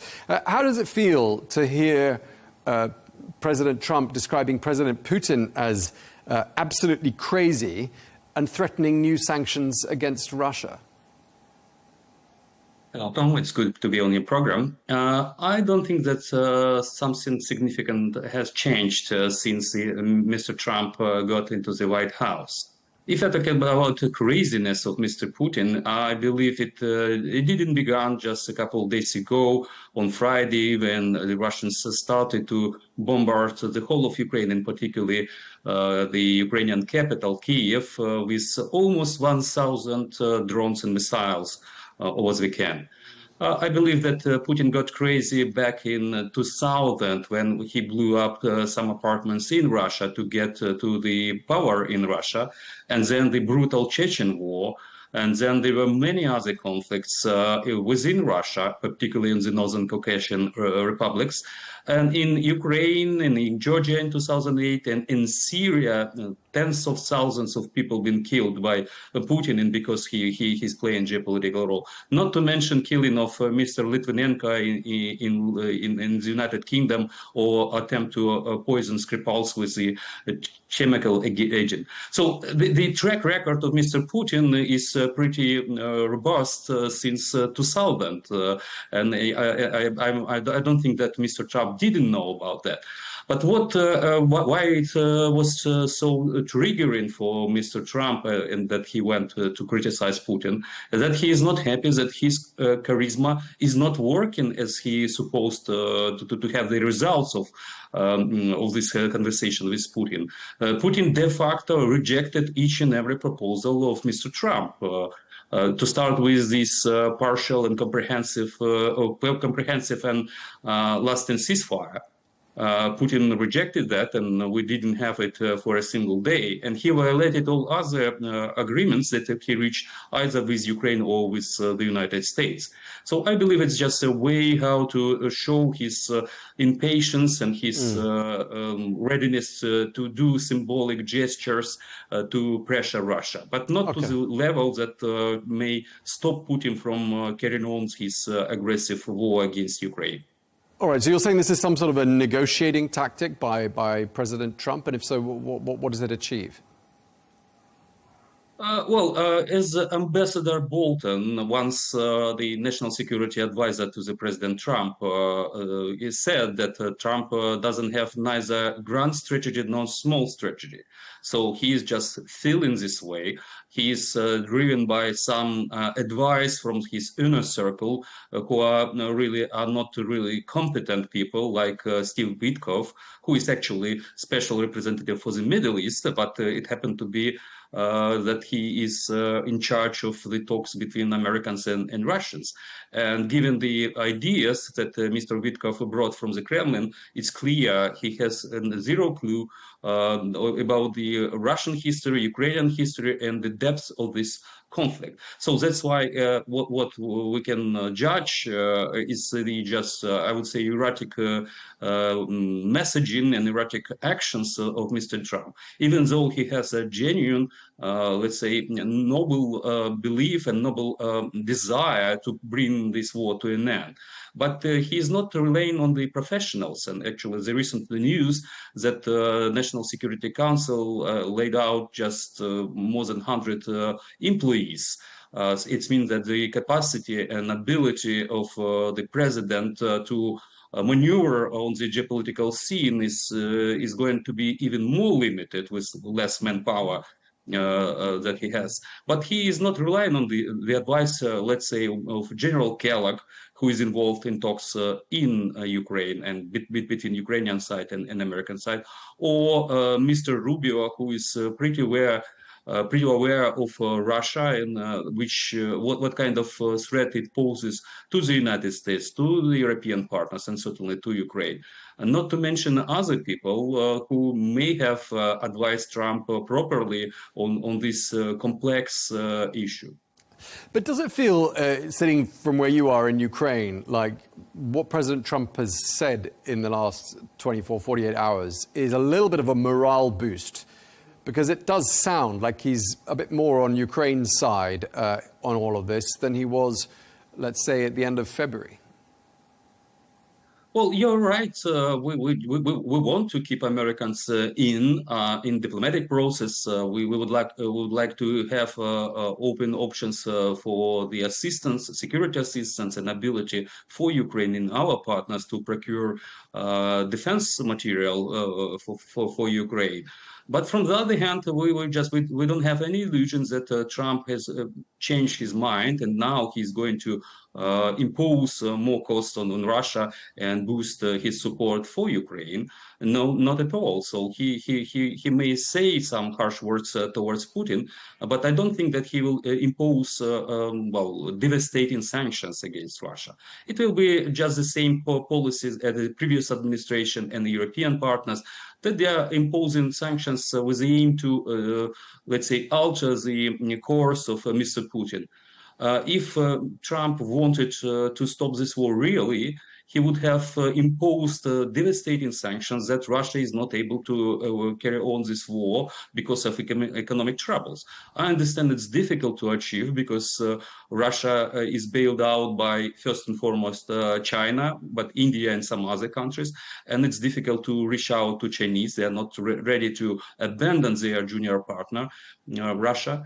But certainly there are some tools how to, let's say, strike into the heart of the Russian world economy, and particularly export of energy commodities.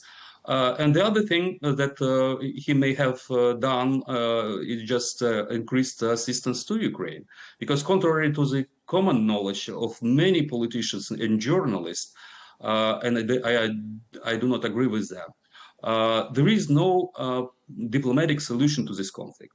People are saying vice versa. There is only a diplomatic solution, and there would be no possibility to stop this war by military means. Vice versa. It's a genocidal war.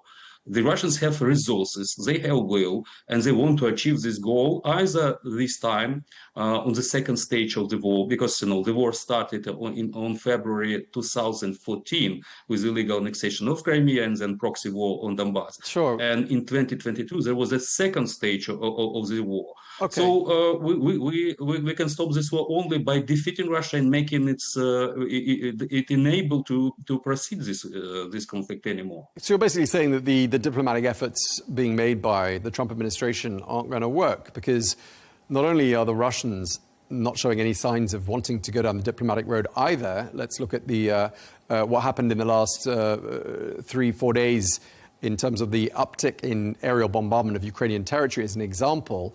And you're saying that Ukraine doesn't seem to think there's a diplomatic solution either. I mean, the diplomatic efforts look completely doomed, therefore, don't they? First and foremost, for any diplomacy to have any success, you need to have at least a couple of sides that they think that a new status quo, political status quo, would be beneficial for both sides, and it's better to agree on something. And there should be some points to compromise on. The Russians are demanding not just illegally annexed territories of Ukraine, some that they control, and some they just put into their constitution, and they are not able to conquer anytime soon.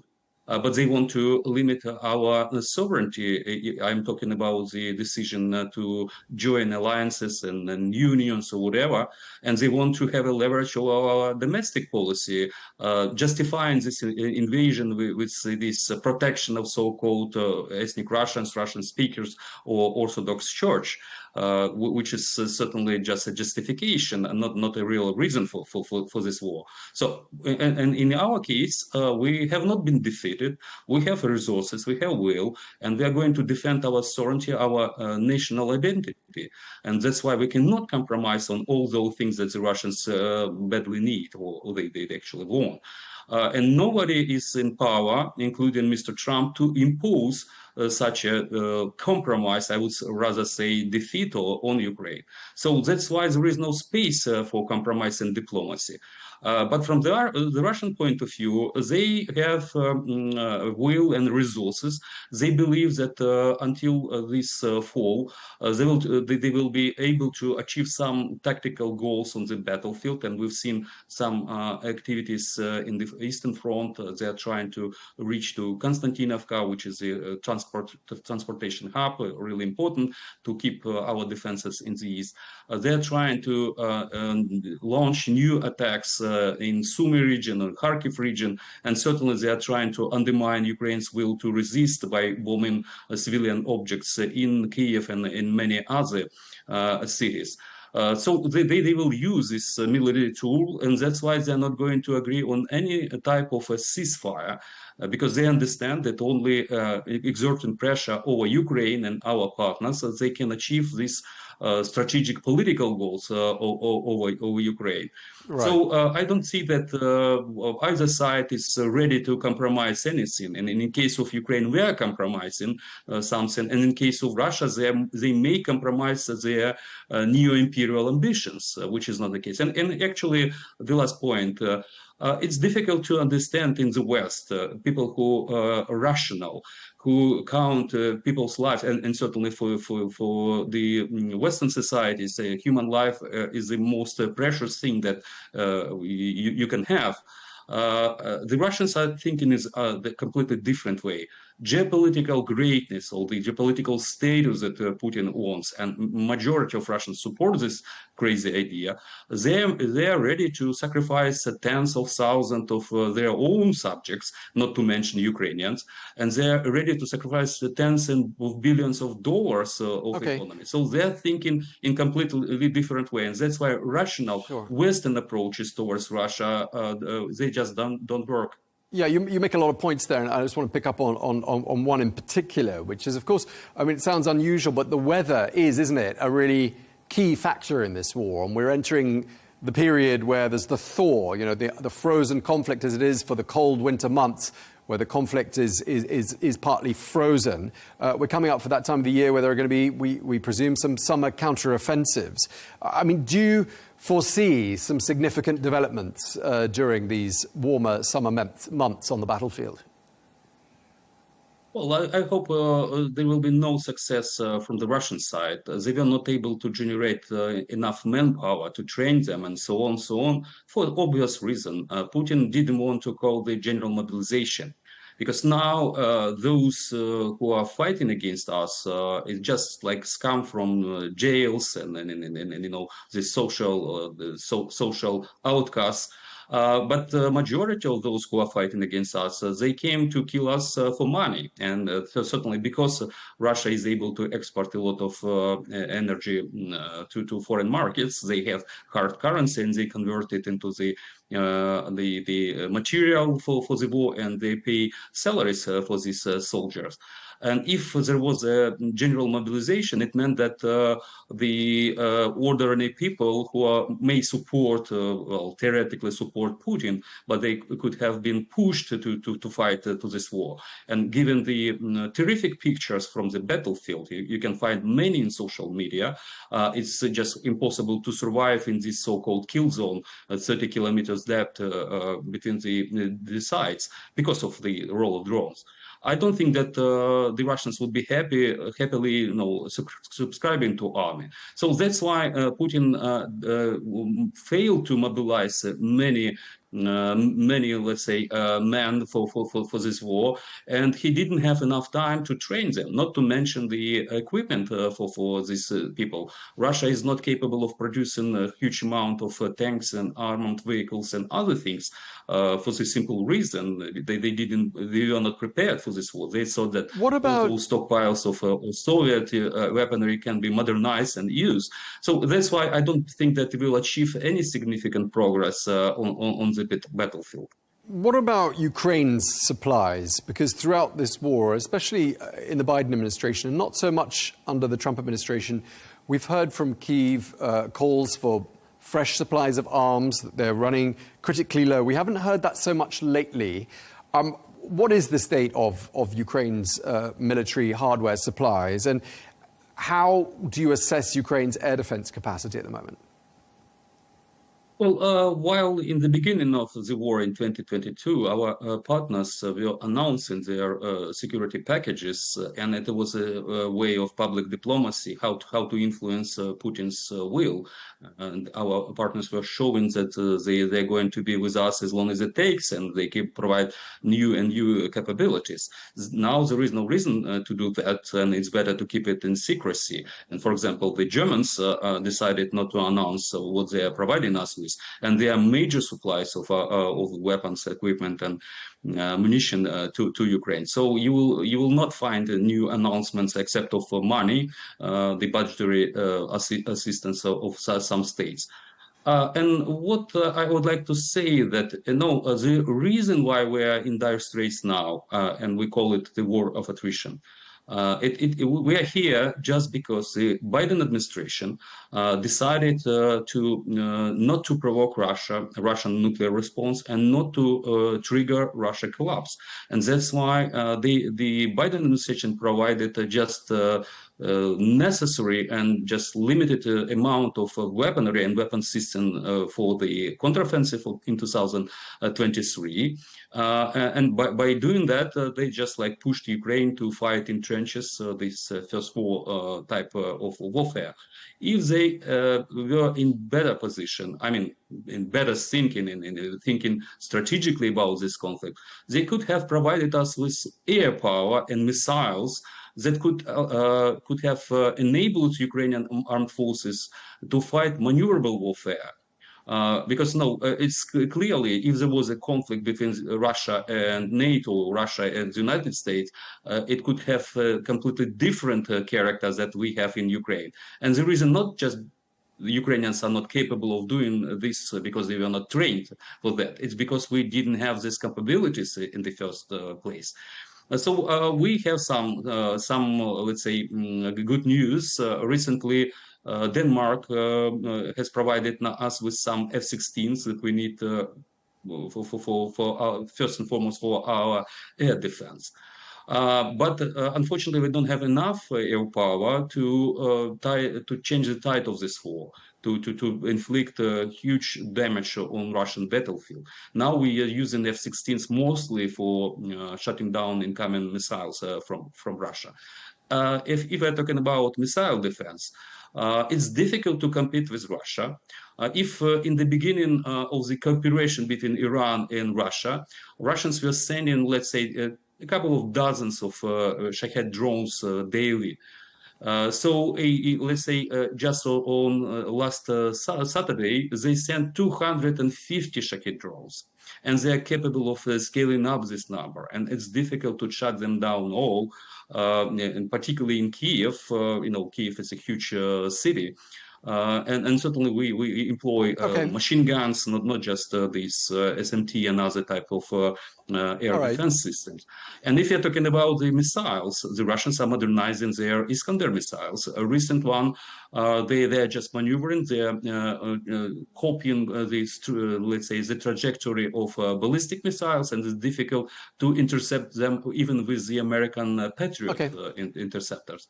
Okay, just to, sorry to cut you short, we're nearly out of time. Just briefly, just tell us, therefore, let me turn the question around. What does Ukraine need if it wants to achieve the goals that you've set out, which is namely not to win this conflict through diplomacy, but to win it militarily? What does Ukraine need right now? Well, I think the clear thing is that change of mind in the West and change of strategy, and actually a new strategy, or the only strategies that people can think about it, that our partners should understand that Ukraine should win this war, not that Russia is not winning and Ukraine is not losing. This formula doesn't work. Putin is not going to stop on the occupied territories. He wants to control the whole of Ukraine and then proceed further to actually test the will of the NATO countries. And certainly Russia is not going to stop its malign activities elsewhere else, on the Middle East, in Africa, in Asia, and certainly on the European continent with sabotage and other things. So they should be understanding that there is no possibility to, let's say, pacify Putin and to agree on something. He's not going to honor any agreements with Ukraine or with Europe. And the only way how we can stop him is that first, Ukrainian defense forces are not withdrawing from their positions, and Russians have no illusions that they can conquer Ukraine. It means that, let's say, investment and assistance to Ukraine to have powerful defense forces. And the other thing is about sanctions, that Russia is running out resources to execute its war. And we haven't seen such a change of mind in the West. They are helping us, and we appreciate it. Certainly, without American and European support, we could have lost this war already.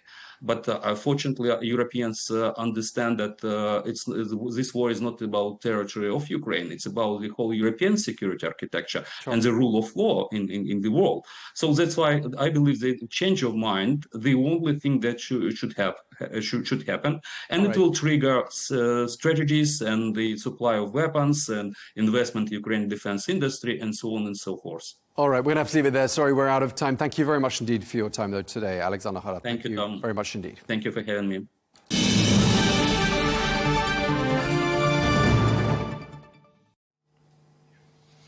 Well, we can speak now to Dr. Jeff Kuhlman, who was the White House physician under 3 US presidents, Bill Clinton, George W. Bush, and Barack Obama. Thank you very much indeed for joining us, Dr. Kuhlman. Let's start by talking about the news of President Biden and the news specifically that his prostate cancer has already spread to the bones. I was just wondering, what was your initial reaction when you heard that news? Well, of course, empathy and support as a fellow person that I had known. Also, it is not common to present as metastatic prostate cancer, but it does happen to a small percent of individuals. Yeah, and were you not also surprised by the fact that we're talking here about a man who had what could be argued to be the best medical attention in the world, who's suddenly diagnosed with this aggressive metastatic prostate cancer? I mean, what conclusions can we draw? Well, 2 conclusions. One is advanced age is the #1 risk factor for cancer. He is 82 and a half, which is very old in human condition. And then also, often those that you think have the best care sometimes don't. And the third thing is prostate cancer screening is wrought with lots of inconsistencies, and there's lots of gaps in it. It does tend to work well till about age 70, but then after that, it's troublesome. So, I mean, do you think it's too simplistic to say it's surprising or someone perhaps wasn't doing what they should have done for this to have gone by undetected and not to have been caught sooner? Yeah, as a physician, I can't say that. His physician followed the evidence-based guidelines from the expert groups, which in the U.S. Screen for prostate cancer with PSA blood test until age 70, which President Biden hit in 2012. They did do it another couple years, 71 and 72. The guidance is after the age of 70, they actually recommend against mass screening, but they say it should be that individual conversation between the doctor and the patient, whether, what are the risks and the benefits. There's going to be lots of false positives. There's going to be lots of biopsies that get done. So I assume that Dr. O'Connor and President Biden had that conversation from 2014 till 2025 and chose not to do it. Yeah, indeed. The last known PSA that was done by President Biden was indeed back in 2014.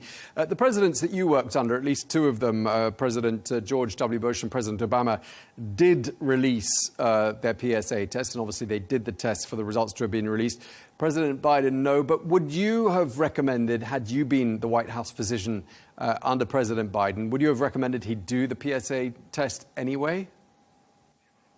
I would have had a conversation with him and say the risks are that we're going to find some false positives.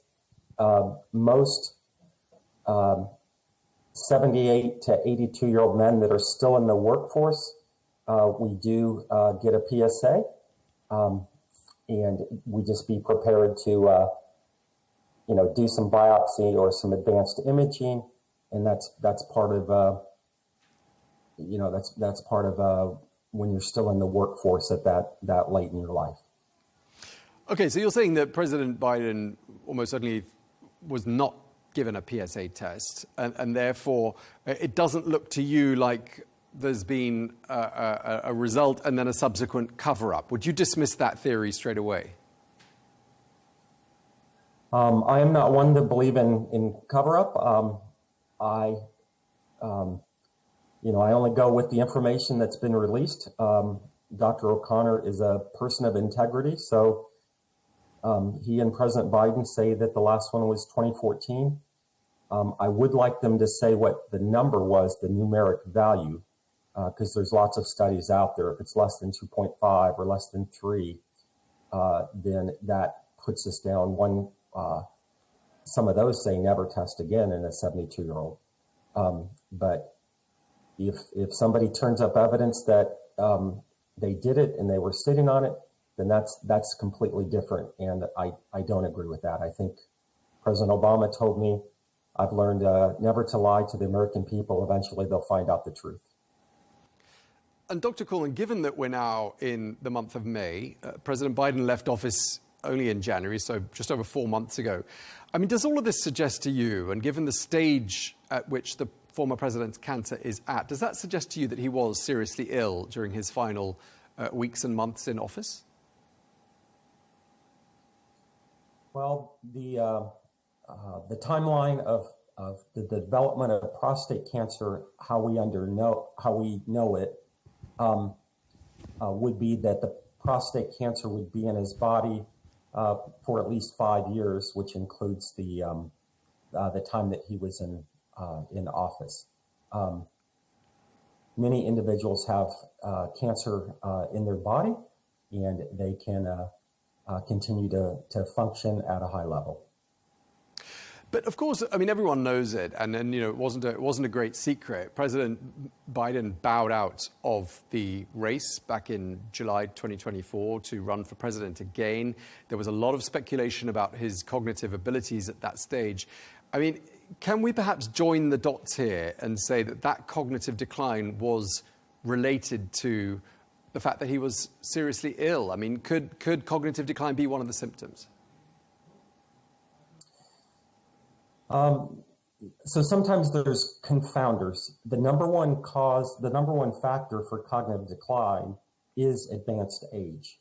So the same day that Biden dropped out of the race, I had written a New York Times essay talking about both the 82-year-old candidate and the 78-year-old candidate should have neurocognitive assessment, you know, hours of testing, not a 30-second screen. Prostate cancer, as we know it, just, you know, in the prostate or in the bones, should not affect cognitive decline. Some of the treatments will affect cognitive ability. The cognitive decline that is age-related is memory, reasoning, speed of processing, spatial orientation. All of those, an 80-year-old man is not going to be what he was at 60 years old, and I think we saw those in decline. But don't you think this is a likely explanation for, you know, the fact that, you know, he was looking tired and was sometimes confused in the latter months of his presidency, and that cancer-related fatigue would be a very good explanation for it and could in some cases have been mistaken for simple age-related decline?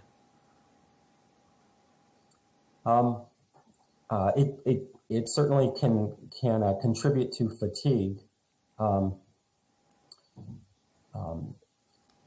He doesn't have any brain-related symptoms that we know of, and we have not been told that he was on any treatment. Like sometimes if you do androgen blocking, then that can cause some cognitive decline. So I think his cognitive decline is age-related, and we have a 78-year-old president who I think should be closely watched and monitored and screened and tested for his cognitive ability also. Tell us a little about the Fit for Duty screening process. What sort of tests are carried out typically? What sort of red flags might you be looking for as the president's physician?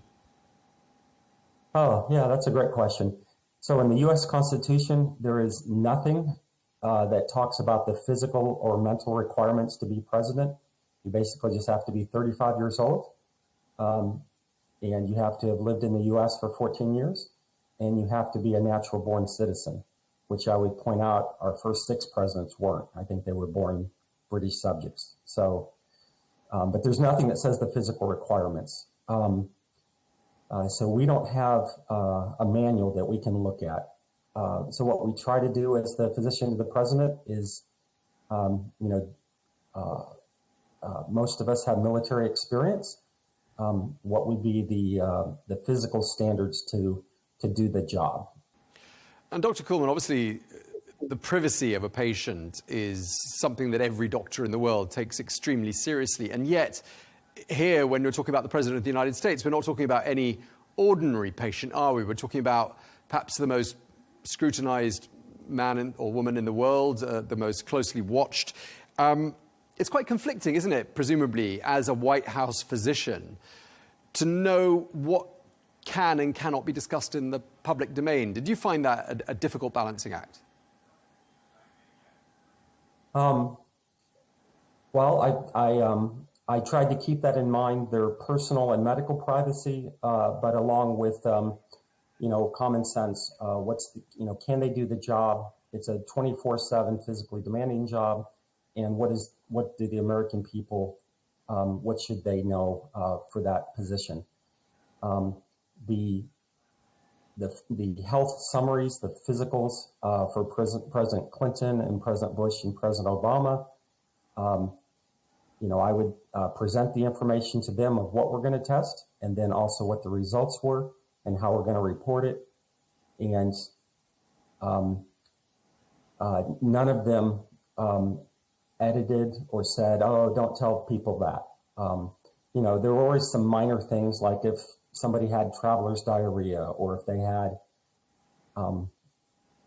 they didn't like some of the Latin names of the skin lesions, we'd put it in lay language. But as far as the substance of the report, they never ever said, don't tell the American people. Okay, and just lastly, I mean, obviously a lot of speculation about President Biden, as we said, right up until the end of his presidency, about his cognitive abilities. Of course, no one knew about his physical situation, at least in the detail we do now. How do we go about rebuilding trust? Because there's going to be a lot of people asking a lot of questions, and there already are, about whether or not there's been some sort of a cover-up. How would you recommend that the current White House physician goes about restoring some of that public trust? Yeah, rebuilding trust once it's broken is challenging in many aspects of life. Healthcare is information and relationships, and it's built on trust. President Trump, who's been in office 4 months, he did select a physician that was not in his prior administration, which I think is a good thing. He picked Dr. Barbara Bella, who's a Navy emergency medicine physician. He's a man of good reputation, good integrity. The report that he came out, it was factual. He did not put any hyperbole in it, and just stuck to the facts. So to me, you can't control the patient, who's a politician, who's going to use every opportunity to politicize just every issue under the sun.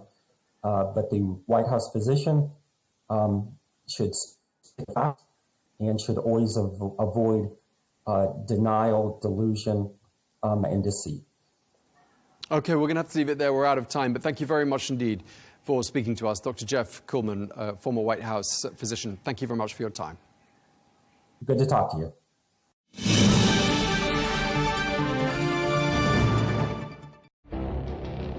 It feels like decades are passing by in a matter of weeks. Seismic shifts in the world order. Never, ever will be part of America. With so much happening and so much noise. Whether it's political upheaval, Canada has been ripping us off for years. Economic shifts or social movements. And no one wins from tariffs. I think America can be more friendly to the rest of the world. The in-depth analysis and all the latest developments across the globe. To have an inclusive policy together. The meetings with Hamas gave me some hope. We're in another nuclear arms race. The most important developments straight to your screen. Welcome to the dressing room. I'm on my own. I need backup. And an insightful look at the issues shaping our world today. It was not going to happen, that war, and it happened. Join us on Al Arabiya News, where the world talks.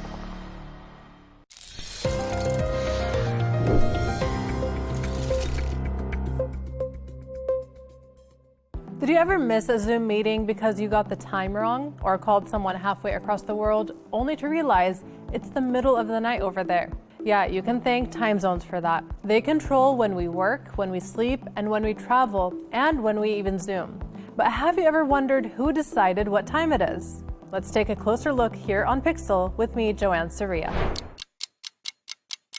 Time zones exist because of one simple, undeniable fact. The Earth rotates. It takes 24 hours for our planet to complete one full spin on its axis.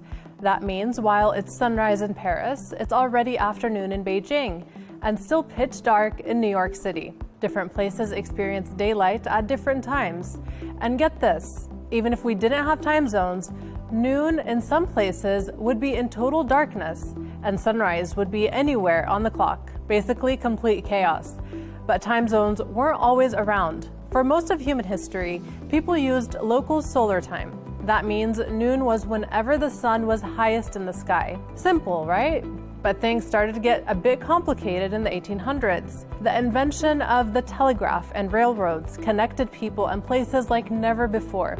And suddenly, knowing the exact time somewhere else became critical. Train stations in particular became a timekeeping nightmare. In the US alone, there were once over 300 different local times. Just imagine trying to schedule a train across different towns with that many local timings. That mess led to a solution, thanks to Canadian railway planner named Sir Sandford Fleming. In the 1870s, he suggested dividing the Earth into 24 time zones, one for each hour of the day. Each zone would span 15 degrees of longitude. And to make it official, world leaders met in Washington, D.C. in 1884 to standardize the system. At that meeting, they chose Greenwich, England, as the starting point, home of Greenwich Mean Time, or GMT. They also drew the prime meridian, 0 degrees longitude, right through Greenwich. From there, time zones were born, slicing the Earth like pieces of an orange. That sounds simple, right? Well, in practice, not so much, because time zones aren't actually straight lines. They zigzag all over the map. Why? Because countries decide their own time zones. Politics, economics, convenience, they all play a role. Take India, for example. It spans 2 time zones geographically, but uses just one, that's Indian Standard Time. China is even more extreme. It stretches across 5 natural time zones, yet the entire country runs on Beijing time. And Nepal? It's the only country with a time zone that's 45 minutes off GMT. Very precise. As if things weren't complicated enough, some countries shift their clock twice a year for daylight saving time, an effort to save sunlight by making better use of daylight hours. But not everyone does it. Many countries, and even some states in the US, opt out entirely. Arizona, for instance, doesn't observe daylight saving time, but the Navajo Nation, located within Arizona, actually does. Yeah, even within one state, 2 different clocks. So what's the big deal about time zones? They're not just trivia. They're essential to how our world works. They help planes fly safely across continents. They keep stock markets coordinated. They let you schedule Zoom calls without waking someone up in the middle of the night. In a world more connected than ever, understanding time zones is a kind of global literacy, something that helps us navigate across borders, time, and technology. So the next time you check the time in Tokyo or wonder why it's dark in California while you're eating lunch in Riyadh, remember, it's all because our planet is spinning. And someone somewhere thought, hey, we should make time for that. I'm Joanne Soria. See you next time on Pixel.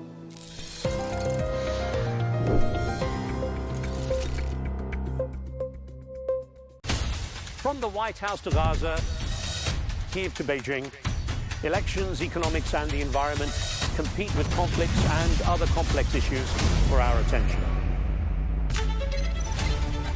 In an age of fake news, deepfake, and artificial intelligence, they've got to have a vote and a say. It's important to look beyond the loudest voice to understand the truth. From newsmakers to groundbreakers, My campaign is going very well. Presidents, prime ministers, princes and peacemakers, and cultural tastemakers. As Arabs, as Middle Eastern, we're too emotional. Join me on The Riz Khan Show for empowering conversation.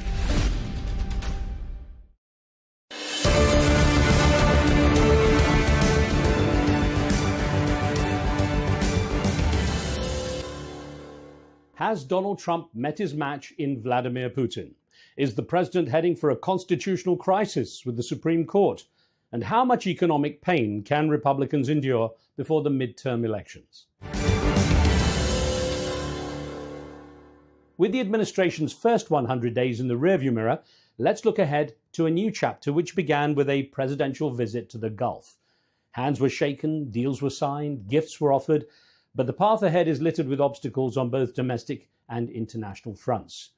Donald Trump's already faced a tricky time pushing his big, beautiful bill through Congress and will face further battles with the Supreme Court over a number of his executive orders. Meanwhile, the path to a Nobel Peace Prize seems obscured by the latest developments in Gaza and Ukraine. Well, I've turned to the senior Republican strategist and Washington insider, Adolfo Franco, for his take on prospects for Donald Trump's next 100 days. Well, as a Washington insider, how do you rate Defense Secretary Pete Hegseth's time? Would he still be around another 100 days? I think he will be around in the next 100 days. He has been the subject, the president has said it, of the scalp that I think the left has wanted for a period of time. And not only the left, but others, and maybe the establishment as well. Many individuals believe he was not up to the job. This is, of course, very different than Secretary Rubio's position. And Secretary Rubio has in the State Department the challenge that many conservative Republicans question his foreign policy views, whether they're consistent, considering what he said in the past with the presidents. They are, of course, now. But Pete Hegseth's situation is sort of the opposite, which is there's no question about his loyalty, his commitment, and broad strokes to what the president stands for and wants to do with respect to the Pentagon. Question is he the most capable or capable person or has the credentials to lead the department? So he's been under an enormous amount of scrutiny in that regard. I think he will be around. I think the president, starting your first questions, which were excellent, the president values loyalty above everything. At the end of the day, if someone's not loyal to you, it doesn't matter how capable they are in terms of furthering your agenda. And I think Pete Hegseth scores 100 when it comes to the loyalty test, and that's what's most important to President Trump. You'd be hard-pressed to just show me a case where somebody just expressed a view and their visas were yanked. These are people who are organizing, who are carrying on activities that I think as an American citizen, I would not be allowed in Europe or other countries to do. There are people worried that it's effectively now a weaponized tool and that it can be used to just silence people, even if they are just expressing an opinion. That's the fear. Well, might be the fear, but the fear, I think, doesn't match the reality. I don't think that matches the reality. And the questions about visas and those that are here as guests of the United States is subjective. Under our law, we have absolutely no obligation to let anybody into the country to study, to work, or do anything else subject to independent review. And the government that's in power at the time can make those judgments. So it's important to understand that. I do not believe people expressing a view has been the problem. It's people who are expressing the views and have turned them into activism and organization and disruption, which of course doesn't get the same coverage, harassing Jewish students, occupying buildings, or fomenting and supporting those activities. Yes, those are legitimate targets for deportation. So I'll ask you in a line, Mr. Franco, how would you assess the state of freedom of speech in America right now then? I think it's greater than it ever has been. I think under this administration, and we started some conversations on Elon Musk, I think the greatest thing is X. Just to listen to the testimony of individuals like Mr. Zuckerberg from Facebook. He's no conservative. He's millions of dollars to get Democrats elected, and he said he was being censored in the Biden administration. The Biden administration set up an office of misinformation. Who is the judge of misinformation? You're in the journalistic field. Who decides what misinformation is? Who decides what points of view are hate speech? And who decides that? There's more free speech today than ever. Now, that does not apply to individuals that are here as guests of the United States who are involved in activism. And there are laws that really impede those individuals from doing so if the Secretary of State, as he has done, certifies that they're impeding the foreign policy objectives of the United States. You could hear those same comments about trade made by President Obama, by President Clinton, and President Bush. The exact same comments that President Trump has said. The difference, again, like these first 100 days, the president has acted on them. That's part of the shock and awe, and that is what I think world leaders fear about President Trump. They don't know what he'll do. They don't know when he's kidding. They don't know when he's serious. They don't know when he has an agenda. And frankly, a couple of times he has said, I don't even know. So therefore, you have an unpredictable player in the White House, and I think that can work to the advantage of the United States. Views on Donald Trump's tariff trade policy range from suggestions that he's a tactical genius playing four-dimensional chess to the totally opposite view. One quote described it as his team simply trying to stop him eating. Well, I think he's a tactical genius. The question I have is how long the American people will have patience for this, and that is a question. To rectify and change the rules is going to be painful. There's no question. There is absolutely no question. If people think they felt it now, if these tariffs come into they haven't. There are pauses and there have been delays and all kinds of signals of deals coming and so forth. But if these things come into pass over a long period of time, over any significant period of time, it would be extraordinarily painful on the American people. It's a little bit like a diet or exercise. The results are down the pike. There's no easy fix. Well, I think ultimately the Ukraine has the upper hand. I really believe that, because at some point, despite the signals that have been sent by the United States, it can be back on again, to use that expression, meaning there's an eagerness, particularly in Europe, to make sure that Ukraine has strong support, to say the least. And I think the United States is prepared, if there isn't movement from Russia, to simply say, you will see the same harsh rhetoric directed more harshly toward Putin, and say they're not serious about it, and the only way they're going to be serious about it is if Ukraine is now strengthened and the position has become hardened. So I think ultimately, I think the advantage is with Ukraine. I really believe that. Although President Trump did get to the stage where he said, look, we'll just walk away from this if we have to. Yes, he has said that, but the United States will not walk away from it. Even that is a threat, really, to both sides. Obviously, the Russian side is, despite everything they've made, I know it's a war of attrition, it remains very, very difficult for them to actually seal the deal with respect to Ukraine. They would have done it long ago. As someone who obviously knows Donald Trump and how strong he is as a character, what chance is there he's met his match with people like Xi Jinping, Vladimir Putin, and Mark Carney in Canada? I don't think he's met his match. I think, of course, those countries, particularly China, to some extent Russia as well, is those economies and their military powers is really we have to take into account more than the personalities involved in it. I don't think he's met his match. I don't think he's worried about that. Certainly with the Prime Minister of Canada, he is not. With Prime Minister Carney, I don't think he is.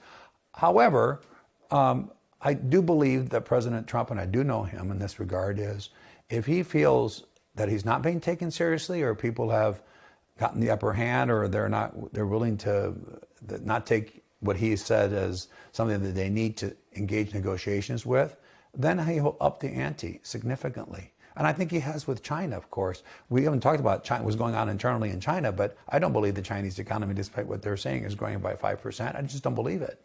I don't believe anything coming from China, period. So 145% tariffs on China, idle factories and so forth. We don't talk much about their pain because it's a closed society. And the same thing with respect to Canada. Ultimately, Canada's the biggest loser. Canada has 40 million people. We have nearly, not quite, but nearly 9 times the size of the population, and the economy is greater. They need the United States more than we need them. Keep in mind that the size of the Russian economy is the size of the economy of Texas. So at the end of the day, the leverage isn't just the personality. I think President Trump's personality and his willingness to use power in an unconventional way or to threaten its use, I think, is an important component, and that's factored in. But ultimately, it's the United States of America today still remains the superpower. Could a nuclear deal with Iran actually be easier than getting the peace deal for Ukraine? I'm not certain about that, and it will depend. These next few days, next weeks, it will be very, very critical. The problem with the Iran deal is trust but verify, and I'm sorry, I don't believe that the previous agreement by the Obama administration was the kind of verification that I think is satisfactory to President Trump of the United States, despite what was being said. So with Iran, I think the fear is delay. Again, I've mentioned that before. Indirect talks, direct talks. These talks have been fruitful today, but remember, Iran just a few weeks ago had said it would only engage in indirect talks. And then, of course, direct talks took place. So it's a question of not only talking, but action. We keep hearing Iran is just a few weeks away from the development of nuclear arms. People have been saying that for years. So you have to start assuming that they either have them or about to have them. So time is running out. And that is why I don't think it's necessarily as easy, because any deal, a real deal with Iran, a real deal will require Iran to cease refinement. And the Iranian positions have been hard on that to date. Well, Donald Trump has talked about wanting to serve a third term. Would you like to see that? Well, he said he wouldn't. He just recently said that it looks like we'll be over in 4 years. Obviously, Constitution impedes that. I think. I was wondering whether you'd like. Oh well, yeah, I would like to see that. But I think there are those, you mentioned the vice president, those that are now have genuinely in the last 8 years. I wouldn't have thought this 8 years ago, but because they've seen what's happened to the Republican Party, I think it's very difficult to see how a Republican can win the nomination and support the majority of Republicans without being a Donald Trump MAGA supporter. Not a Trump look-alike or act-alike, but in terms of the policies, they have to be very similar. And you see J.D. Vance as a worthy successor? I do see J.D. Vance, and I know that Donald Trump Jr. was critical in selecting then Senator Vance, who many people believed was the wrong choice. They were looking for diversity of women, minorities, and so forth. And that was even true to Donald Trump not being hypocritical and putting a woman on the ticket, or a great person, Senator Scott, who's African American from South Carolina. So that in and of itself was an indication that a loyalty test to the MAGA movement was paramount. Well, there's been a lot of wrangling internally with the Democrats in how to deal with the Trump presidency. Could you see them actually getting their act together and putting forward a sort of cohesive plan to challenge the Republicans? They could, but I don't think they will. Every indication is that the party tends to want to move more to the left. The leading voices, at least speaking right now, are again Senator Sanders, Alexandria Ocasio-Cortez. The more extreme views in the Democratic Party seem to be what is dominant at this time. I believe the Democratic Party could be quite viable if it were a centrist party. I really do believe that many of the things, if it were genuinely were embraced, such as immigration policy, things that are important to the American people, this broadly speaking, wokeism and cultural issues, if those were tempered in many ways, I think the Democratic Party would be very viable. I just don't see in the primaries the Democrats doing so. What do you expect to happen in the midterm elections? Well, the midterms, of course, are always terrible for the party in power. And I say always, I should take that back. I was involved in midterms in 2002 when they weren't. We picked up seats, but that was after 9/11. And there are times where one can do well. President Biden did fairly well on his midterms. But the margins are close in the House, particularly. And they will hinge totally on tax policy and tariff. It will all be economic issues, barring a catastrophic terrorist attack or a type of conventional war we haven't seen in many decades. Foreign policy issues never dominate on our elections unless it's a catastrophic event. But you have the issue of the pain of the economy. Yes. And I wonder, you might reach a stage where the Republicans start to say, hey, we're going to lose our seats unless there's a change in course. I think there's already sentiment in that regard. And you see it, without getting into the weeds here, you see it with respect to the SALT tax, which are taxes that are imposed on real estate and so forth on certain key states to hold on to key districts in New York, for example, and in New Jersey. And so that is a fear for the elections. That pain window for Republicans in the House is short, much shorter than President Trump. And we'll see how that shakes out. That's why tax policy and tax reform is going to be critical. They need to deliver. To wrap this up, I'm going to bring it full circle to where we started. Sure. And I wonder how you regard the fact that so many people are surprised that Donald Trump did actually deliver or tried to deliver on the promises he made in the campaigns. Well, I think they're surprised because they don't, even though they see him as a non-politician, they still don't expect politicians to deliver. And he did deliver on these things. Now, there are two types of reactions to it. To those of us who support President Trump, we're delighted. True to his word, this is what he said. He has not retreated in any shape, way, or form. In fact, more so than he promised when he talked about tariffs and so forth, but he didn't waffle on these issues. To Democrats, and that's why the country continues to be polarized, that's that shock value is this is why we opposed him, and this is now very fearful. They're very fearful of what it means for the country, and they had wished he had not and didn't expect him to do so. So again, it's back to almost November of last year, the country being quite divided. Either this is the course we want to go on and he's delivering, or this is exactly what we feared. Adolfo Franco, thank you, sir. Thank you so much. Pleasure. Thank you.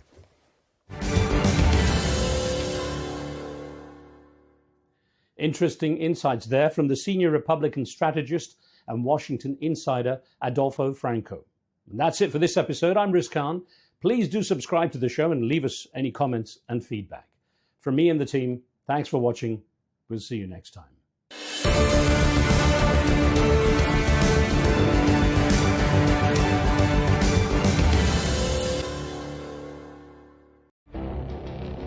It feels like decades are passing by in a matter of weeks. Seismic shifts in the world order. Never, ever will be part of America. With so much happening and so much noise. Whether it's political upheaval, Canada has been ripping us off for years. economic shifts, or social movements, And no one wins from tariffs. I think America can be more friendly to the rest of the world. For in-depth analysis and all the latest developments across the globe. To have an inclusive policy together. The meetings with Hamas gave me some hope. We're in another nuclear arms race. the most important development straight to your screen. Welcome to the dressing room. I'm on my own. I need backup. And an insightful look at the issues shaping our world today. It was not going to happen, that war, and it happened. Join us on Al Arabiya News, where the world talks.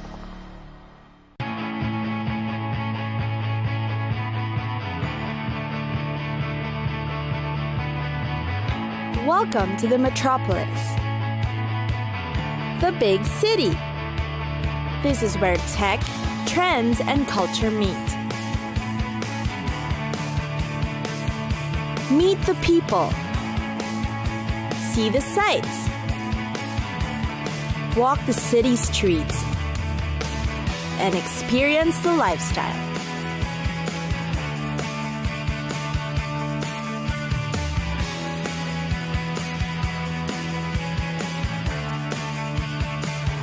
This is your first-class ticket to the cities of the world.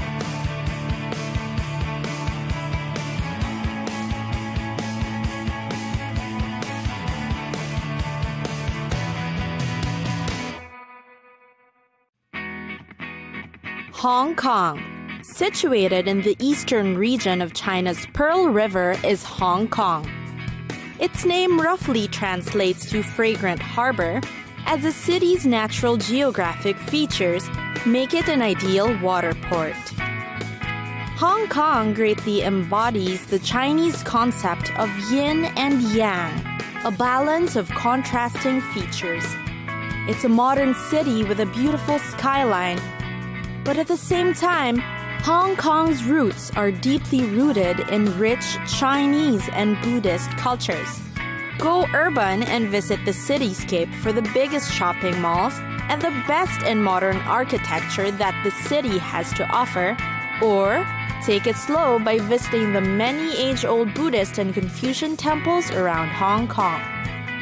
Because of its British colonial history, Hong Kong is also a veritable melting pot of East meets West cultures in Asia. You'll see that this is especially evident in the contrasting architectural marvels around the city. Hong Kong is considered as one of the international hubs in the region and is home to the biggest international companies operating in Asia. Hong Kong is also a food lover's paradise. Whether it's big fancy dining like Hong Kong's award-winning Tim Ho Wan, or just your hole-in-the-wall food stop, there's bound to be something for you. Of course, no visit is ever complete without some must-see destinations.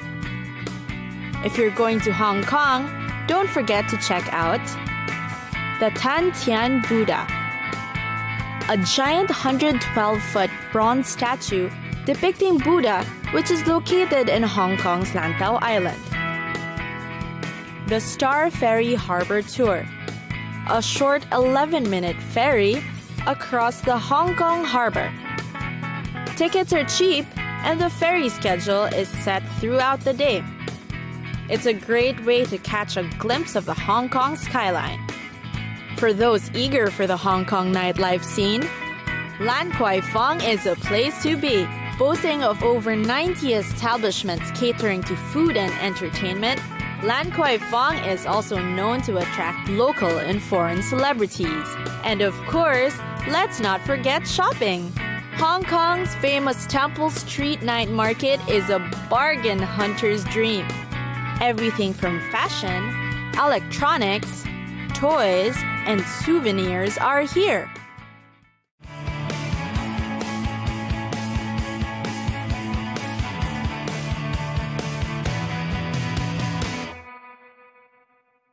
New York, the Big Apple, the city that never sleeps. The most exciting in the world, New York, New York. Filled with restaurants, bars, museums, shopping destinations, and iconic sites, New York is indeed a welcoming city. A year-round destination with 4 seasons, New York is magical in the winter, with marvelous snowfalls and cloudless skies. In the spring and autumn, the city is at its best, with a crispness to the air and clear blue skies. The city is indeed filled with popular tourist spots. The most popular site is the Central Park, which transforms into a beautiful golden red in October. The Grand Central Terminal is known for its stunning historical feats. From its near destruction and restoration, the beauty of this famous Beaux Arts building is certainly a must-see. The Empire State Building, with its classic Art Deco architecture, is indeed a New York City icon. Its 102-story building is one of the most visited in the world. Visit the 86th floor outside observatory for views of up to 80 miles or 130 kilometers that are definitely worth the photos. The Lincoln Center for the Performing Arts, the world's largest performing arts center, is also home to 12 resident arts organizations, including the New York Philharmonic, Metropolitan Opera, the New York City Opera, and the New York City Ballet. Not to be missed are the world-class museums, the American Museum of Natural History, the Museum of Modern Art, and of course, the Metropolitan Museum of Art. The Times Square is yet another tourist spot to visit. In the middle of the bustling hive of activity, Times Square is known for its huge electronic billboards and many destinations for fun and activities. And finally, the reason why New York is called the city that never sleeps. The place offers endless nightlife options to choose from that makes it almost impossible to have time for sleep. There are after-dark nightclubs, bars, theaters, live music, and comedy performances to explore every day, be it the weekend or a night after work. New York is also known as the restaurant capital of the world. With more than 18,000 eateries to choose from, just imagine how difficult deciding where to eat will be. The most expensive but worthy dining hangouts can be found in Midtown Manhattan, where reservations at restaurants are actually the standard.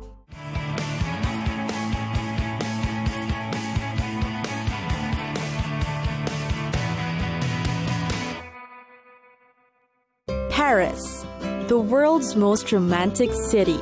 People love it for its culture, fashion, architecture, and food, and is considered the dream destination of many. The French capital has some of the most beautiful and historic buildings and monuments. The most famous of all is the Eiffel Tower, one of the most iconic constructions in the world. There's the Arc de Triomphe at the end of the Champs-Élysées. The Notre Dame Cathedral, which dates back to 1163, is the most visited attraction. Located high above the city in Montmartre is the Sacré-Cœur Basilica. And of course, the Louvre Museum, which contains the Mona Lisa and many other works of art. Don't forget the La Conciergerie, famous as the prison, a historical landmark during the French Revolution in the 1790s. Here, you can see Marie Antoinette's prison cell, which was converted into a chapel in her memory. One can still follow the many traces of the French Revolution in this contemporary city. There's the Place de la Concorde and the Cour des Commerces, where the Marat, the extremist's extremist, published his newspaper L'Ami du Peuple. Seeped into the city's DNA is, of course, Paris's well-known heritage in arts and culture. Explore the cobblestone streets of Montmartre with its rich history of Belle Epoque artists and cabarets, or get a first-hand experience of the lifestyle in the neighborhood of Belleville. Get your culture fix at the Musée d'Orsay, at the newly renovated Picasso Museum, or course through the dozens of small museums and galleries you can visit in the city. Shopaholics will also delight in Paris's myriad options. From chic department stores that'll have all your fashion needs ready to famed boutiques for sheer designer items. Stroll along the Champs-Élysées or watch the fashion shows. If you're traveling during the Christmas season, be sure to check out the fancy window displays. There are also places to find the best fine jewelry. You'd also want to visit any of the famous neighborhood bakeries that sell perfect Parisian bread, made using traditional French techniques.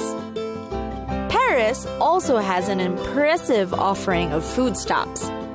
The city boasts of 70 Michelin-starred restaurants. You'll find one for every specialty, from fresh premium oysters to award-winning edible works of art, like the famous pastries in Paris.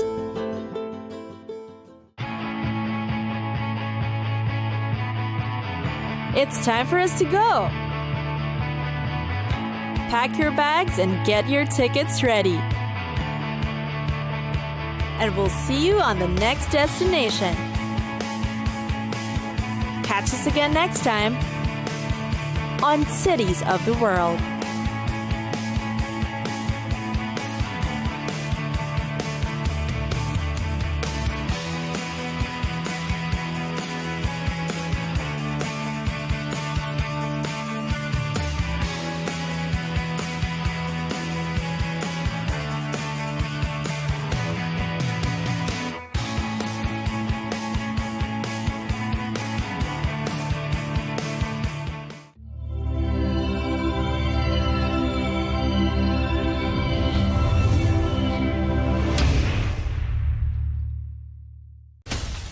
From the White House to Gaza, Kiev to Beijing, elections, economics, and the environment compete with conflicts and other complex issues for our attention.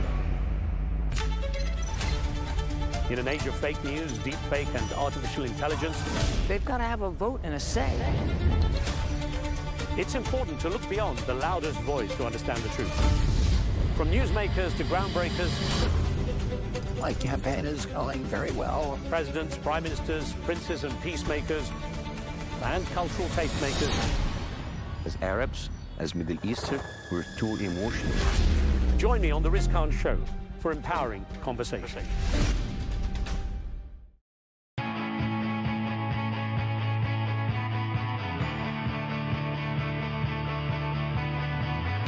Welcome to the metropolis, the big city. This is where tech, trends, and culture meet. Meet the people. See the sights. Walk the city streets.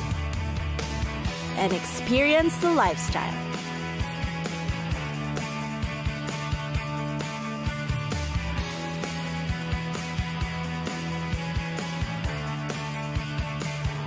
This is your first-class ticket to the cities of the world.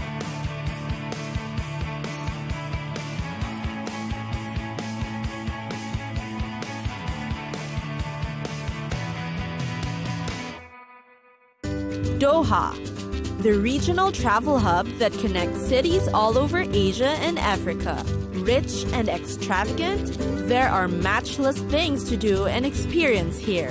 For a cultural feat, there's the Museum of Islamic Art. Here you will find the world's finest collection of Persian rugs, Turkish mosaic, and Damascene wood carvings. Walk through the grand halls and courtyards and you'll appreciate the Cubism architect of the Muslim minaret. Doha is also the place where you can see an Arabian oryx, or mahas in Arabic. They have 2 long horns, and their profile is very much likened to unicorns. They are also Qatar's national symbol. Also visit one of the souks around the city. You can sip coffee and just relax. Usually, the outside cafes are the best. Order a Turkish coffee medium sweet and have some apple-scented tobacco.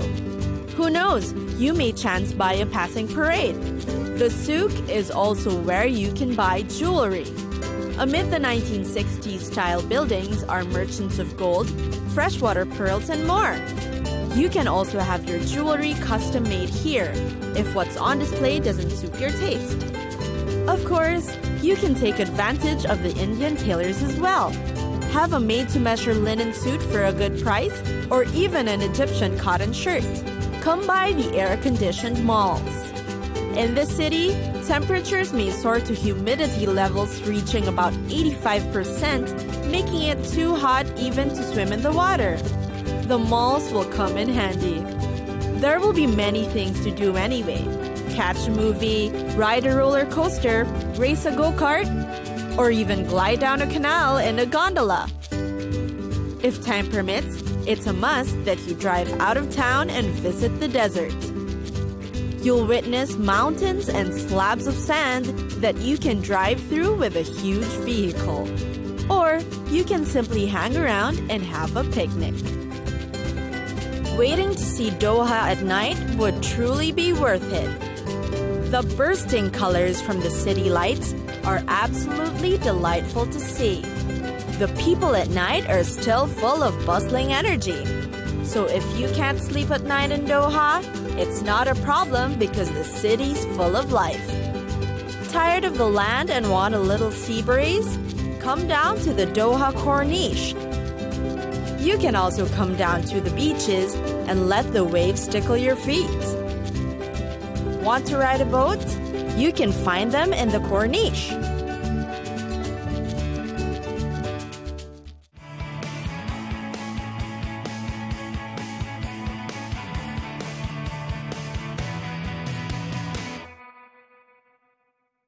Munich.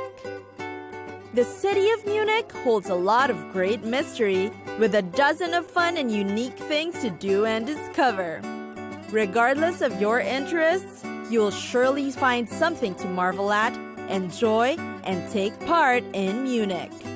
Most famous perhaps is the Oktoberfest. It lasts for 16 days, from late September to early October. It is a beer festival, celebrating the city's best world-class beers in its huge halls and tents. Many tourists flock to the city for an Oktoberfest experience. Munich is also known for its open green spaces. An example would be the English Garden, a large, beautiful park that you will find right in the middle of Munich. It's a lovely place to visit, whether you just want to see the greenery or you're looking for a place to stroll. Refreshments such as food and beer are also being sold nearby for your convenience. The gardens definitely make a beautiful addition to the city.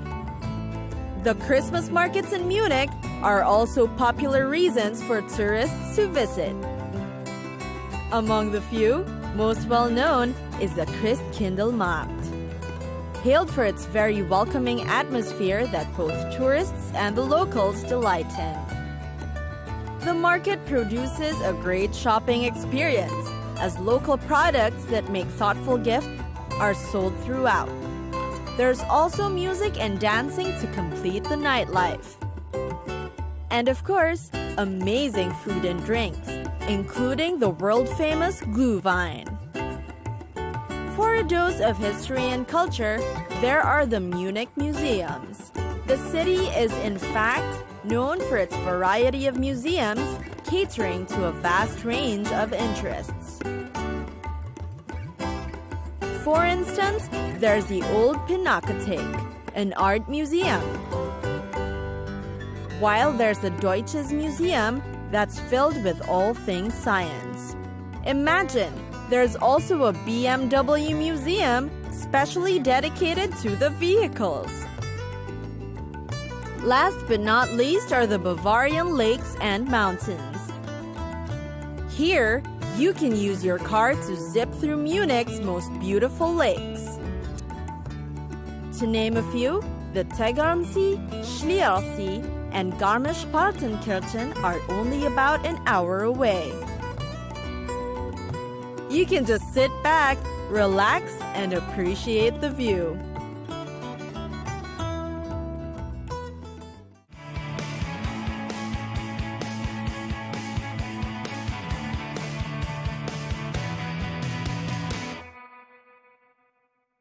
Barcelona. Oh, Barcelona, there's nothing like this city. This sun-drenched place in Spain is teeming with attractions and activity you will surely want to take part in. What to do? First, find the food. Along Las Ramblas, you'll see rows of bars and traditional Catalan restaurants. The famous Plaça Reial also has the best nightclubs in the city. Live bands, indie rock music, and the like keep the scene alive. You can also chance upon hip-hop and dance classics if that's what you prefer. Walk further into Barcelona's older streets. Quirky little cafes, tapas bars, and boutique shops line the old windy streets. It's great for strolling around in the afternoon or early evening. El Gótico and El Born are some of the popular ones known for its rustic charm. You'll also be amazed at the graffiti art that decorate these streets. The beaches in Barcelona are amazing as well. There's a certain type of beach for everyone, depending on the kind of vibe you're looking for. Barceloneta is the most popular one. However, it is overcrowded, but the perfect place if you want to be part of all the action. Beach bars will blare loud reggae music, definitely enough to get you excited. Then there's a vermouth ritual, which you should definitely try. The tradition is simple. You just meet up with your friends and family before lunch, and have a couple of vermouths and the little tapas. Of course, there are the famous tapas. Do as the locals and eat tapas by hopping from bar to bar. Sip on a drink as you sample the different tapas along the way. The goal is to visit as many as possible and try as much tapas as you can. Barcelona also boasts its craft beer scene. We all know how beer flows like water in Spain, but just imagine craft beer. Local Catalan brewers set up shop on a weekly basis, and there are just tons to try. After all the food and good times, don't forget the historical spots. There's the famous Gothic church called Gaudi's Sagrada Familia. Most notable are its dramatic spires, which will definitely inspire your creative side. The architecture is amazing, and it feels like a different universe.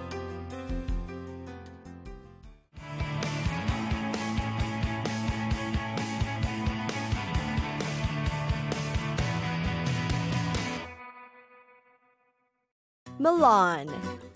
While Milan isn't much the first choice when visiting Italy, it is still worth the tour. A city of business and banking, shopping and fashion, you'll definitely fall in love with Milan. The commercial center of Italy, after all, is known for its stylish catwalk and famous shops. Plus, it's got a list of hidden wonders for you to discover. First, experience a breathtaking view of the city from the Duomo roof. The famous Duomo, after all, is the center of all tourist activity in Milan. Take the elevator up and walk around the cathedral's roof to see the magnificent city from above. While the city is usually smoggy, obscuring your view, it's still worth the experience. Of course, the interiors of Duomo is already impressive to begin with. Next is a visit to the Santa Maria delle Grazie Church. This is where you will find the famous Last Supper that many households have replicas of. You certainly shouldn't miss this chance to see a Da Vinci masterpiece up close. Getting tickets to view it may be difficult, but with good planning, it is still possible. Then, of course, there are the beautiful parks around the city. Milan is definitely a bustling city, but there are places to take a break from all of the busyness. There are a couple of good-sized parks around the city that'll be convenient for you to escape in for a while. Milan is also definitely a city for culinary treats. One of the popular must-tries are the panzerotto, or the Milanese fast food. It is a sweet and spongy piece of flatbread with mozzarella and tomato sauce. Of course, there are many other specialties to try aside from this. Next are the wondrous canals in the Navigli. Yes, there are canals in Milan, and one of them was designed by Da Vinci. The Navigli district has 2 canals, and you can take boat tours in it. It's also considered a haven for artists these days, and you may also come across small art galleries and charming restaurants nearby. It's also the place to be after dark, as the Navigli is known for its hip and happening nightlife.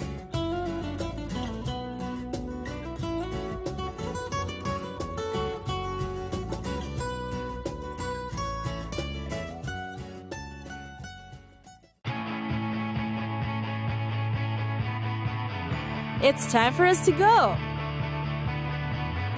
Pack your bags and get your tickets ready.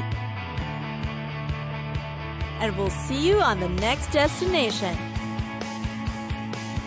Catch us again next time on Cities of the World.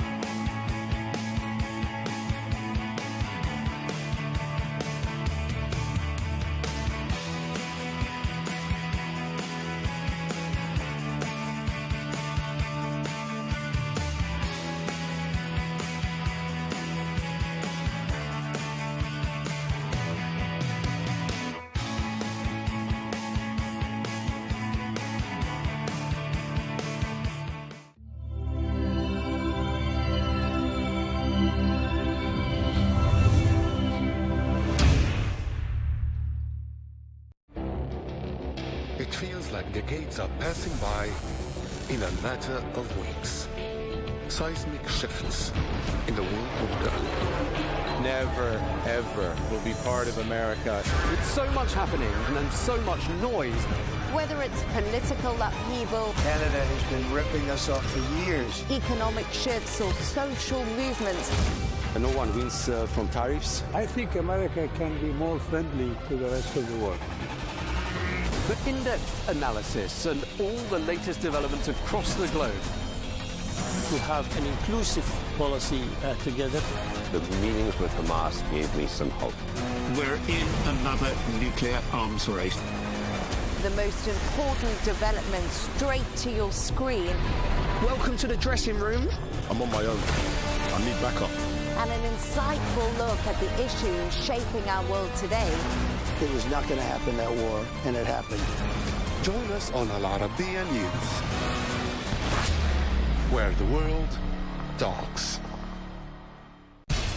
We have to take care of our people, and we're going to take care of our people first. For in-depth analysis and all the latest developments across the globe, make sure you join us every weekday. President Trump is trying to negotiate a ceasefire. With so much happening, so much information, and so much noise, International law will have no part in his administration. it can be hard to keep track. Tariffs will just fuel inflation. We're going to fight these tariffs. But you can count on us to tell you what you need to know. We stand by your side. Join me, Tom Burgess-Watson, for Global News Today, right here on Al Arabiya News.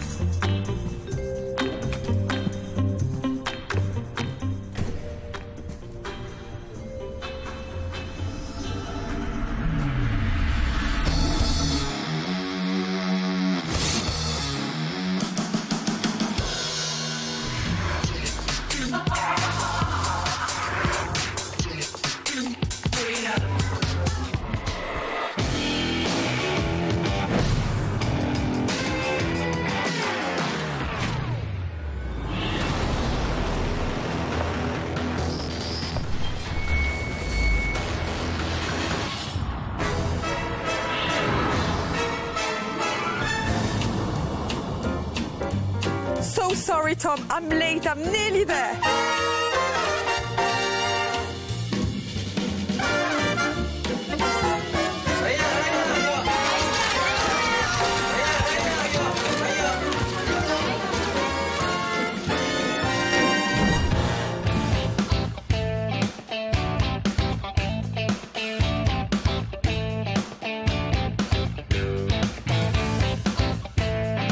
How important is it for you, the empowered female voices that you kind of portray in the characters that you've done recently? It's not something that I even have to pay too much attention to.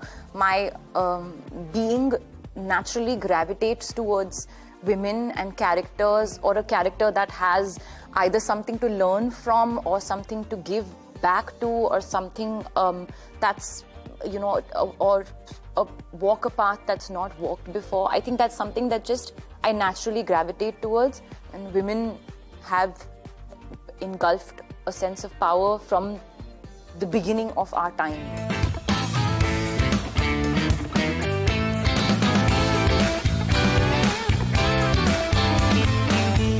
Question about Cannes. You've been here so many times before, and with so many different films. Does the experience become, you know, more enjoyable for you every time? Can you just, you know, remember every single moment of a carpet now? This is my first time with my husband, so it's beautiful to come with him. And you know, he's never been here. He's never been to the south of France. So for him, and the weather's gorgeous, and we just keep saying, "Wow, we'll remember this when we're old. We'll look back on this and smile." Exactly, and you'll have loads of footage to look at. What does Cannes mean to you in terms of festival as a platform for your work? It's a really wonderful place to be and to feel received. There's something about the festival that, not just because of the age of it and the prestige that surrounds it.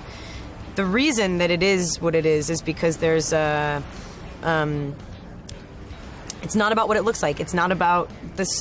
There's really nothing surface about it. Sure, everyone's obsessed with the carpet and the dresses and all of that, but like the reason that people are here is truly because of film. I don't know. It just feels good. It's nice to be visible in a place that feels like they're looking for the right things.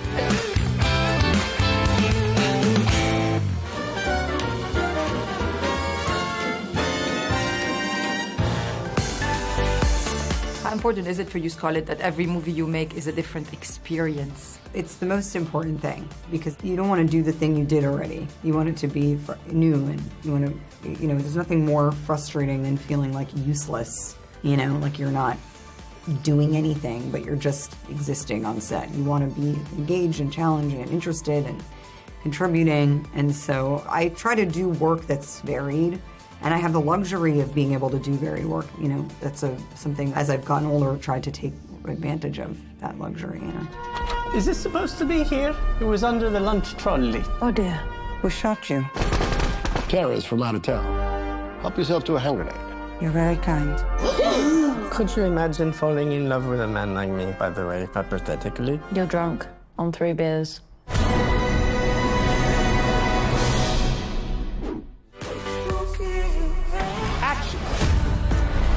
Duty.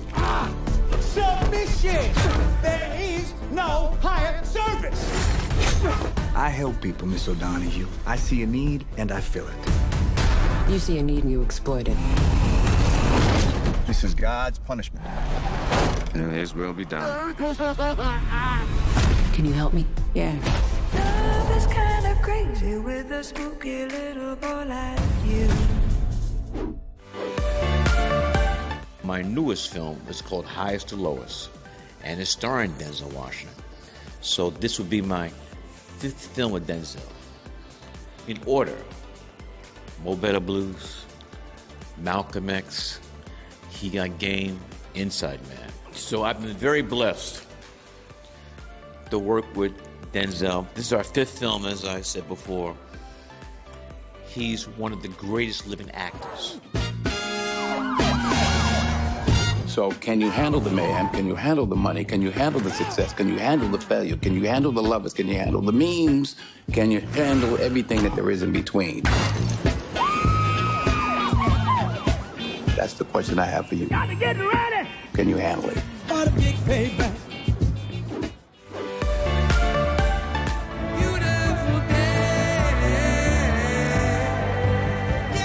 I was born with my fists up.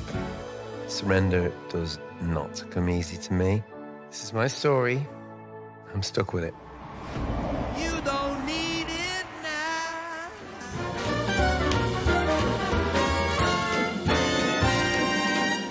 Lifted seeds while I was sleeping. In the vision that was planted in me.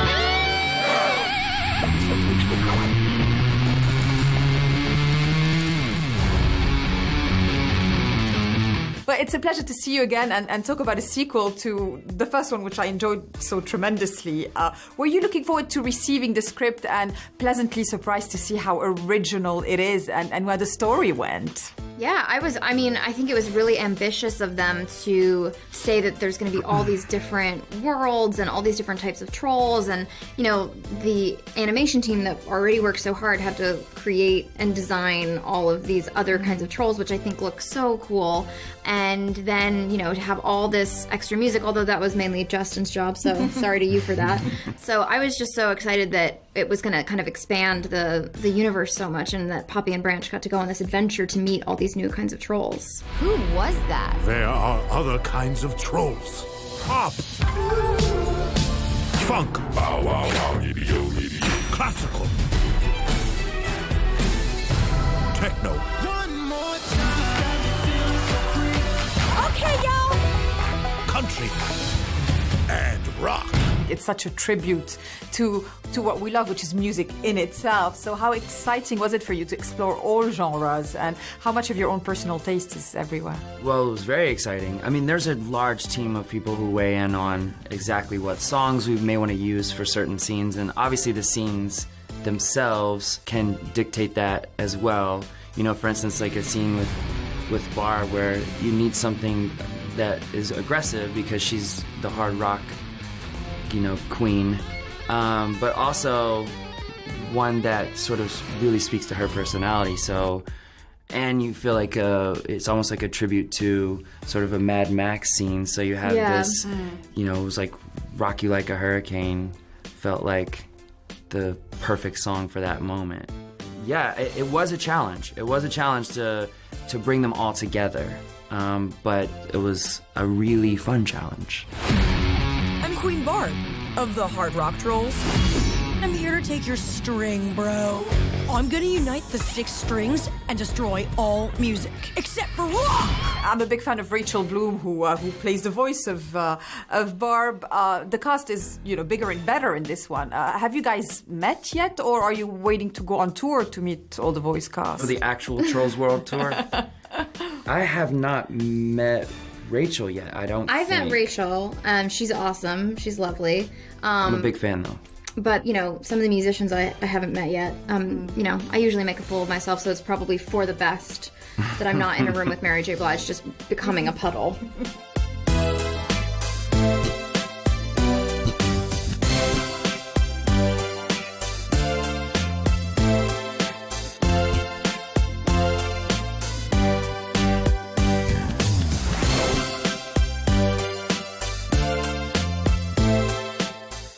I am sometimes in the mood for classical music, sometimes for pop, sometimes for rock. I mean, you know, the love of music is about loving everything. What kind of genre did you grow up loving? Music is always a mood shifter, right? You know, you could take a playlist from one day and it would have so many different styles on it for me. And I think that's mostly because I did grow up listening to so many different styles of music. My mom was a big classic rock fan, so we would listen to the classic rock station when I was a kid on the radio. But I was, from a very early age, clearly into a lot of soul music as well. Yeah, I mean, like, a lot of fond memories are, like, you know, of being in the car with my dad or my mom, and listening to their music, like listening to the oldie station, a lot of, like, Mamas and Papas and Simon and Garfunkel and Motown Mondays and stuff. And Billy Joel, a lot of Billy Joel cassette tapes. Great songs. In the car. Those were really great times. Billy Joel wrote a lot of great songs. I was like a 10-year-old going, Goodnight Saigon is the jam. Cool.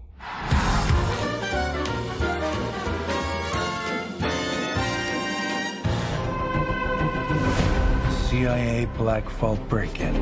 Am I reading this correctly? The Kremlin bombing? In fairness, the bomb was actually meant to kill him.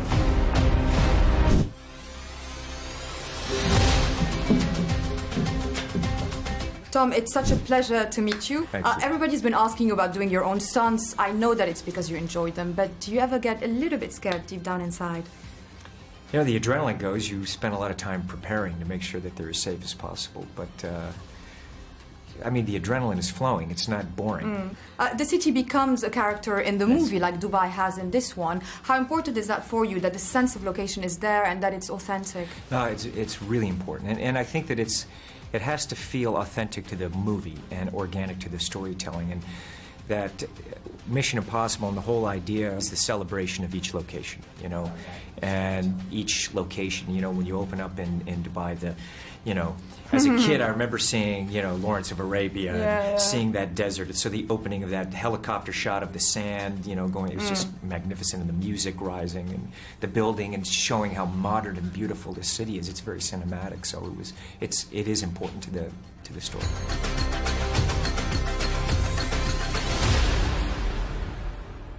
You can't imagine how physically punishing it was for Tom to be on the wing.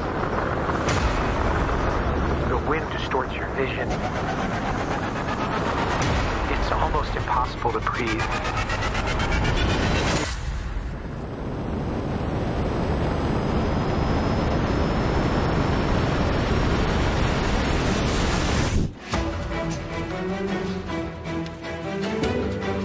Ladies and Gentlemen, meine Damen und Herren, herzlich willkommen zur Weltpremiere von Mission Impossible Rogue Nation. Ladies and Gentlemen, give it up for the one and only Tom Cruise! Hello. Hello. That's Tom Cruise's Sorry, wife. sorry. Oh, is it? Hey, Hello. hey. I'm going to say hello, Hello. too. Yes, you I'm- say hello, I'm too, just gonna please. pretend it's for me. Hello. So I know, here we are. It's the first film I produced, and we're 20 years later, and I'm still making them. I feel very privileged. Well, and you still look as good as you did. It's incredible. Well, you're very kind. So, Thank you. one of the questions of the fan is how do you stay in shape and look good all the time? I mean, I was looking back at the first Mission Impossible. Who would have thought it was 19 years ago? It's unbelievable. It's unbelievable for me. And look, I don't know. I mean, my hours are very long hours. Sometimes I only get an hour sleep, 2 hours. I mean, I didn't sleep at all last night. I was working, and we just finished the film on Saturday. And you know, I've trained my whole life in different sports, and part of the fun of making these kinds of films also is I pick up new skills, free diving like I did in the underwater stuff. And hello. Hello. Hello. That's great. I mean, Hello. it's so great and endearing. It's so sweet. It's lovely. Are you kidding? It's amazing. It's amazing. It's amazing to me. Okay, guys, clear the roads. You cannot have Mission Impossible without having a sequence in which Tom Cruise is running. To be able to shoot at Parliament and Westminster Bridge was really something. I think be on this line the whole time. But that's good right there.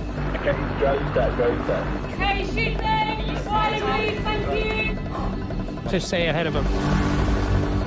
Here we are rolling. Here we go, we set, and 3, 2, 1, action!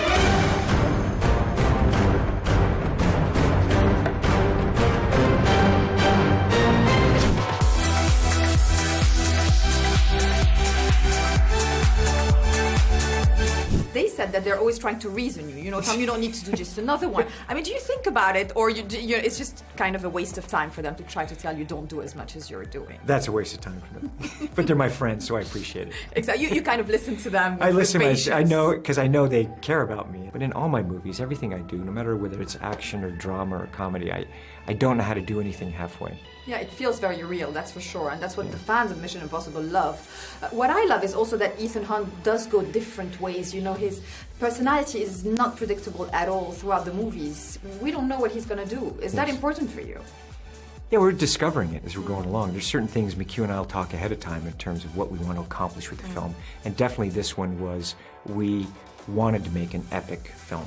You know, I love movies where you go and you care about all the characters and they're interesting. You know, I mean, we have a great cast in this movie, and each, you know, all the women, you know, and the men, they each have their own problems and their own things going on. But I think McHugh is brilliant how he can bring all of these characters together into this one story. You can't fake being in minus 40 degrees. Take your gloves off for a few seconds, your fingers start to freeze. Being in an environment like that adds to the suspense and the drama. I want to give audiences an experience of being there. It was a real privilege to do it. It looks amazing on the screen. Oh my God, ladies and gentlemen, Tom Cruise! With us in Abu Dhabi. Ahla wa sahla.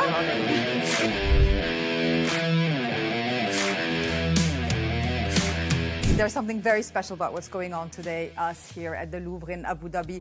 I'll start with the people you work with and the great feedback that I always get from, you know, the crew and your fellow cast members. How important is it for you to maintain that level of niceness and professionalism with everybody all the time? I mean, it's not even an effort. I think it's just basic human respect. You know, I treat people how I want to be treated, with dignity, with respect, and, you know, we work hard, and I expect a lot from myself. And you still have fun. You're running on roofs of buildings. You're diving off I'm mountains. always having fun. Yes, I I'm know. always just, you know, I demand a lot from myself, but I enjoy that. That is fun for me. I asked you when I interviewed the first time for Collateral what it means to be a movie star, and it's been nearly 20 years, and you're still an uber movie star. What does it mean to you? How important is it for you, that level of recognition, not for the celebrity, because I know it's not for the fame for you, it's for the ability to continue doing films? I wanted to make movies. It was always a story. I wanted to make movies, and I don't think of it in terms of that. I think of it in terms of this is something that I I've wanted to do since I was a little kid. I was 4 years old when I thought, I want to make movies. I feel fortunate that here I am making Dead Reckoning. It's Part a privilege. Part one. It's a privilege for me.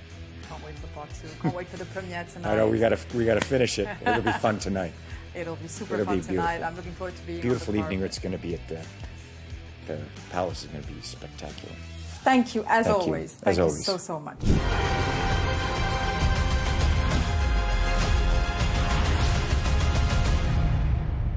I need you to trust me.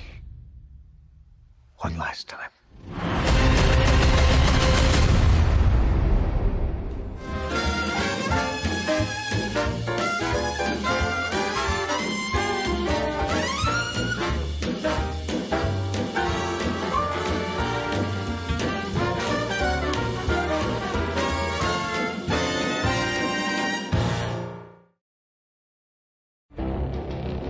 It feels like the gates are passing by in a matter of weeks.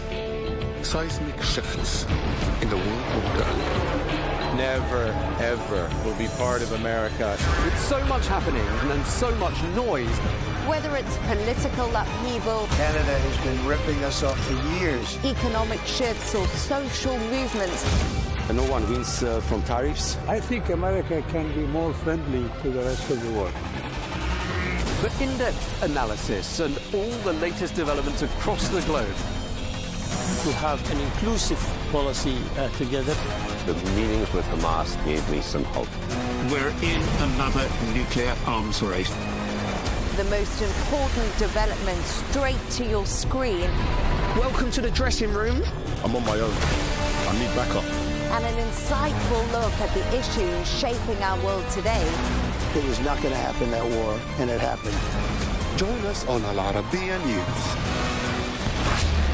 where the world talks.